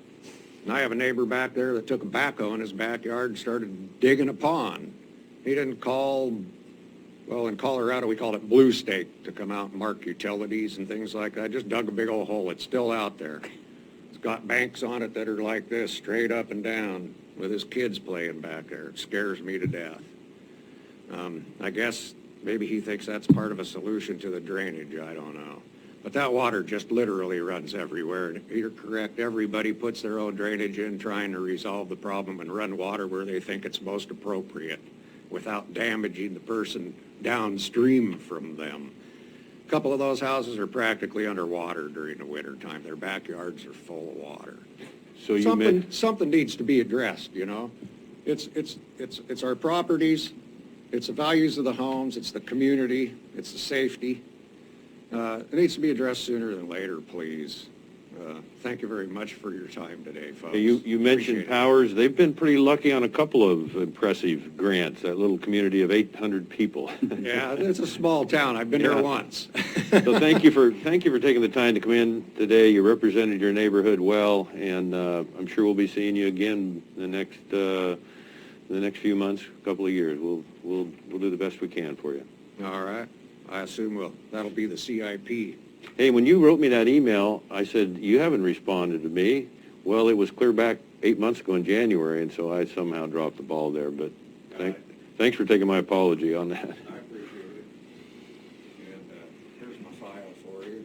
Okay. And there's other pertinent information in there that might find interesting, other points that I touched upon. Looks like you're a pretty good photographer. Thank you for your time. Thank you, sir. I took a couple classes in college. Thank you.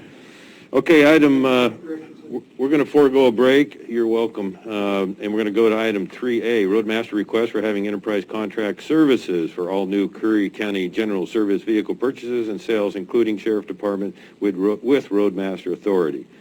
Roadmaster Christensen, welcome back, Council Pope. Mr. Alfred, are you there? He's got us on mute. He was live a while ago. I'll send him an email. All right, go ahead. Maybe we have to resend, because he was supposed to be here at 2. Maybe I don't. There. He is? Well, it says his name. Yeah, it's just his That big A. microphone's muted. Okay. I'm sending him an email. He's pretty much leading Oh, this. there he is. There he is. He heard us. And so, thanks for holding on there for that last customer concern there, Ryan. And so, yeah, so we're here we're today to talk about the Roadmaster request for having enterprise contract service, look at the entire general service fleet, not including the Sheriff Department, but also too is to kind of talk about what we've been talking about the last couple of months, and also so there's 3 things of what I was going to ask. I'm asking Ryan to do here today. One is Curry Fair would like to get a vehicle, and I think if he breaks down how it works for buying one vehicle, and it helps us understand what it's like to buy 10 and 20, and what we're trying to do, what the process is, and then we're going to go. We want to talk again about last board meeting where we bought 10 gen service vehicles, and there was 10 more. We want to talk about those other 10 and what that looks like. And then we also want to talk about the vehicles that were left behind and what may be the best way to use the equity from those vehicles left behind from public health. And because he didn't get a talk last time, it wasn't linked in, and so that's kind of what we want to talk about, and using that equity to get the sheriff some new vehicles. And so to talk about this process comprehensively for the whole Gen Services and what that business model looks like, and kind of get from where we're maintaining old vehicles to where have the sheriff and search and rescue not going in vehicles that are breaking down, but they're actually getting to where they need to go with the vehicle that works, not something that has 100,000 miles on it. So we want to get out of that old business model, and I think we have a plan here that we're presenting to you that makes sense and will keep the sheriff's department in good vehicles using the equity lease program. Thank you. It's all yours, Ryan. Did we unmute him, or does he unmute He himself? unmutes himself.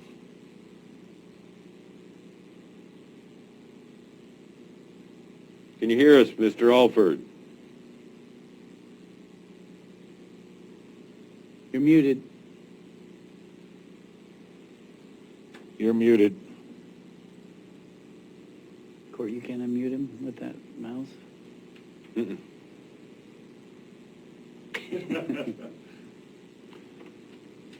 I only speak that language. I don't understand it. I'll try and get him an email here. Maybe the volume is down too much. Is that possible? I don't think so. His computer's turned off. Say again? Hey, Ryan, check your computer speaker, see if it's turned off, because it shows that it's turned off. Eric, help.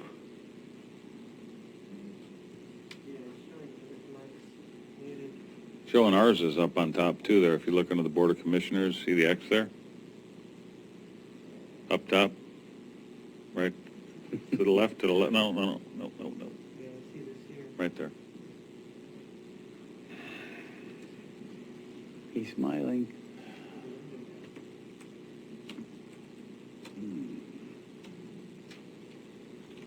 Why did she come to work? Our mic is off too, it looks like.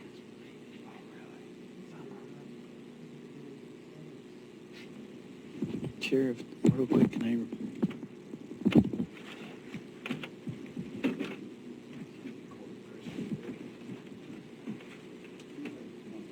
Well, why does it show the camera's off too?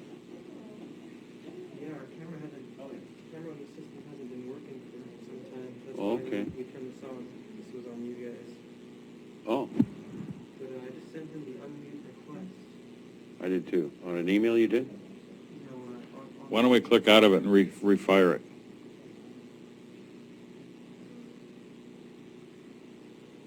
JJ or anyone, do we have the info, meeting info handy?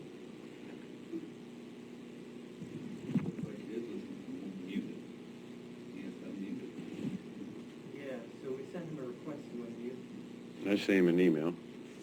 Information being needed? I got the meeting here, I think. Yeah. Yeah, just leave the meeting and restart it Yeah, again. you want him maybe send him another email when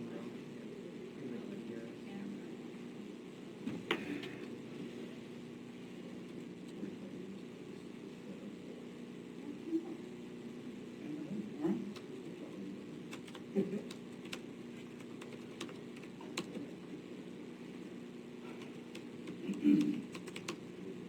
Yeah, I know this scenario. This is reminiscent of last Friday's housing committee meeting. I just told him he could also maybe call in.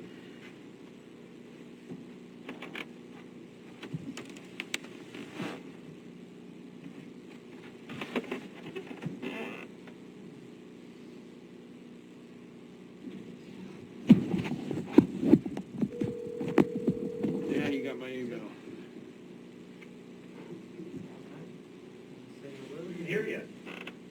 Can you hear us? You can hear me? I'm like, yeah, I can hear you loud and clear now. All right, that's good, that's good. You know, I'm tired of required to Zoom stuff anyway, so no phone calls are fine. I was ready to be there in person. I apologize, but I got two kiddos at home right now, so I'm stuck. But I wish I could be there in person. How's our volume? Can you hear us okay? I can hear you just fine. Can you hear me clear? Perfect, perfect volume. So Roadmaster All right. Christensen, just turn the meeting over to you. Carry on if you like. Carry on. Yes, thank you, Rich. I appreciate it. So yeah, just to back up real quick, a couple different agenda items that I wanted to discuss with you all today. So it should not take up too much of your time, maybe 15, 20 minutes here, unless you have a lot more questions, of course. But I will take the listen in on the board meeting 2 weeks ago. I just want to say thank you to the entire board for the opportunity to work with you all again. I'm jumping up how excited our team is. Roadmaster Christensen has been a big pleasure to work with, and I don't have enough polite things to say nothing about it. So thank you very much again for that. We left off last meeting with a few different items we wanted to address today. One being there's 10 additional general service vehicles that we need to discuss and have a conversation about. I understand those were left off in the last one. I didn't listen in on that. We want to bring that back up and have a conversation about it. We also want to talk about some additional vehicles that look like they're being passed on down to the sheriff's department and just have an open conversation about what my advice is and what my recommendation is for those units and those vehicles. We can discuss that. And then between the last meeting and this meeting, I got a couple emails back and forth regarding fairgrounds, their need for a vehicle. Talking with Roadmaster Christensen, he wanted me to kind of do a quick little 5-7 minute synopsis of what our program is, what we're trying to accomplish.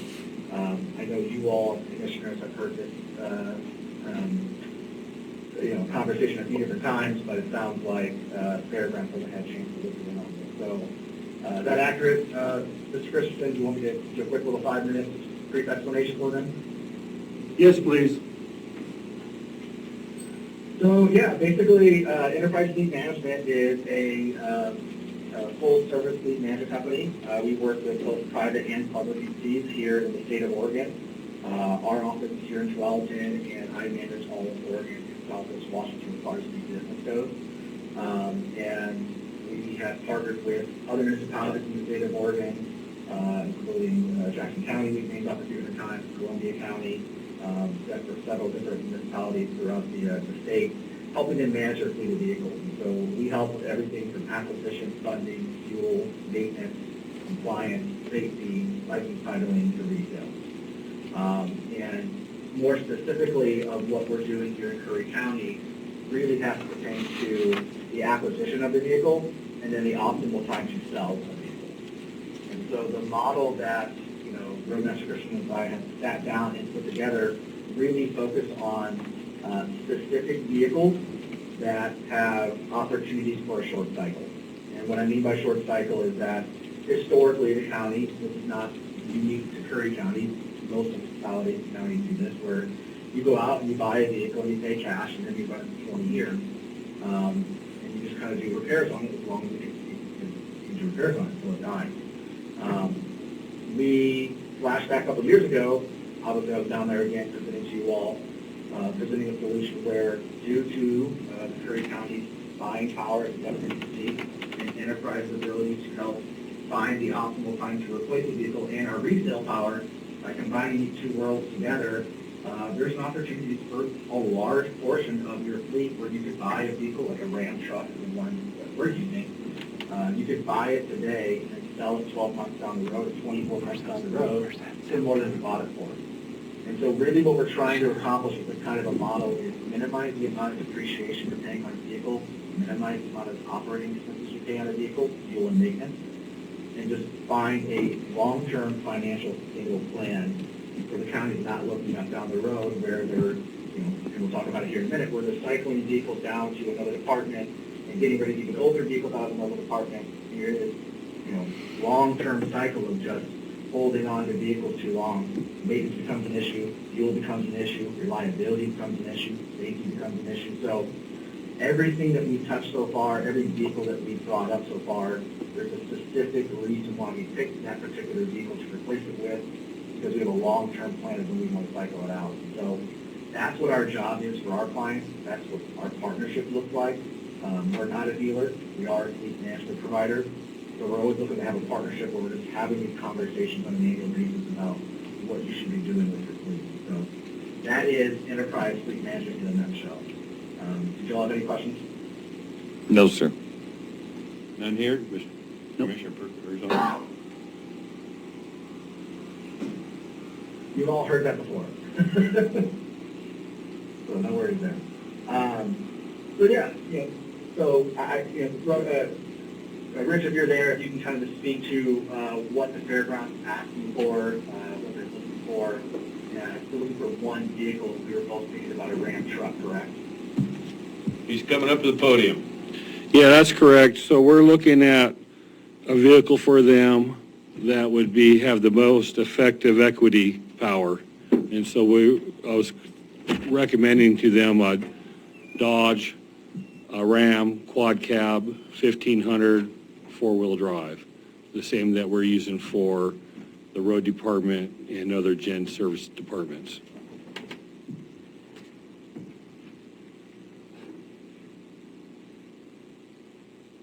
That is correct. So that's my understanding as well.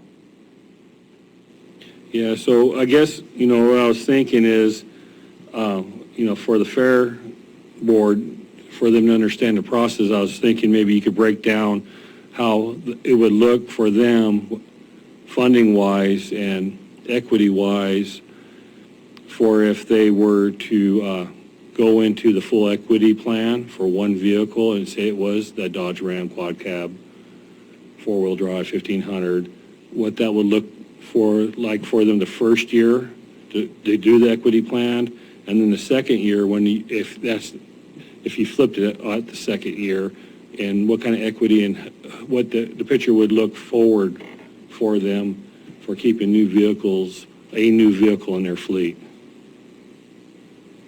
Yeah, so basically the way the equity structure works is it's basically a flexible finance. So what we're trying to accomplish is if we're recommending that the holding pattern on a particular vehicle is 12 months to 24 months, instead of paying cash for the vehicle or writing the vehicle down to a zero, like a simple finance would be, we're recommending holding on to for maybe 12 months. So we only want to depreciate that vehicle for 12 months. And so what happens is at the end of the 12-month period, you actually are turning that vehicle back in. We are reselling that vehicle back on the open market. And the difference between what you have financed so far and what you still owe, or the book value on that vehicle, is the equity that you get back. So the example that we're showing with very conservative numbers is you go out today, you buy a 2022 Ram 1500 for right around $27,000. Now you're not paying cash for that. You're doing it basically a flexible finance. So your payment for that type of a vehicle is $491 a month, right around $500 a month. Over a 12 back on the open market for about $30,000. Your book value at the end of the term in 12 months is $23,000. You will actually get back an equity check for $7,300, netting you a profit, or a surplus, I should say, of $1,400.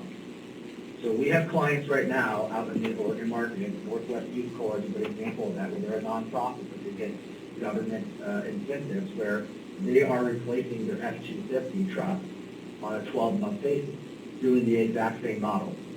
And they're doing it at a net surplus as it pertains to depreciation. All the while, they're keeping their vehicles safe, they're keeping their vehicles young, and they have low maintenance to no maintenance, and they have the best fuel efficiency they can get in a brand new vehicle.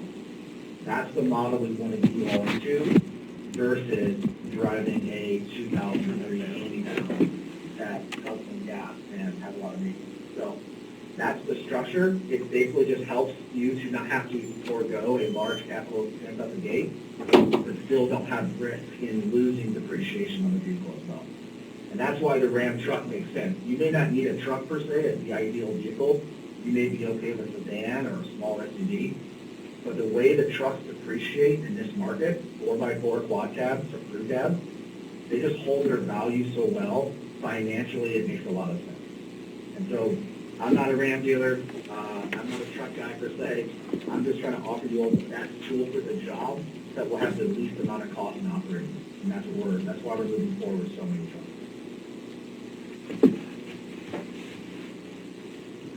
Any questions on that? Go ahead. No, I said no. I said no. So I have a couple, maybe unrelated questions, close. So, does your company actually work with patrol vehicles? Because it seemed like a meeting or two back, we discussed, because there's so much work to equip those that sometimes the value drops off quite a bit. Could you update me on that, or update us on that? Yeah, I think that's our third bullet point kind of of today's talk is that I listened in last time and I think we're having two separate conversations at the same time. So let me break that down for you. To answer your question, yes, we do pursuit vehicles or emergency response vehicles. We work with the City of St. Helens, City of Sandy, City of Hermiston. We've done a lot of this for these vehicles. So your prototypical Ford Utility Interceptor, Dodge Charger, fully upfitted, ballistic doors, you name it, we can help with all of that. So table that just for a second. That's one conversation, right? Okay. Those vehicles have different holding patterns. You don't cycle those out every 12 months. You can't. It doesn't make any sense financially. Some of those vehicles have anywhere from 10 to 20K in upfit alone, additional upfit, okay? So depending on how they're upfitted through the Sheriff's Department now, I've seen it all over the place. I've seen anything from, 16, 17, 18K sometimes for those vehicles. So I get that part of it. Those we probably recommend putting them on the 36-month or 60-month cycling, depending on how many miles your sheriff's office is driving. The rule of thumb in sheriff's vehicles, for every mile in a normal vehicle, about a mile and a half in the sheriff's vehicle. They just speed them up a little bit more. They obviously are driving in a little bit more. So when you get up in that 70,000, 80,000 mile range on a utility, it's really about 125,000 miles or 130,000 miles. And most police departments and sheriff's offices I speak to, maintenance becomes such a extent at that point in time in those vehicles' lives. We need to have a continual plan to replace them. So with certain municipalities we work with, we've got a 5-year recycling plan based off their mileage. And then for others, we'll do on 36 months because they're doing 30 to 40,000 miles per year. So we could address that. We can have a conversation about that. And I think that leads to the bigger question was, I think, we're not going to solve all the problems today on the 15, 20-minute phone call, but I think what we're trying to get out of this meeting is that we need to go through a similar exercise that we've done with Rich and his department. We need to have a similar conversation with Sheriff. It's not going to be the same, right? Like I said, emergency response vehicles that are upfitted to the T have a different holding pattern than the Sheriff's admin vehicles. And so from my understanding and looking at the fleet list, they have quite a bit of vehicles over there, maybe 7 to 10, that are just plain Jane, hand-me-down, admin, patrol, not patrol, but admin vehicles, training vehicles. Those are the vehicles that we should be targeting from the conversations that we've had so far.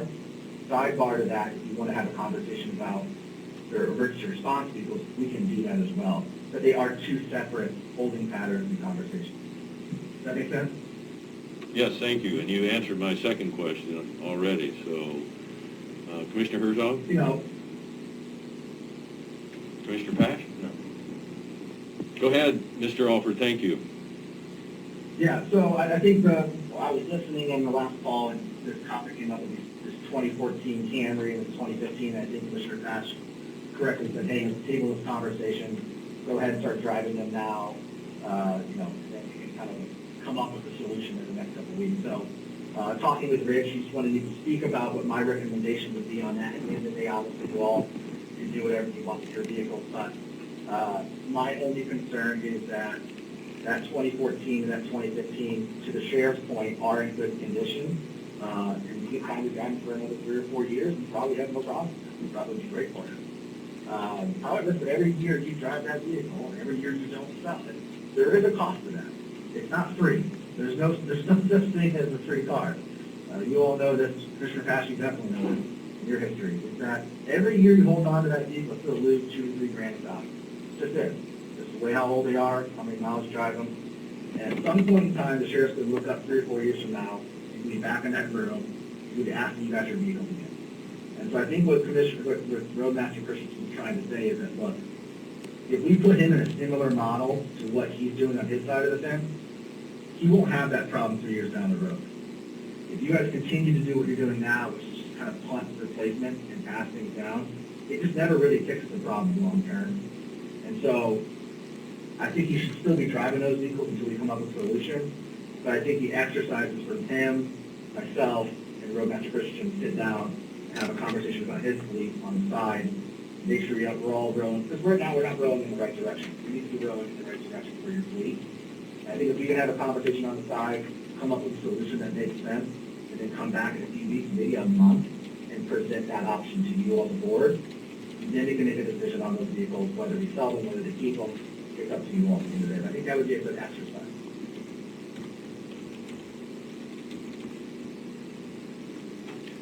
So what I'm looking for is, the board, just being honest with you, it's like, I don't manage the sheriff's fleet. Okay, it's in my budget, it's in budgets that I manage. I manage 3 budgets for insurance, for repairs, and for replacement that I don't have control of. The sheriff has full control. And what I'm trying to do is get us into a business model that mirrors what we've done in the other 2 departments, that on these vehicles that aren't pursuit vehicles, that don't have to be fully outfitted, we get the sheriff department, we look at everything in the fine-tooth comb. Like 2 weeks ago, I said there's like 12 vehicles that have less than 750 miles on them last year, and there's a handful that don't have 0 miles. And the sheriff alluded to at the meeting that,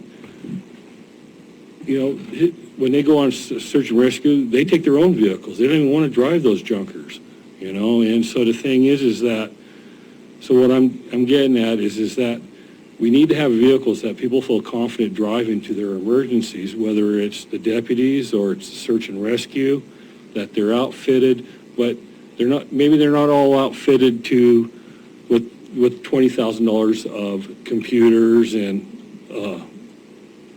all the other bells and whistles to keep them safe.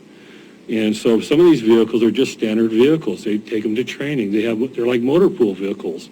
They take them to trainings. They alluded to they got some trainings that are 16 weeks, and they need to have these vehicles to do these trainings. And so I'm thinking these vehicles could be these Dodge Rams that have high equity, flip value, and we try to get the low-hanging fruit first, but then I think what we're going to find is that we're going to be making equity every year, that equity, if we took the whole general service department pool, this is, the assessor's vehicles, juvenile services, the building department, your commissioner vehicles, and they're all, that we take equity power of all those vehicles that have high equity value, we flip them based on what enterprise tells us what to do, that we could have money to maybe try to get into a 3 to 5 year vehicle replacement plan for the sheriff to keep his cruisers in good shape and new, and get away from having this old fleet of vehicles that he's currently managing.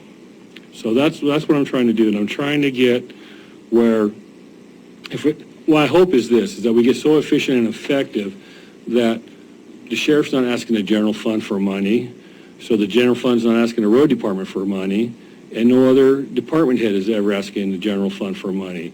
That if you allow enterprise and the roadmaster to manage these budgets, we might be able to get into a place where it's self-sustaining. Or maybe we're just asking for a little bit of money from the general fund, but we're not asking for hundreds of thousands of dollars from the general fund. From the general fund, yeah. So anyways, that's kind of what the vision is. And so I guess what we're asking right now today is for your permission to dissect the sheriff department and look at it with the sheriff's department, working with them, enterprise and a roadmaster, and with all the information the road department has, because we document every cost that goes into each one of those vehicles. We know exactly what it costs that vehicle to run per mile. And so, and we look at those vehicles, and we work with the sheriff department. We get him what he needs, and by get them vehicles that they actually want to use, that aren't just sitting there, And so that's kind of what I'm trying to do. So I'm just looking for permission to do that. Commissioner Herzog? I'm in agreement. Commissioner Paff? Good. I just can say, John, want to speak to? I want to go to Commissioner. So, Roadmaster Christensen, before you leave there? Yeah, my back's out on me. Roadmaster Christensen, I had a couple quick questions for you. Sorry, Lieutenant, I'll just make it short here. Your people do all the maintenance, including the equipment, right? Equipping. No, we don't do the equipping. Usually, in the past, when road department would set those vehicles up and buy those vehicles, they were contracted out of Salem. You know, they get the stickers put on them, the radios, and we'd work with Day Wireless, and Day Wireless would hook up the computers. And so, you know, what this business model would be, Enterprise would be doing all that through a package that the sheriff would want. And then the Enterprise would put that package together. So the sheriff would say, you know, we want these radios, we want these cages, we want these sirens, or whatever that is, that model. And Enterprise is saying, you know, some counties spend, you know, 10 grand on that model, some counties spend 20 grand. And so that's what Enterprise would be doing for us. And so first we got to determine how many of those type of vehicles he needs. And then we get that specification.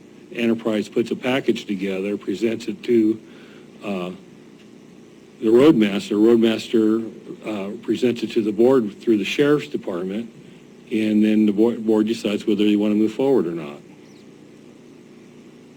Okay.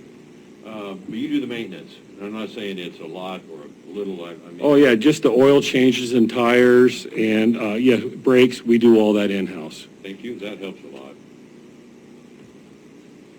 Welcome, Lieutenant Hensley. Thank you. Thank you for letting me talk again. Lieutenant Hensley, Sheriff's Office. I think we have two different conversations going on right now. We have the one at the patrol end where we need all our very specialized equipment, very specialized vehicles. And, I mean, there'll be more questions later on. I think we'd save those for Enterprise if we do have a discussion about what a high-equity vehicle is versus what we use right now and find works well in Curry County. I think there might be two different things there. Second thing is that when it comes down to like our motor pool cars, all we have is the two that we've just got from Public Health, and then one that could be considered, because it's not a patrol-rated vehicle, is what our emergency manager drives. So that's only 3 vehicles for this other program that could start whenever. Sheriff just wants to make sure people have a very safe vehicle to drive. That's the reason why we're using them right now, because our other vehicles were breaking down. We have 2 at Academy right now. So when we get to search and rescue, we use 1-ton vehicles and 3/4-ton vehicles for specific purposes to be able to tow heavy trailers and stuff like that. I don't know if that could be part of this program or if they deal exclusively in the half-ton truck. And then also, I have a Dodge pickup myself. I don't know what the cab difference is between mine and the one Rich has purchased from the city, but I cannot fit in the back of the county vehicles. They don't appear that I could fit. They're a very narrow back seat. If that was to be used for our search and rescue missions, I don't see how personnel would be able to get in and out with all their gear, climbing gear, whatever other equipment they need. We have specifically the huge cab pickups for those reasons. The pickups don't get used a lot, but when they do, we do need them to work. They are a tool, just like any of our other patrol vehicles. I wish I could say they would come back in showroom shape every single time, but they won't. So I would be curious to know if we incur a mandatory repair policy on all vehicles for any damage, any dents, scratches, or otherwise. I don't think we have any SAR vehicles that aren't forest pinstriped right now. So those are some things that we need to consider that I got you. we don't, with these vehicles, whenever they do take them to some of the nastiest, deepest holes, and how we get them down there and how we get them out, nobody wants to know. And unfortunately, we'll probably have to disclose it. Because, I mean, they treat them pretty harshly, but they don't abuse them. It's just a tool. So those are just some things that we need to consider. When it comes to patrol vehicles, there's so many variations between what a city and municipality needs versus a county. Yes, sir. Can we keep you at the microphone and let's let him go back and address, I think it's very interesting on the 3/4-ton and the 1-ton. Yes. And if we could actually save the county money. Could you speak to that, Mr. Alford? Did you hear that?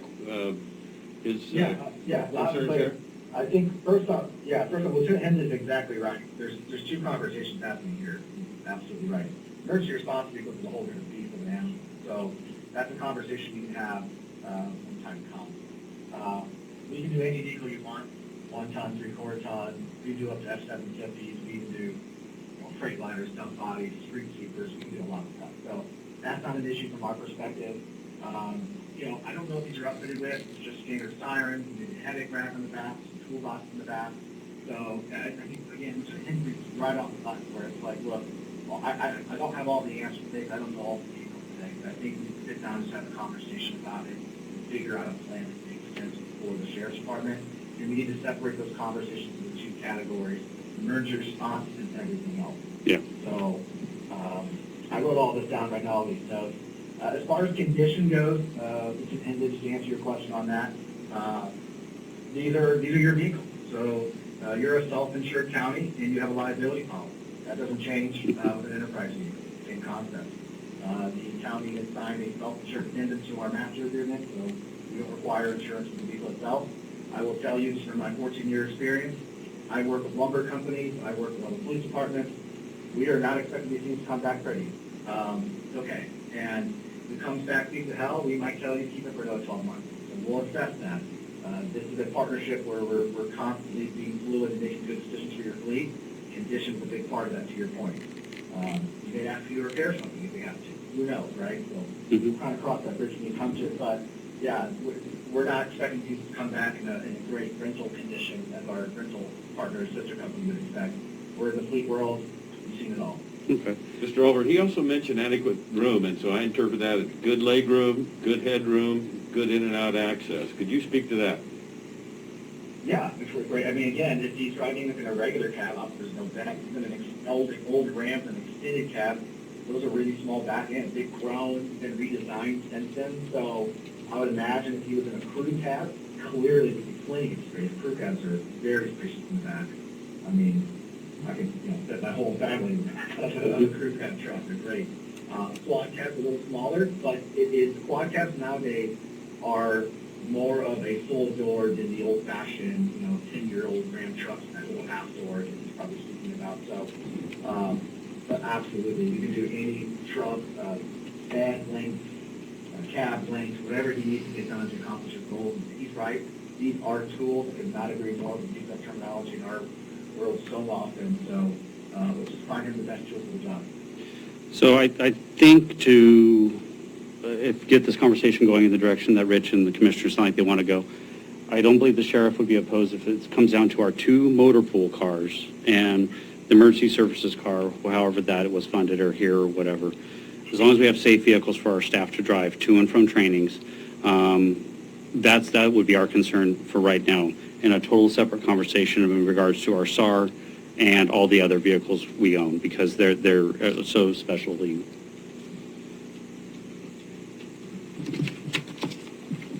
Sheriff Ward? Oh, man. This Sheriff Ward, I'm limping a little bit.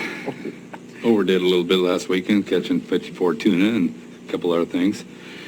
But one thing is right, that is my fleet, and I take very seriously being able to drive vehicles that my deputies are safe in. And we put a lot of miles on our cars. We have a system right now where we try to replace about every year we replace 1 or 2 vehicles, and it's been working pretty well. And we probably put up a neighborhood of 150,000 miles on them. They're well maintained by the shops. So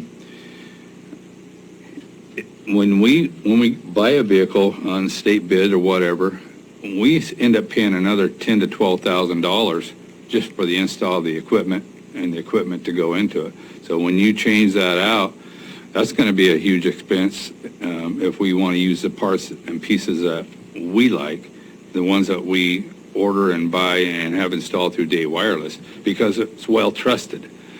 Our radio systems, our cages, our sirens and all that. So I wouldn't want a vehicle that it just gets put together with some cheap equipment for my guys. And correct me if I'm wrong, but the board already approved us using those other 2 cars, and we've already got them in service, and they're both, well, one's at the academy right now. And so those are very reliable cars. They didn't cost the county any money. It's, you know, it just doesn't make sense for me to sell those right off the bat. If we're going to go this route with the trucks, I wouldn't want to sell those until we get the trucks in hand. And I'd want to make sure that those vehicles are dedicated to the sheriff's office, not in a pool car where we have to slap a sticker on the side of it every time we want to use a car and ask for it. Like I say, when we need it now, and it's like the SAR vehicles. Yeah, they may not be pursuit-rated vehicles or anything like that, but they are emergency response vehicles.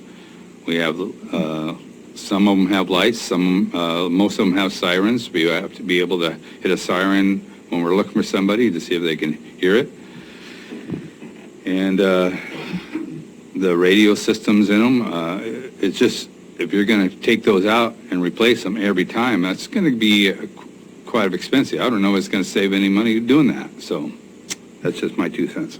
Mr. Albert, do you want to speak to that, in particular the guidelines, maybe even the standards for the Sheriff's Department is still going to budget and determine what kind of equipment goes in the cars. Wouldn't Enterprise just be, they're not going to pick and choose different equipment. Do I have that correct? Yeah, I think this is why a phone call or a meeting separately from this is so important. There's obviously, we need to do a job. We need to explain this program better to the sheriff's office so they know what this is and they can understand it. I think that would be very, very crucial. To answer your question, absolutely. Enterprise is not in the upfitting business. We use Wireworks. We use State Wireless for every single local Oregon municipality or county that the sheriff can go through us. We do not dictate what you put in them. You can do whatever you want. It does not matter to us at all. We're literally designed to say, here's what you buy, here's how long you should hold on to it, here's what you should replace it with. That's our goal. So behind the scenes, I agree with the sheriff.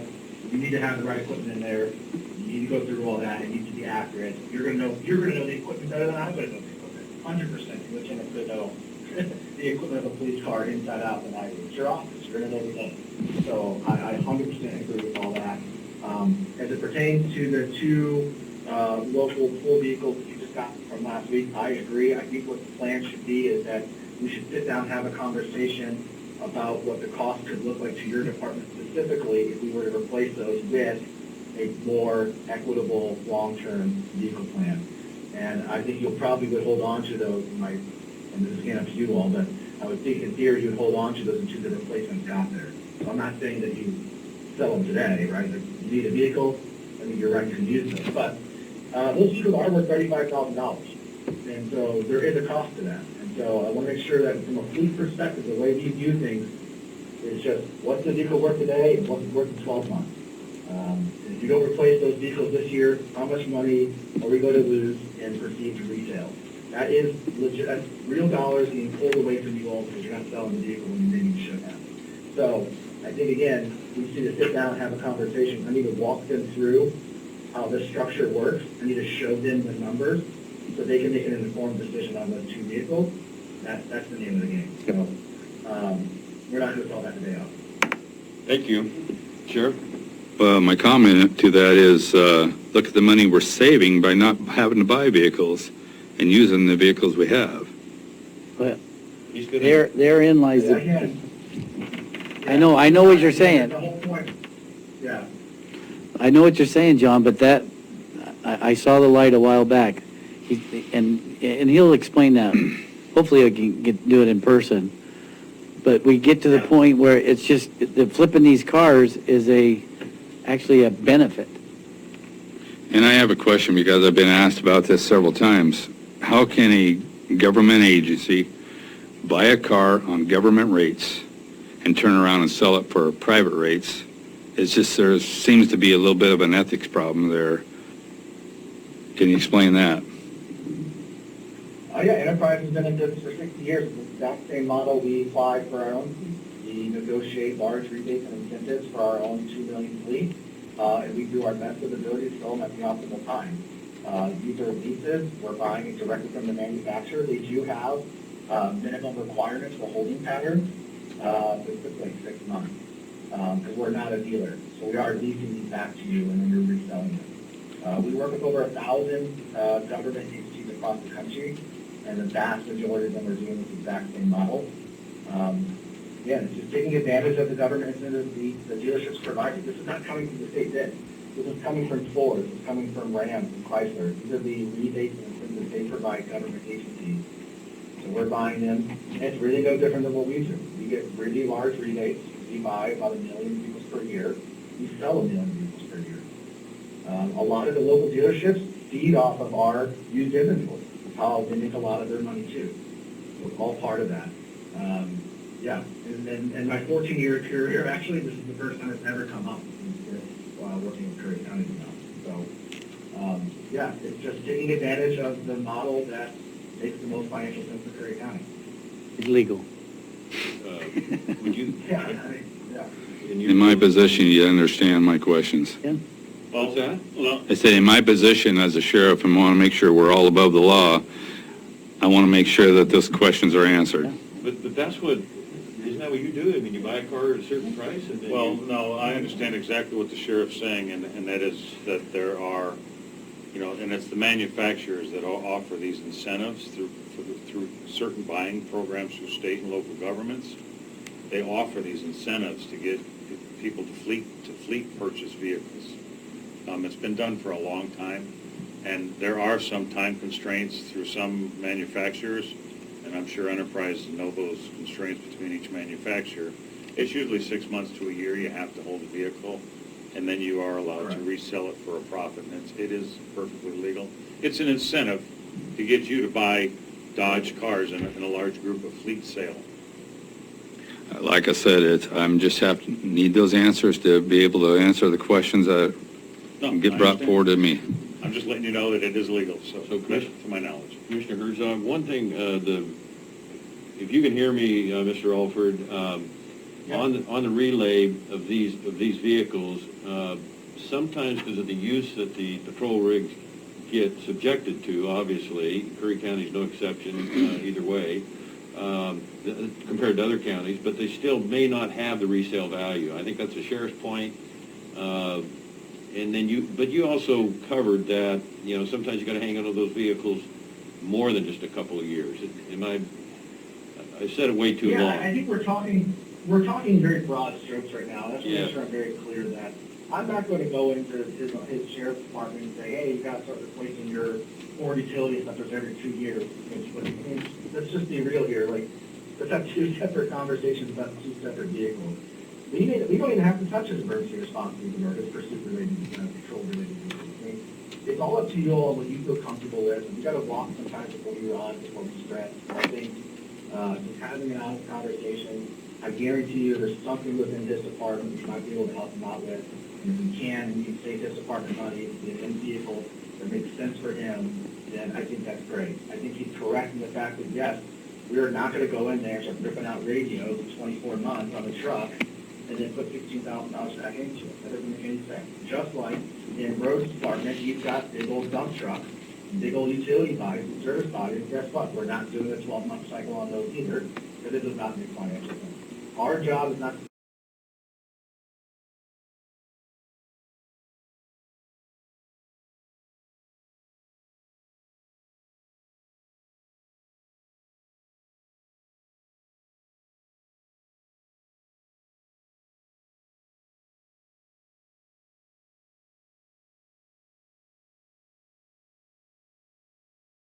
I would highly recommend he reaches out and just talks to him, That would be the best, to hear directly from them personally. Well, I know we've switched over to the Ford Explorers, and we've been driven them for, 5, 6 years now, and we're switching out of those to the Dodge Durangos because of several things. They're a little bit more economical. Their gas tanks are much larger. We drive right now with 17-gallon tanks, and we're stopping every town we go to get gas, or having to stop in the middle of a pursuit somewhere to get gas. So That's why we're changing over the Durangos, and it's just a process. We're using what we got until we need something different.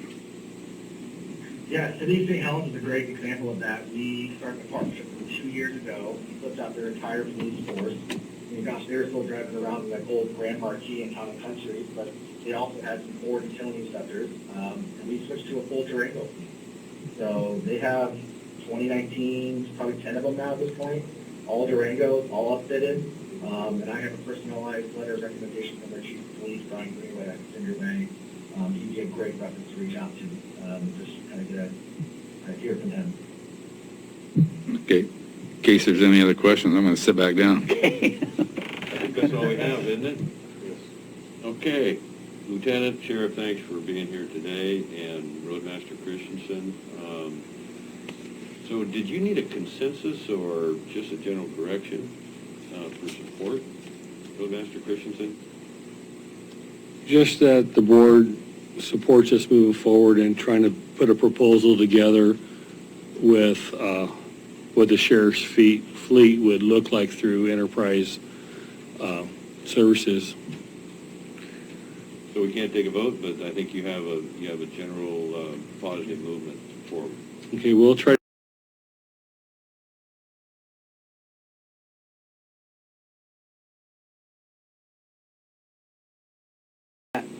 Okay. Thank you all. Thank you.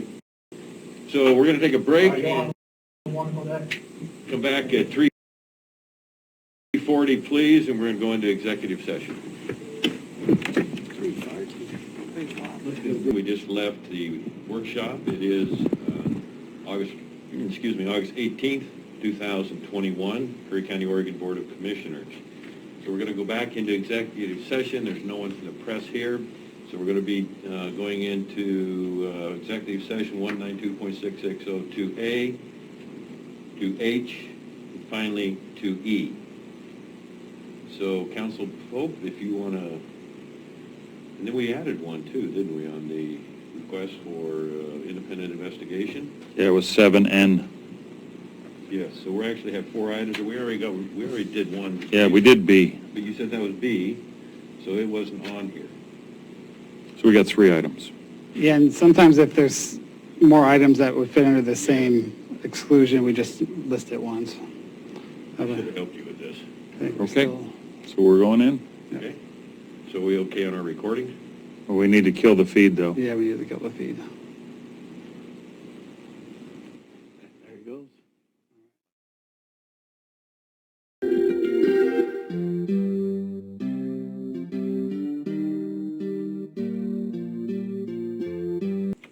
Hey, look in there, Brad. Or, look in there, John. What's John? What's your name, Anthony? Look in there. Boom. Oh, I guess I'll have to stand up because otherwise the back of the chair will be in the coat too.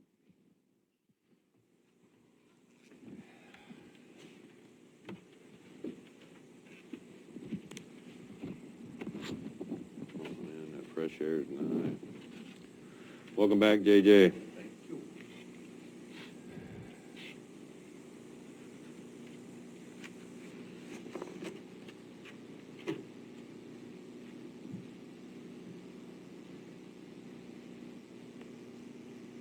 For the 16th time, you turn it off first.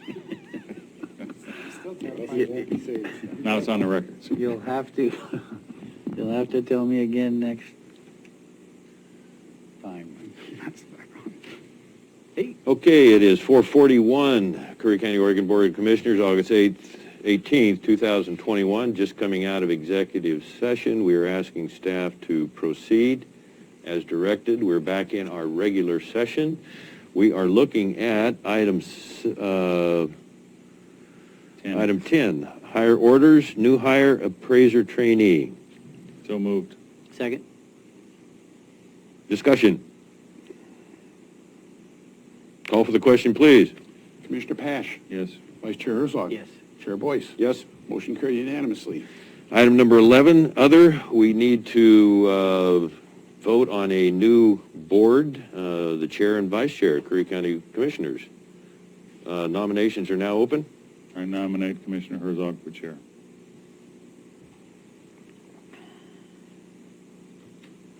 I'll second that. Any discussion?